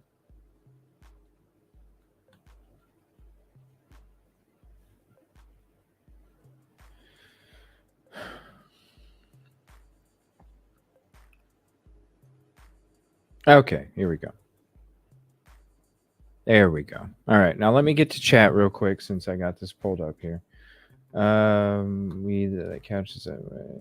I know, when I was going through Rory's video, I was showing it this morning, and that's when I noticed the fucking couch sitting out there. Like, you couldn't even leave it in the fucking building.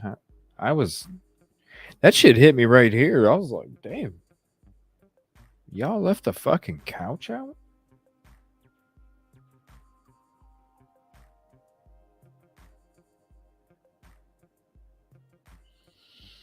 Let me see here.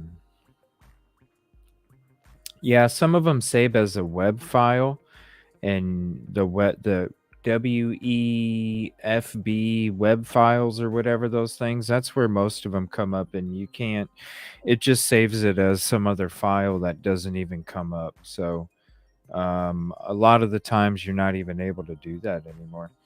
You know what super sus is? That pic was removed from her IG. Really?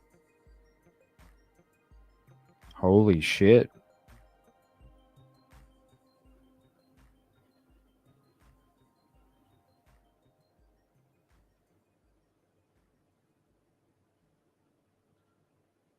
I don't know what that means, Catherine. Do you think the couch outside the house was to let people know? I don't get that.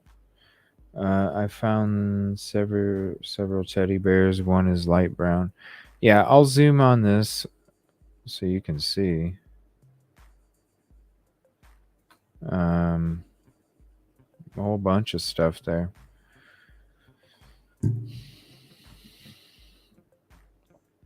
Six rows down the right.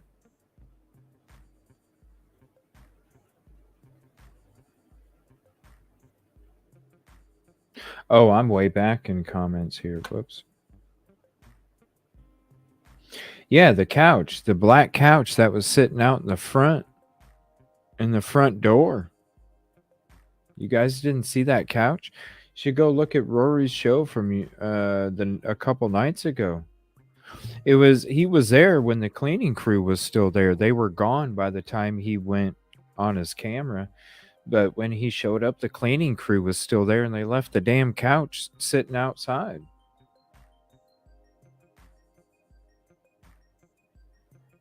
I don't know anymore. I doubt it, but still. Like, that's the fucking couch that was in the living room. Like, I don't know. I just felt like it was kind of disrespectful. That's all.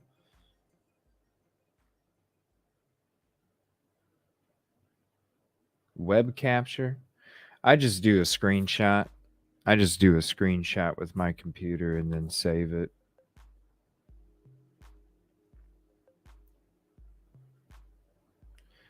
The light brown teddy bear in the middle. All right, hold on. Let me get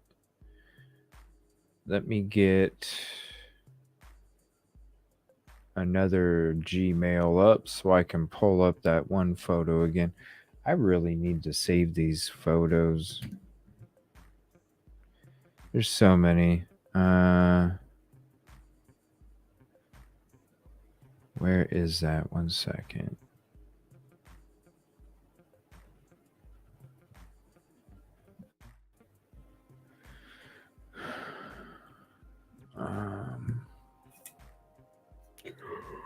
Oh, excuse me.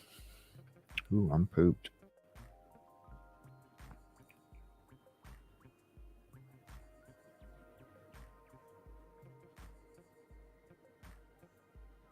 Okay. Well, this is as far as I can zoom in, right? So I'm imagining this teddy bear or whatever's hanging. So about this much for the rear view mirror. So I'll take that times 2.5. So I'm looking at a teddy bear that's probably about a foot. All right. So if I'm looking for a teddy bear that's probably a foot.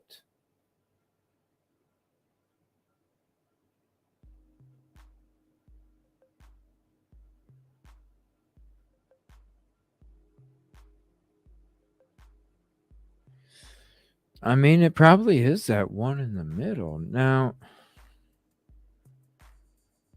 I don't think it's the same one. I think this looks more like not.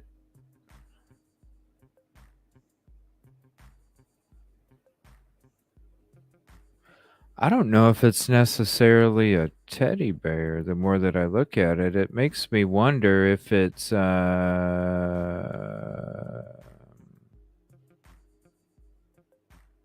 it makes me wonder if it's even a stuffed animal at all. It makes me wonder if it's like a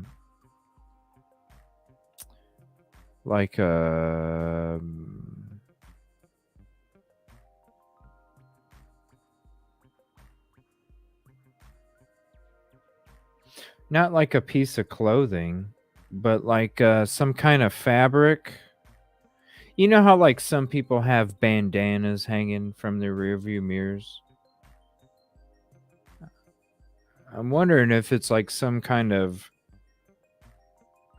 headband or some kind of fabric piece that, you know what I mean? I don't know if it's necessarily a teddy bear the more that I look at it. But it appears to be some kind of cloth. Some kind of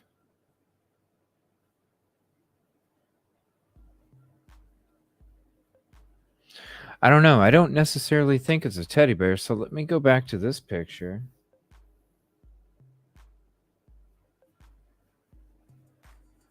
I'm trying to see if I see anything that might look like it would be hanging from the fucking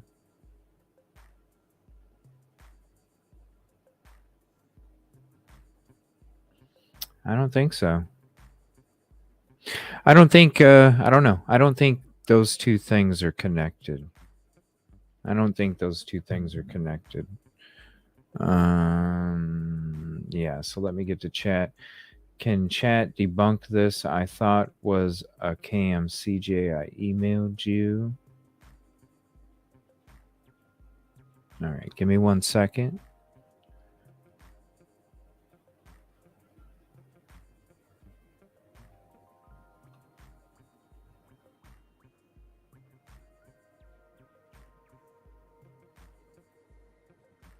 Oh, wow. So Devil Doll just sent me this asking me if this was a cam. Okay, so this is where the machete picture took place, right? Remember I was telling you guys there's the porch and you could see 1122 off to the back right, okay? Let me see. Let me see here. I'm not really putting the names out there of the other people. So, if anybody was asking me for like the names of people, I'm not, maybe other people might, or even, if somebody on the panel wants, to put that out there, that's fine. I just don't, there's no reason. It's not that it's wrong, but I don't know. I just don't, Rory is there still. What? Rory's not even on this show right now. So leave that for a comment on one of Rory's videos. But the last one, definitely check it out. But yeah, like I was saying, you can tell the machete, where the machete photo, watermelon machete, whatever, that's where it's at. You can see the property behind it. Now, by looking at flower holder next to it, guess the bear. Oh, we're still back there. No eggs yet, Wildcat. Egg sounds so good though. Scrambled eggs. Oh man, if only. Let me see here. Oh, okay. Did they clean? That's a good question then. I don't know. I guess I know Rory's going to go back out there sometime. I'm not sure when, and I don't think that he's going to announce it when he does until it's a surprise. So, and that could be on his own live, or it can be joining up on my panel and he's going live from location. But that is one thing. Well, I don't even know if he could even get back there. Because there's so many leaves on the trees. I don't know if he'd be able to see through there right now. So we might not even be able to know. Yeah. Touch of gray. That was that Tommy, if you were in Dago's show earlier and Tommy had his intro up there, I was like, man, that's like Touch of Gray, but like heavy metal version, man. Fucking skeletons and shit fucking playing the music. Her IG is private. It says get a life. I mean, I'm sure, you got to feel bad if these people aren't, that's why I'm not showing the face and I'm not showing, you know what I mean? I'll show the Jeep. I'll show whatever's hanging up there. I'm not going to show her face. I'm not going to show her body. I'm not going to show, I'm not going to, you know what I mean? Because these people, who knows? What if she's not? So she's getting harassed for what, Yeah, I don't think it is a stuffed animal anymore. I did at first there, but I guess I just didn't look at it as close when we were trying to compare the two. Starts with a B. See today, about 1 hour. Forgot her name. Oh, that one. Yeah, that one. Yeah, I showed that on my show. Yeah, with the good vibe light sign behind. I still tried not to show the whole face. And he had some good... Yeah, that was a crazy episode, huh, Lisa? Like, that was crazy. We played that in the beginning of this show. Yeah, scrambled egg sounds so damn good. Bacon. Yeah. Bacon.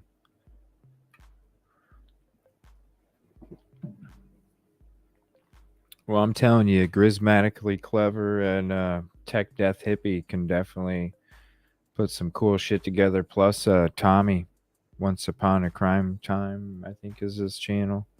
But y'all know Tommy. He's talented as shit, too. Check out Shine Ladder timestamp 4036. It starts at 4:38. I swear you hear foot shuffling. Yeah, there's people running across. There's people running across that parking lot. What time is it? 11:30, 12:30 Eastern.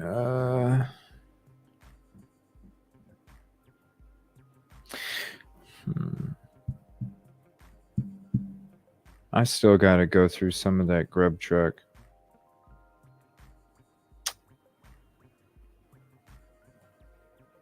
There you go, my ego. Oh, excuse me. Well, Grub truck, yeah. I was gonna go.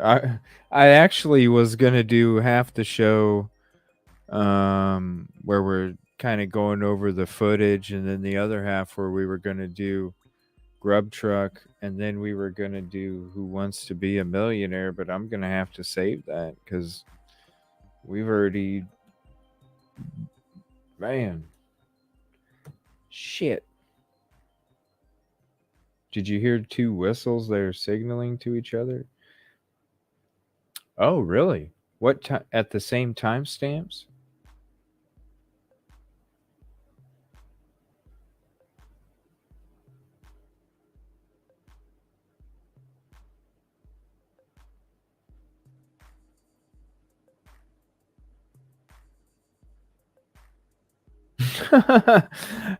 Not all nighter. Shit. I got a lot of work I gotta do. I gotta get up in the morning and I gotta finish that the Google guy stuff for tomorrow night. Do you think Mr. Slim Man at Grub Truck could be a girl?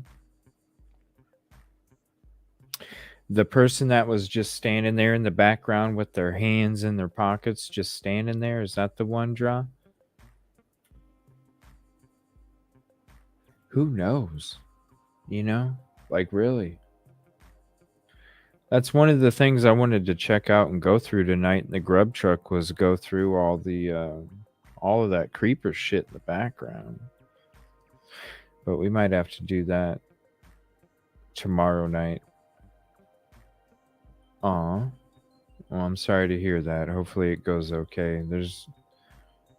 I can't go to funeral homes and I can't go to hospitals. I'm telling you, I don't know. I feel that frickin' energy when I enter both of those places. Hospitals and funerals. I don't know. Can't explain it. I feel that energy.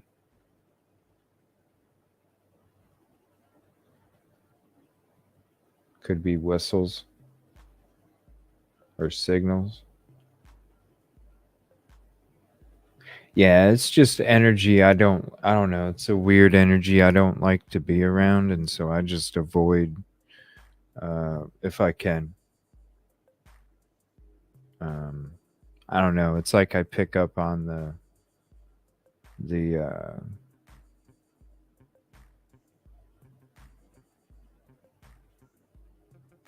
death. Yeah. I don't know.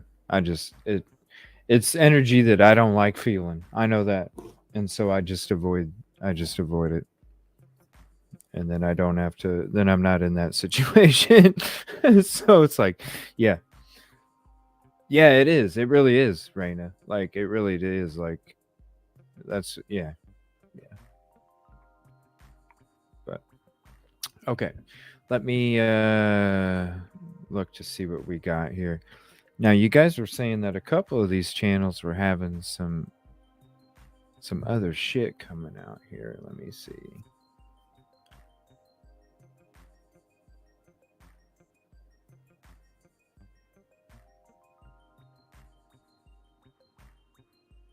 And maybe Sunday night, what I'll do is I'll just have a show where we do nothing but games on Sunday night. Just to kind of, since we've been doing all this true crime like crazy this week and y'all have been spending so much time with me and hanging out, I think maybe Sunday we can have like Sunday evening, because usually Sunday evenings I talk true crime.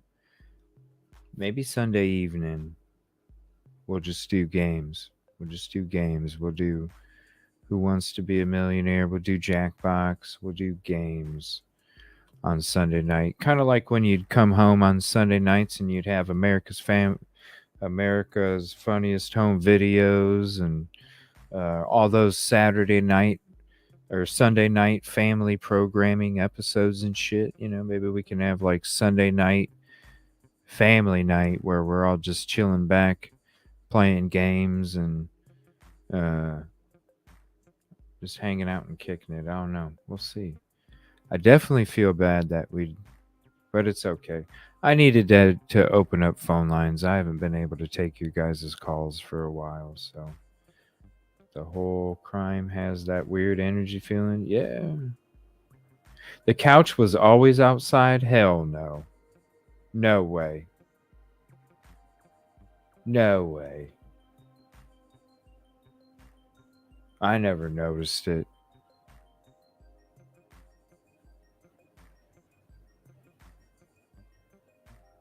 Aw.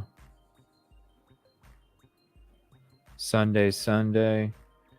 Yeah, that might, maybe from now on, maybe that can just, maybe on Sunday. Because honestly, guys, like, how often does shit come out on Sundays? Usually we're talking about it through the week, Friday, maybe Sundays, it wouldn't be such a bad idea because it's a slow day on news.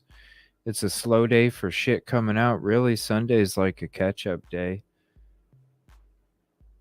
Maybe Sundays we could just do game nights on Sunday nights. Like every Sunday night, just be a game night.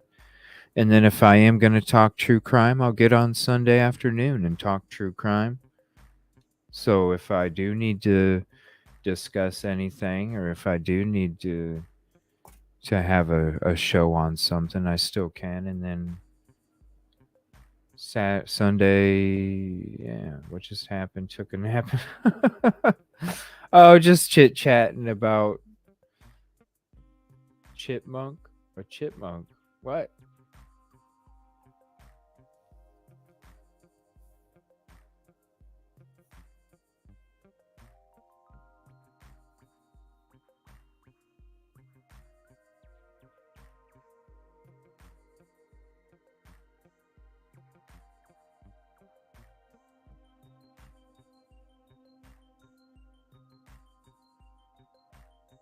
Oh, that girl wasn't good friends with Kylie Rodney? The blonde girl or whatever?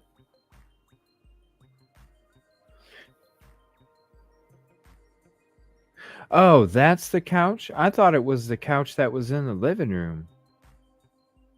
I thought that was the couch that was in the living room. Cause I'm like, damn.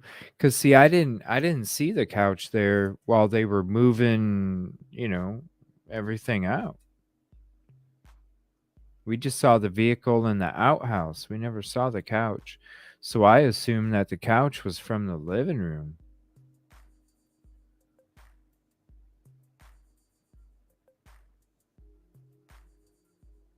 Yeah, Sammy, that girl Sammy, that's right, huh? Yeah, we'll be going through the LindaLane footage again in the future. Let me check the breaking news real quick, and then I want to play you a video from Luna. Give me 1 second. I'm just checking the breaking news real quick to see if we missed anything. Truth and Transparency had a show on audio clips from Shootout from BLK. That's interesting. I'm going to save that and check that out after the show's over. Appreciate her.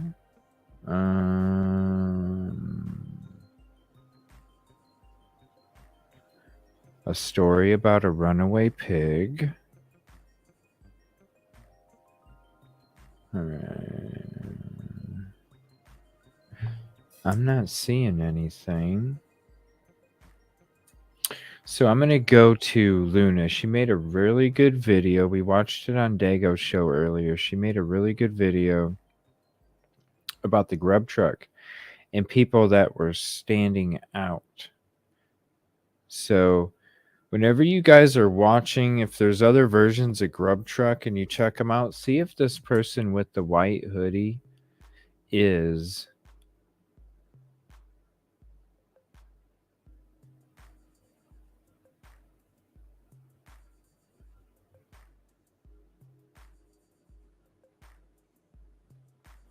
Oh, that was odd. Shit, I lost my train of thought. I'm sorry. That was a weird message. Fuck, I lost my train of thought. Yeah, we were going to a video from Luna. I apologize. Okay. So this is with the Grub truck. Now, there's different people that are standing out. There's a bunch of fucking creepers in the background.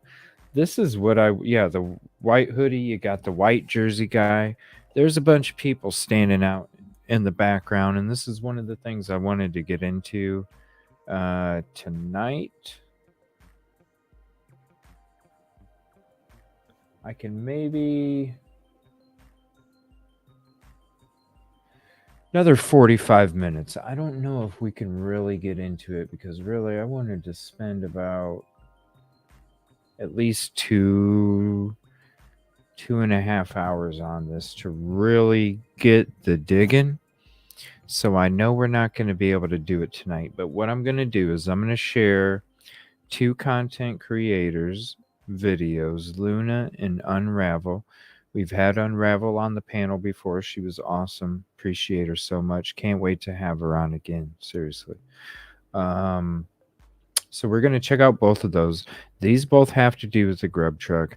These both have to do with some of the same individuals and some different individuals depending on what video, which is very interesting and why I want to show you guys both. So the first one I'm going to show you is from Luna Noir, and the YouTube is under the handle Justice Serum. And so let me share this with you real quick. And I will get to chat before we start. Playing that video.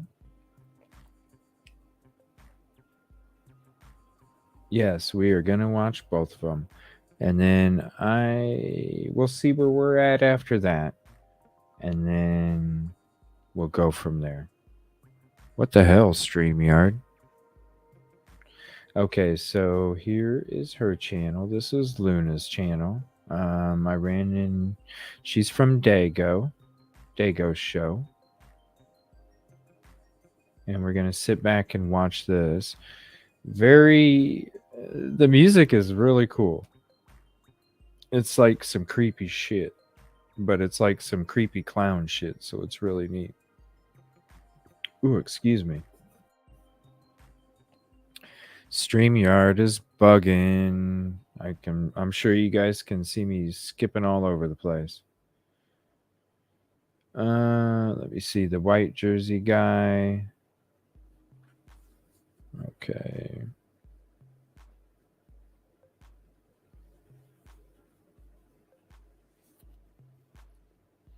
Yeah, I mean, I have my own Grub truck. There's, that one person that's releasing the LindaLane footage, the Verta Sassy or whatever. They actually have an enhanced Grub truck version too. Let me see. I just do DM on Discord. I don't have like any of the channels or anything. I did try that at first, and that shit took up so much damn time. It took away from improvements to the show and doing prep for the show. So I just said, you know what? I'll deal with the chat pages or whatever in the future. I love being able to get documents sent to me on Discord because I get a little ding in my ear. But yeah, it once I get more time, beyond the show, trust me, I think it can be a really big tool when it comes to connections and all this stuff. But I'm not really about half-assing shit, and I know if I don't have enough time, I don't want to half-ass something. You know what I mean? Like, I don't want to create channels or pages or whatever you want to call them and then not even be able to be around that much because I don't have the time. So I don't want to half-ass it. So I don't really, in the future, You know, it's a great tool. Ain't gonna lie, it's a great tool. It's just it takes up too much of my time when I really don't have that much, and I need to really do the prep and make the updates. So this is Luna Noir's channel. Now this is about the Grub truck, and it's very interesting. There's going to be a lot of circles, things to watch for. Really cool, like sound effects. You know, in the pic. Really great production. So definitely needs more subs. Holy shit, Luna only has 55 subs. Wow, hold on. Let me leave some trophies in here real quick. There we go. Leave some trophies in there. Geez, 55 subs, that's it? Okay. Check this out, everybody. Creepy music, too.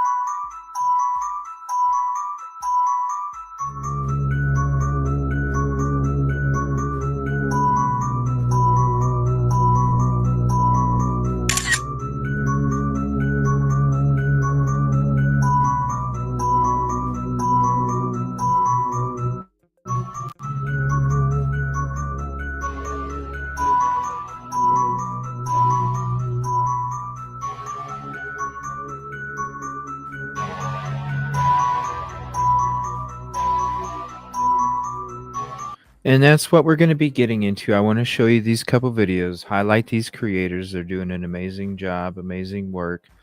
And I want to show you guys, a lot of it has to do with not only creepers in the background, but creepers in the foreground.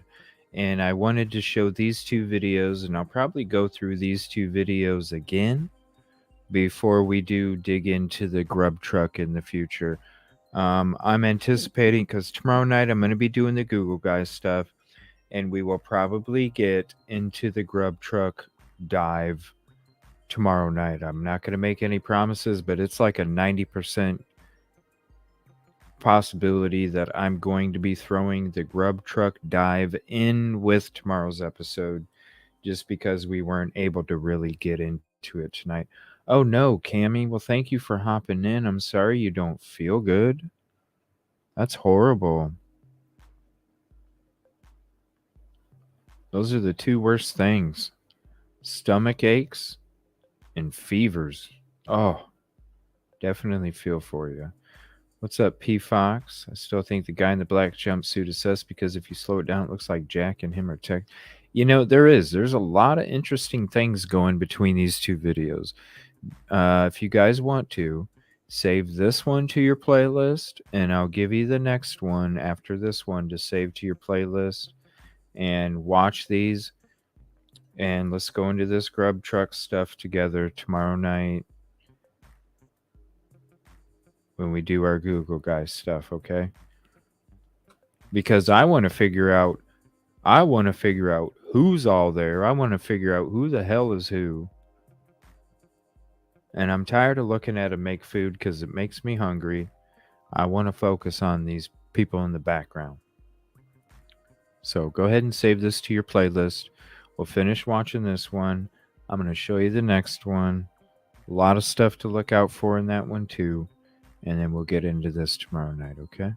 Let's see here. 1 second. A lot of things to look out for.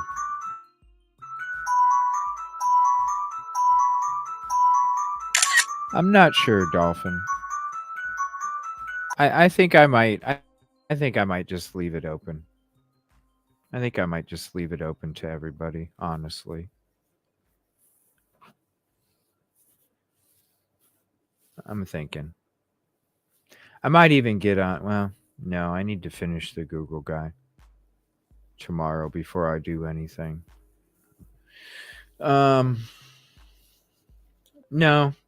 You know what? I'll just maybe right now I'll just say no. Because I was going to. But since I didn't get into this grub truck stuff tonight, I really don't want that to have to be a members only. So maybe right now we might just keep it open, I'm thinking.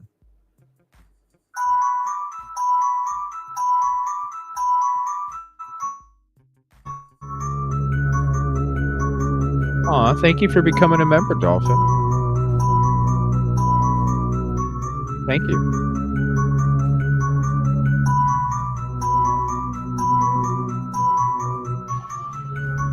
And please do me a favor. If there's anything that, there's all sorts of stuff to look out here, guys. If there's anything that you want me to focus on when we go through this grub truck stuff, focus on this person, focus on that person, see what goes on. Are they texting each other? Different things like that.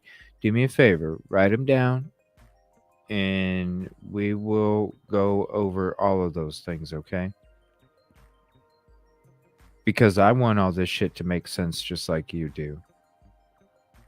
It brings up a lot of good stuff in this video, too. What's up, Pima? Thank you for hopping in. Yeah, I'm thinking that's since we didn't get to go through the grub truck tonight like we were gonna, and we'll be probably doing it tomorrow night, I'm thinking I will just leave it open without the members only. You have had some major business. Yeah. Well, thank you so much, Unsolved Cases and News. I appreciate that. Let me see. You haven't been able. Aw. Well, I'm glad you're here. I'm sorry you haven't been able to watch. And thank you so much for being here. Appreciate you too. Crystal Amber, what's up? No, I've been live since 5 hours ago, Pappy. I've been live for about 5 hours. We're just checking out a couple of these Grub Truck videos. I'm gonna share them with you. Save them to your playlist. Let's whatever you want me to look at, keep it, jot it down, bring it up tomorrow, and we'll go through it because we're gonna go through this Grub Truck stuff.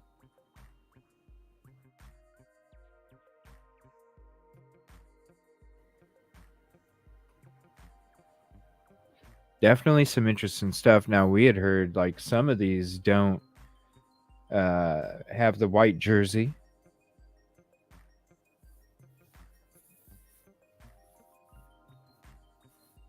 But definitely check out this and save it to your playlist because there's a lot of stuff to look out for.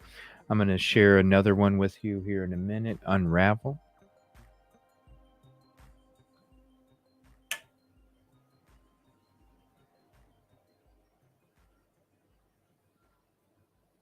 A lot of things to look out for. Creepers in the background, creepers in the foreground. And they got that enhanced audio version out now. So we'll be able to go through that too with the enhanced. Who is blue? What do you mean? Who is blue? Next to Idaho Girl White Pocketbook.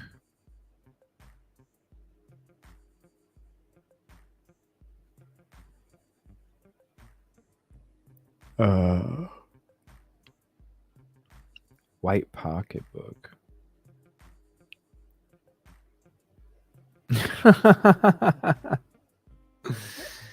Oh, Cammy.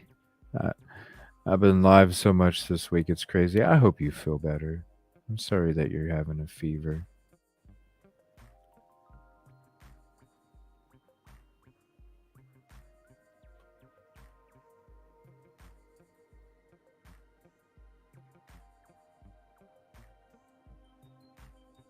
Girl in the white coat.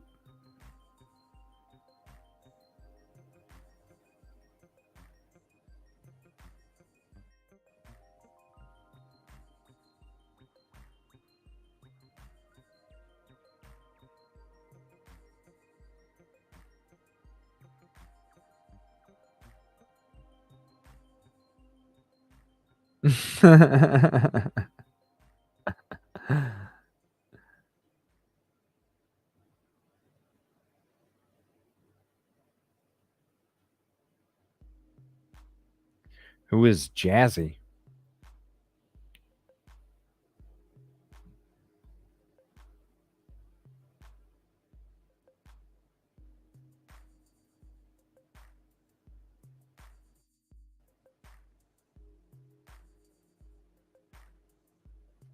Xana's sister.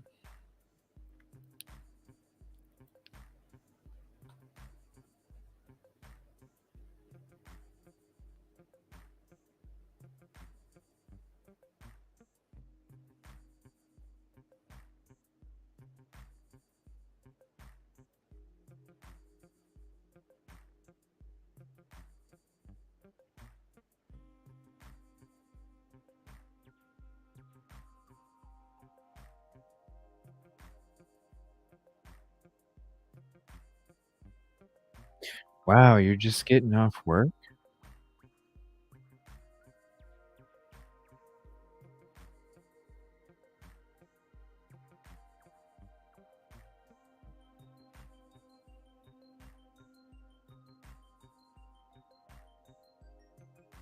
Oh, shoot. Did it end already? Yes, it did. All right. Hold on one second. All right. So now I want to share this video with you guys. Give me 1 second. 10 hours. Holy crap. Hopefully it went quick for you. All right. Let me get to Unravel. Here, definitely Definitely save that to your playlist. There you go. I know it goes quick. You kind of have to slow it down a little bit to catch everything.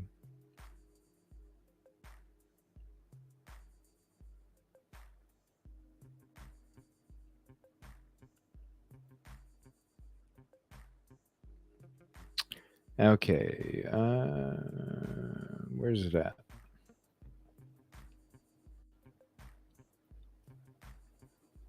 All right. Idaho 4, who are these guys and why were they there? So this is Unravel. Great channel over here too, has Idaho 4 content as well. And I want to share this with you guys.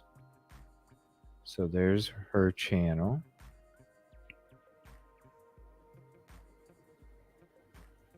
All right. There's that. All right. So definitely go sub to her. And does she have any new videos? Oh, this is one from 5 hours ago. Okay, this is one, look at this, a lot of good videos here. So this is another one with the Grub truck. And thank you for subbing to her as well. I can't wait for her to come back up on panel again sometime. Okay, so we'll go full screen on that. All right, and we're going to play this real quick.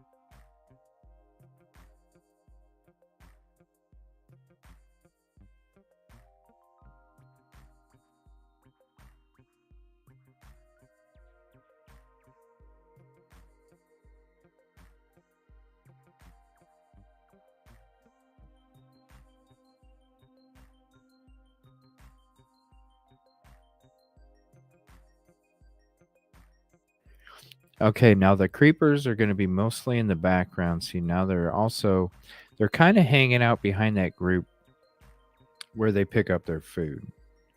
And you can see that Kaylee and Maddie notice the two people that are creeping off to the top left when you're looking at the bottom feed. And you kind of like see how they look, and they notice the people that are creeping. Kaylee does like a half look over there, just to not let them know that she sees them. But this is more focused on the creepers that are in the background. The other video that I showed you guys was focusing a lot about the creepers that were in the foreground.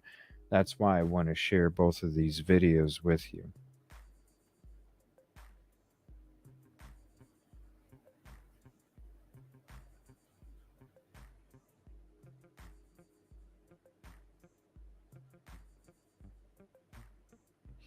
There is no audio to this. It's just showing the creepers in the background. And so I'm showing you this one because see, they're kind of in the foreground right there. Creepers in the background too. Now there's a lot of other activity that was taking place too. If you remember when we were going through these way back then, there was even creepers that were off to the middle that went behind the corner off to the right. So I kind of want to go through all of this Grub truck stuff based off of these two videos, plus a lot of the other stuff we already wanted to look at. That's what I'm kind of wanting to dig through when we do the Grub truck. I'm more of a sit back and right now I watch. Oh, well, thank you. Red backpack. That was another thing that I wanted to kind of look for. I noticed there's a lot of people mentioning a backpack and a red backpack for that matter. That's another thing I'd like to kind of scan through. Because before when I was going through these back in December, I was really paying attention to a lot of the people that were in the foreground. And then once BK got arrested, we kind of just eventually quit looking at the Grub truck. And now with everything that's been coming out, you almost have to relook at it again,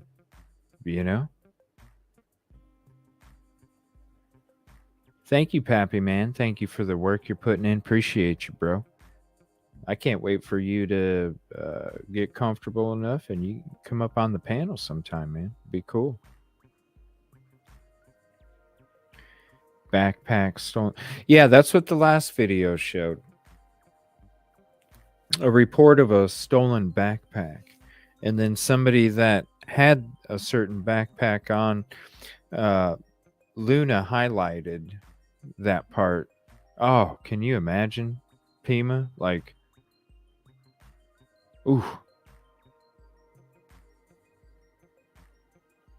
And I got a high metabolism, and I don't know if I'd be able to do that, But shit, when you're that damn young, who fucking knows?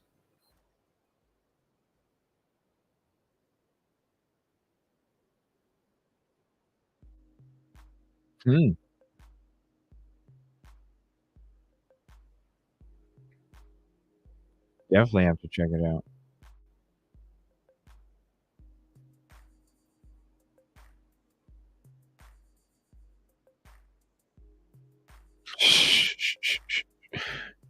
I don't know. Who knows, man? Might have been wired up. Damn, she's really trying to pick Christmas sweater Jesus up there.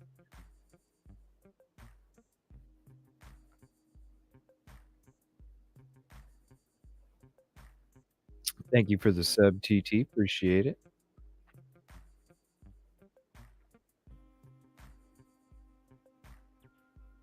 Again, great job from Unravel.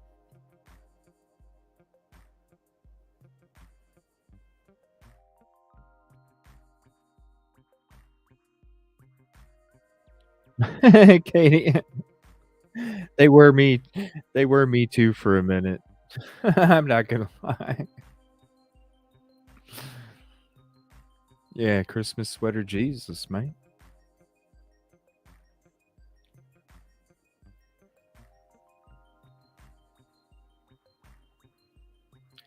Great job. Yeah, no, watch this.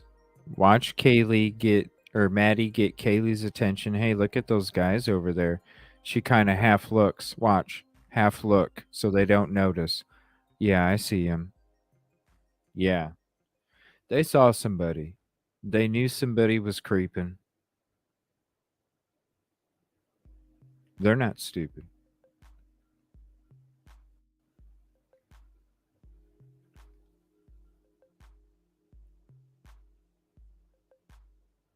Mm-hmm.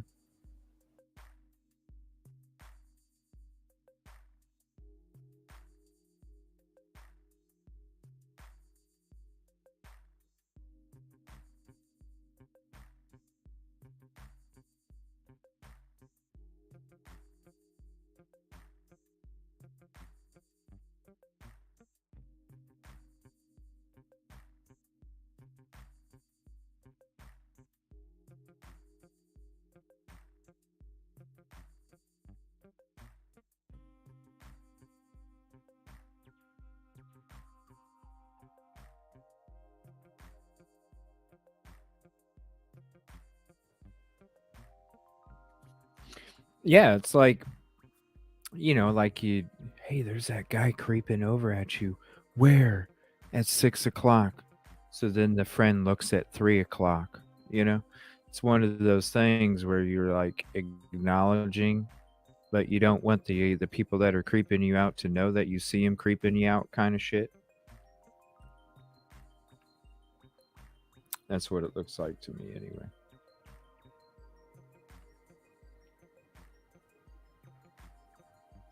Yeah, who was there?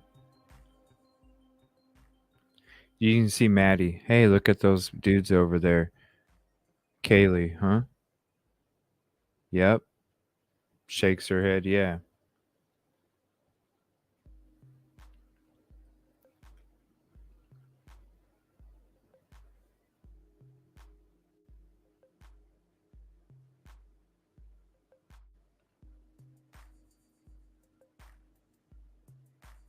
Just creeping back there. And that's the thing, when you watch those two people that are creeping, they don't order food. They don't even pick up food. They don't even come close to hanging out with those groups. They're just chilling in the cut in the background. Creeping.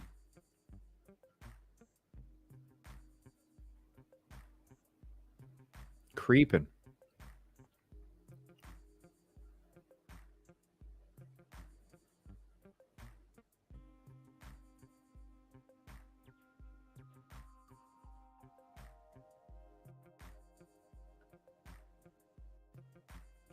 What's up, Kylie? I like that icon picture. That's pretty cool. Come on, StreamYard.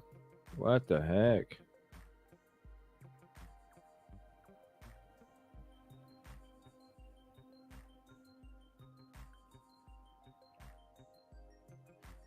That's where she says, F you, buddy. I don't even know if she was necessarily pointing at the two gentlemen there. I've always wondered if she was pointing somewhere in the background there.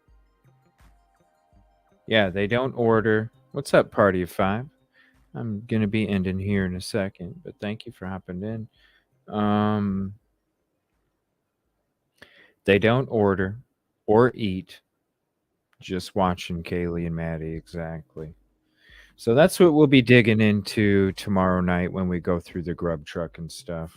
So I'm sorry we didn't get to dig into it as much as I was wanting to, but it was a pleasure being able to take some phone calls and listen to you guys. Great phone calls tonight too. Appreciate it. Brian, man,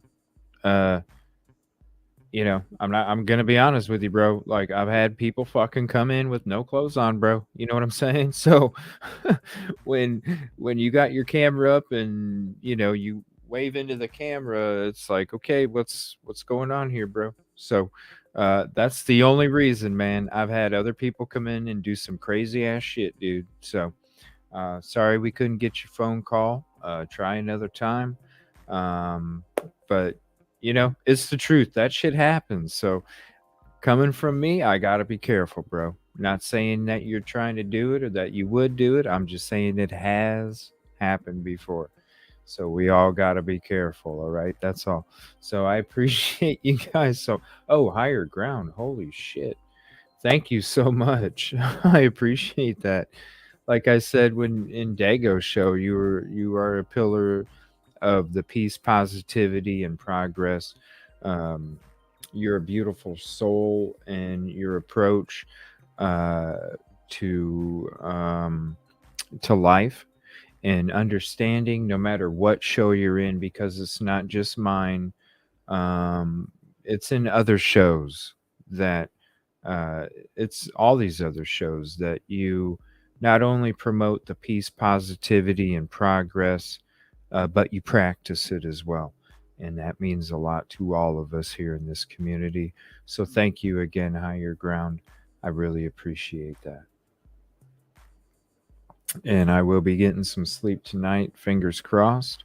And then tomorrow I got a long day ahead of me of doing some editing and stuff for tomorrow night. And then I'll be back tomorrow night. And you know what? We won't do members only. Screw it. We'll just keep it open. Yeah,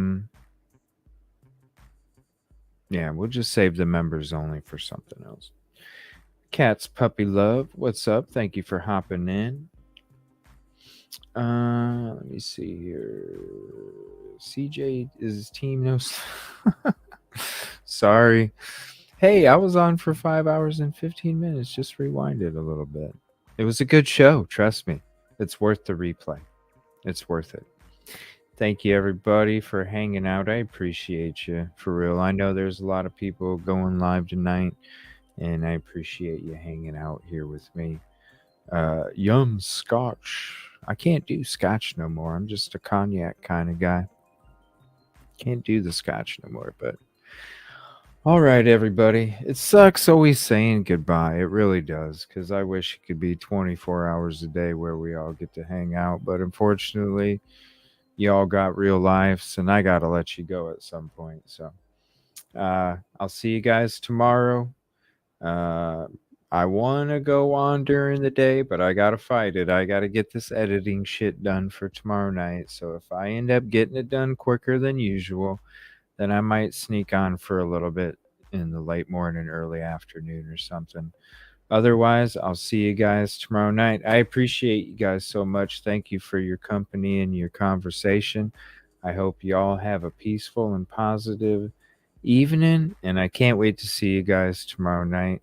Thank you so much for being a part of this community. It means a lot to everybody else, and it means a lot to me. And I appreciate everybody being about that peace, positivity, and progress. Thank you so much. You guys mean everything. I'll see you tomorrow night. Thank you.